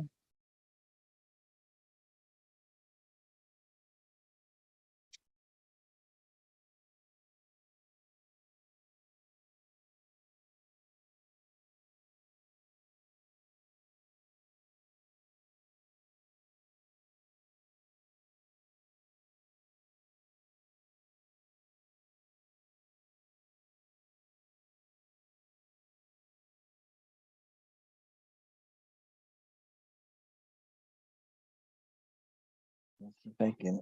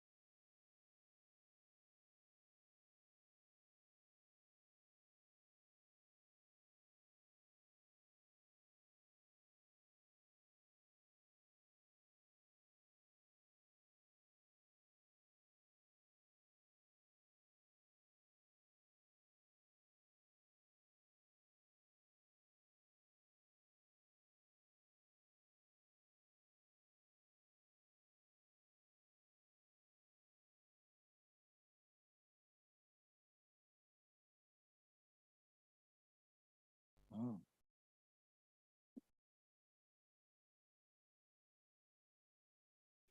Oh boy. Oh.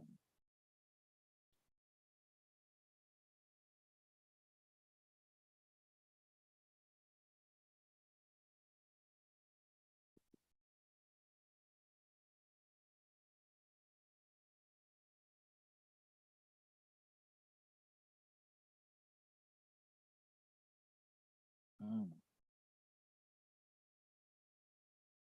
What about this one?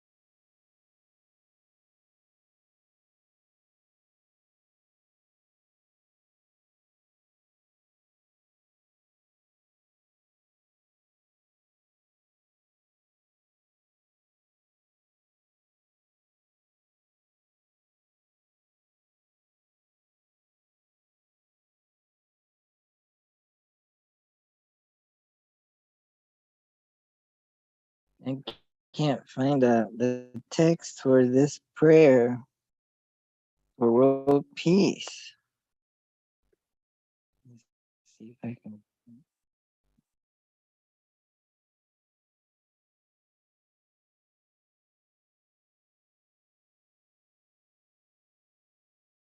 Let's see, maybe they don't publish the words. Maybe it's pretty long. Sadhana.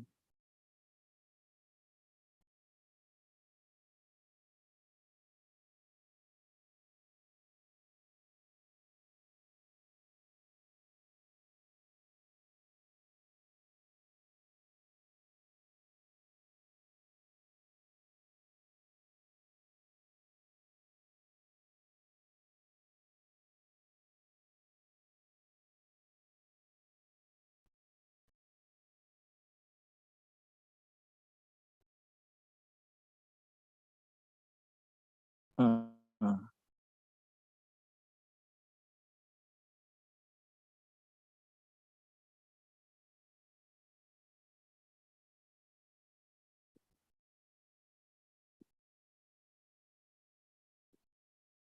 Being that come.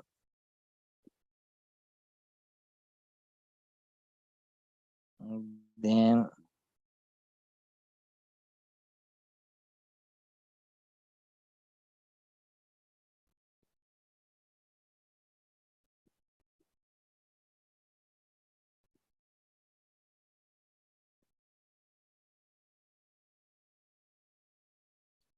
let's see if I can find it. Maybe maybe it's not free.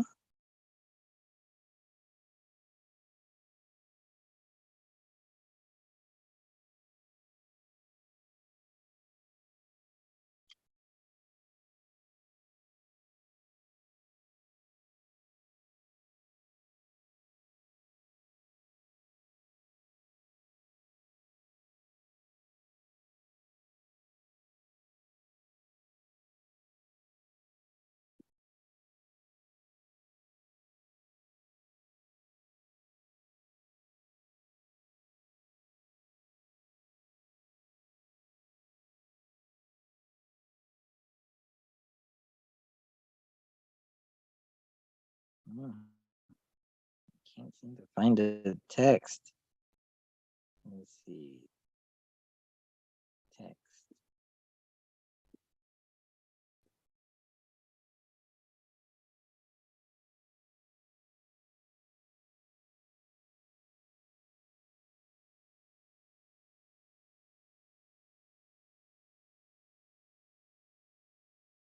Maybe I've already been to this page.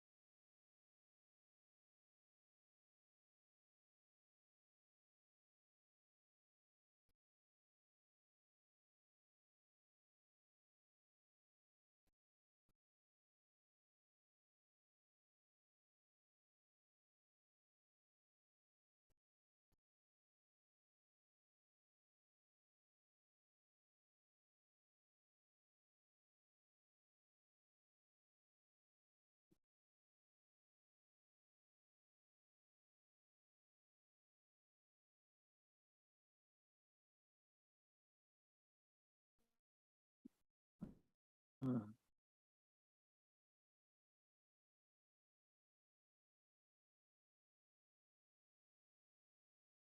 Hmm.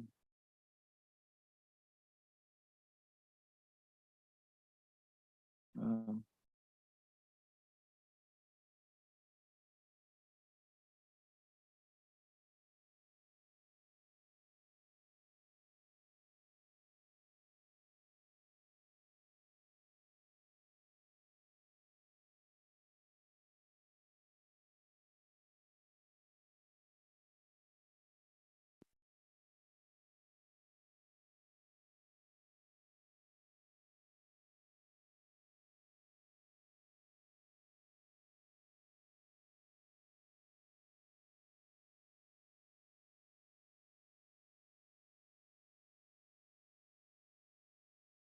I thought I had prayers for world peace in one of these books, but I guess it's not available.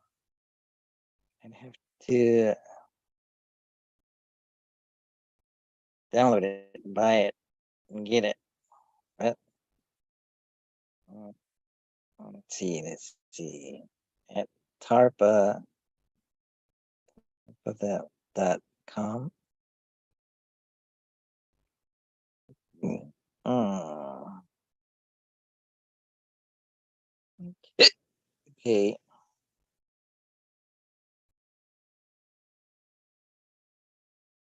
Maybe it's similar.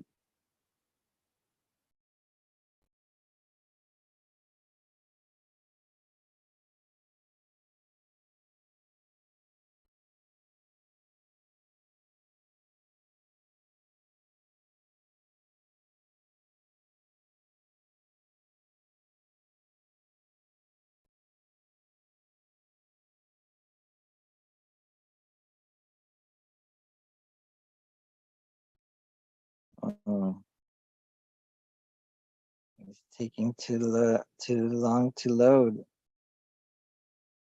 Oh, maybe I can read it.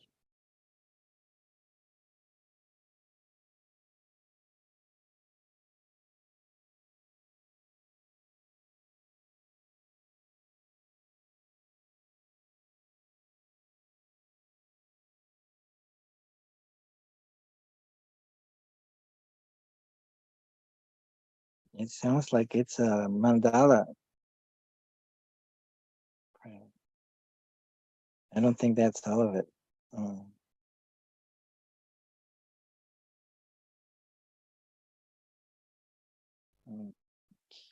don't think there's a second page shown here. I don't even read this.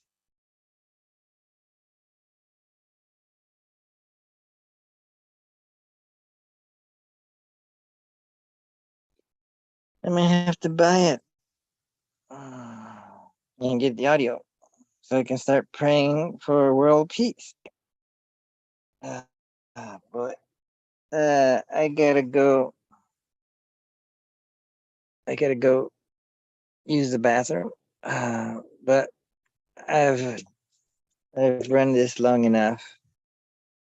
So yes, your homework assignment or my homework assignment is to pray for world peace. Yeah. Well, there's many, but that's the Kadampa Kadampa way of doing it. I guess there's many other prayers for world peace, but so oh wow, what happened? Okay, so I'm gonna say goodbye.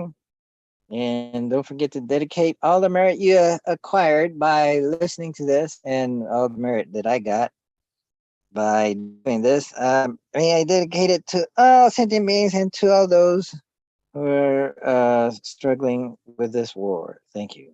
Bye.